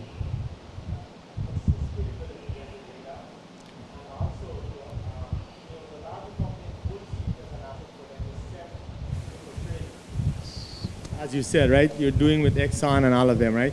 But we have a large workforce of smaller organizations, which probably less than 20. And those are the ones I'm trying to, say, we need those ones to be involved because they take up a larger workforce than Exxon. Exxon may have 500 employees or whatever, but you have maybe 200 or 100 of other organizations that have 20, 15. So you add that up, it's more than Exxon. So those are the ones you really want to, have to get participated in this type of thing. So that is why I'm saying if it's part of your department to try and have the ministry more involved in it and have some mandates on it. That's the only thing I'm trying to, at this forum, we need to discuss these things so that, we can go somewhere with it. Thank you. Thank you for your question. I want to follow up on my colleague here, I think you got to look at it as a hybrid program, particularly where you have the stick and the carrot. You have to incentivize, come up with incentivized program to get the voluntary aspect of participation going. But that has to be accompanied by the stick, where should a company get an accident and then they're found negligible, the fine has to be punitive enough to then motivate them to implement such systems. Otherwise, they would not, you would just have a very uncontrolled level of accidents and deaths and all kind of things. And when it comes to Exxon and so, Exxon themselves, I was an ex-Exxon worker. Those guys' safety program is so thorough. You understand? It's so thorough. And anybody going into that culture, you either get on board or they get you out. So, the expat companies and so is really, they're good. It's the local companies and socializing and, as I said, looking at the problems, getting with them and understanding what are the barriers and so forth. More than likely, a lot of these barriers include finance, include resources, and how you could meet them at a point where they can come, as I said, incentivize the programs, but then you also have to have the stick. Otherwise, it's going to be a losing battle. Thank you. Thank you very much for your thoughts and so. And I will discuss with management about what you just said. And I know Minister Ben heard what you said, so now I'll speak with our cabinet colleague about it. And I'm happy she's here also. Because a lot of sessions, sometimes you don't find the ministers in the sessions. So, and giving incentives would be something which is good. But I'll raise it with management.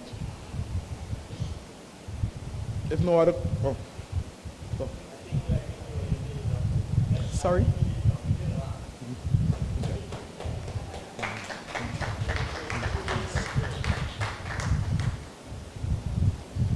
I just wanted to offer Okay. the, Sorry, just two more questions we're going to take. Yes, so thing, and then I think wrapping was for the longest while after Denise. Oh, you good? All right. I just wanted to offer a suggestion that I hear a role for the university here, that maybe we could, the requisite department, maybe do some research into those same small and medium scale construction and other companies to actually study exactly what their barriers are. So I just wanted to say I see a role for the university here in terms of the research. Thanks, Mr. Simmons.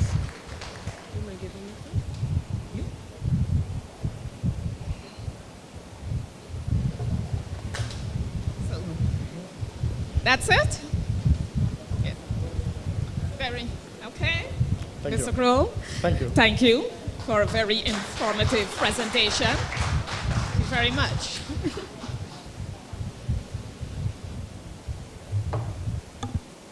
Okay, so we are at the end. Over the past 2 days, very informative, very fruitful discussions. Love the sharp questions. And I think the discussion, it does not end there. The call to action, it does not end there. When we go, it's wanted to be a continuous process. I think we have our rapporteur. We take, we will be taking everything into consideration. Whatever additional thing online, person post, we're going to share it with the various agencies or leaders presented here today. So just one. But before I close, I want the Minister to say something. So Minister Ben.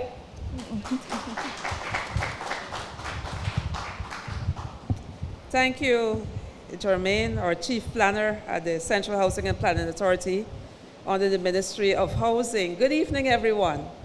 Good evening. I'm really pleased that we have been able to continue to attract your attention over these 2 days of the seminar, which has been an integral part of the International Building Expo over the years. I don't think it was held last year, but I'm really grateful to the team at the CHPA and our overall ministry that we have had the opportunity to, have it happen. And so the fact that this morning's session, or this afternoon as a matter of fact, it seemed like a long time that we've been discussing, but was started off by comments by our substantive Minister of Housing, Minister Colin Crowell. I really want to join him in congratulating our team, and notice that I start with them, for being able to pull this together in a relatively short space of time. Even though we knew we were having the expo, we hadn't taken a final decision at the time of the launch that we were going to include the seminar. So our significant and sincere appreciation to them, inclusive of the rapporteurs and all the technical persons, the cameramen, the persons who are online, and the support services that has enabled us to be able to pull this off so successfully.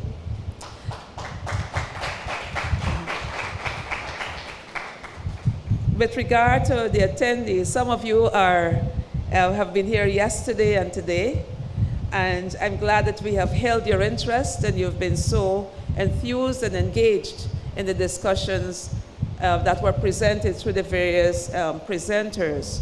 We have had from the commencement yesterday a presentation by representatives of the King's Foundation, speaking of the work that our government is doing in collaboration with those representatives of the King's Foundation that is headed, of course, by King Charles III, and how we are collaborating on improving the landscape, the aesthetics of our city, our capital city, Georgetown, how we are addressing issues in relation to the avenues, drainage, helping to preserve and protect our architectural heritage, how we are developing new areas for housing, and in terms of urban planning and design, how we can be a lot more forward-thinking and holistic in our planning and development, to think of not only that we have these houses to build, or we need to enable persons to have commercial properties being erected,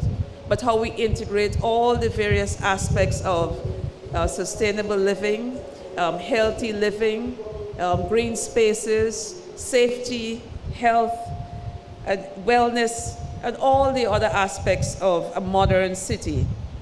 We have also had presentations from the Environmental Protection Agency, speaking of how do we manage waste on construction sites. I'm deliberately saying this to give you, those of you who are here now, to get a sense of the kind of discussions that this forum has enabled. The Guyana National Bureau of Standards were here yesterday speaking of, how persons who are constructing can have their hollow blocks tested and the other services they provided. The presentation that they did provoked quite a bit of discussion with regard to building codes, and how we really thought that they need to be reviewed, they need to be mandatory, and how there's need especially to have more integration across agencies in the construction sector. We also had presentations, well, we just had, and I thank Mr. Kroll, this is another Kroll, where he gone though? Oh, there he is. Mr. Kroll, on short notice for doing that presentation on occupational safety and health on behalf of the Ministry of Labor, and I thank the Honorable Keoma Griffith, or my colleague minister, for enabling your presence here and the delivery of a very important conversation, and reminding us of how important it is to pay attention to the safety of everyone in the workplace. And it is not something that is casual. It's not something that we need to do by the way. It is absolutely necessary, and it is enshrined in our legislation. We also did have much conversation, and to me, the presentation spoke a lot about the research and built a lot on what we needed to do and give us a good context in what is happening within the realm of the construction sector in our country, as a presentation done by Sunil Gopal, one of our projects team at the Central Housing and Planning Authority. But the CHPA also had two other presentations, one that dealt with the single window system that is being overseen by Germaine and her team, Fiola and others. That is a very important portal enabling persons who are involved in the construction sector or homeowners who are building their homes or doing extensions to have an understanding that there is this facility that enables persons wherever they are to go through the application process through one portal, and removes the necessity of you having to go to the local authority and then the fire service and then the Ministry of Labor or the Environmental Protection Agency and running to the CHPA, that there is this system that enables all these various regulatory agencies to come through a sequential basis and to review and to make a determination on whether that application has met the qualification, has been validated, and has met the necessary requirements for approval, or what is necessary for that applicant to be able to have the approval. It takes away the bias of persons in that process, and it specifically shortens the time by which persons can have a response to their applications. So for residential applications, the timeline is 30 days, 30 to 35 days, and for commercial persons who are involved in commercial businesses, it is 4 to 5 days. And so the staff and the various agencies, including the NDCs and the staff at the CHPA, are working very diligently, collaborating and supporting the other sister agencies to ensure that we're able to meet those timelines I just related.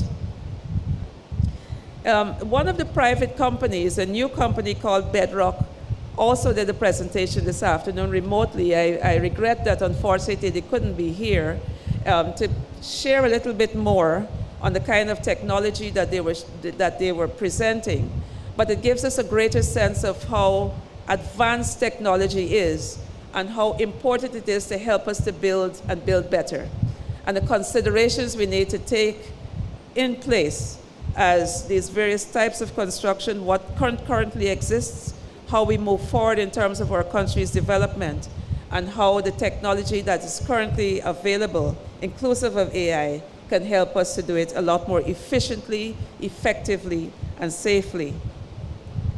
I was excited by the presentation by the Guyana Energy Authority this afternoon that spoke about energy efficiency, the incentives that are provided to persons who will have solar panels on their homes, how the types of things you need to consider, how you can reduce the cost of your electricity bill, how there's that kind of grid tie and you can kind of sell the excess that you're producing through your solar panels, and how more efficient we can be with regard to power generation and the considerations we need to have in that regard. Barama Company Limited also presented on the timber products that they're making using Guyana's local timbers, and how we need to consider the applicability still of natural timbers in construction, and the other aspects of an interesting conversation that began, but I know that there's a lot more that can be held with regard to cement and steel and construction material versus timber, inclusive of the durability, inclusive of the fact that how many persons benefit either directly or indirectly from the various sectors. A very interesting conversation. The National Drainage and Irrigation Authority, an arm of the Ministry of Agriculture, spoke on the drainage systems and what is being done to improve and address the issues related to flooding in our city, and the collaboration that needs to be and is ongoing across various agencies. And I think the highlight for me, and hopefully everyone else, would have been the presentations done by the students of the University of Guyana. Yesterday afternoon, we had presentations by 2 students, final year students, mechanical engineering students, speaking of a prototype that they are developing on separating waste, and how that technology using AI can help, and it's a direction that perhaps we can go in terms of our solid waste management. And this afternoon, you would have witnessed the presentation by 3 exciting architecture students, class of 2025, speaking of how we can perhaps consider the improvement of the Stagbrook market space, inclusive of parking, washroom facilities, and so on, the corridor along the Kingston seawall, going right through to the roundabout, as well as a very innovative and interesting building design using biomimicry. So using the bird, looking at one of the birds, one of the birds that you find in Guyana, and a part of this landscape, using the kind of imagery and design of that bird as part of the architectural design, thinking of cooling and the layout of such a building. So I think that gives you a sense of the kinds of discussions that we have had, and I'm really grateful to each and every one of you for your continued participation in this discourse. You have come to the expo, you would have come to get plans, you would have come to go through and to have an understanding of the various products and services that are on offer. And it would be remiss of me not to recognize the 2 commercial banks who also participated in this seminar, speaking of the goods, the services and products that they offer, inclusive of special offers that they have for patrons here at the International Building Expo. So this now culminates our 2-day seminar at the Building Expo. I am very thankful that you have participated. The expo continues this evening. There is going to be, again, live entertainment. Tonight is dance hall and reggae,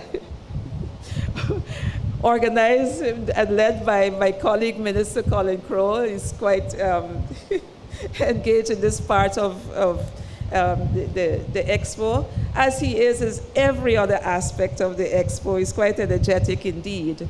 And tomorrow night we will have the big bands. So International Building Expo, as I'm trying to give you an impression, not only speaks of coming and seeing what the various exhibitors have on display, the kinds of products and services that you have, and how that can be integrated in your respective homes. But what we try to do here as well, in terms of the kind of ambience that we try to create as a centerpiece, Guyana.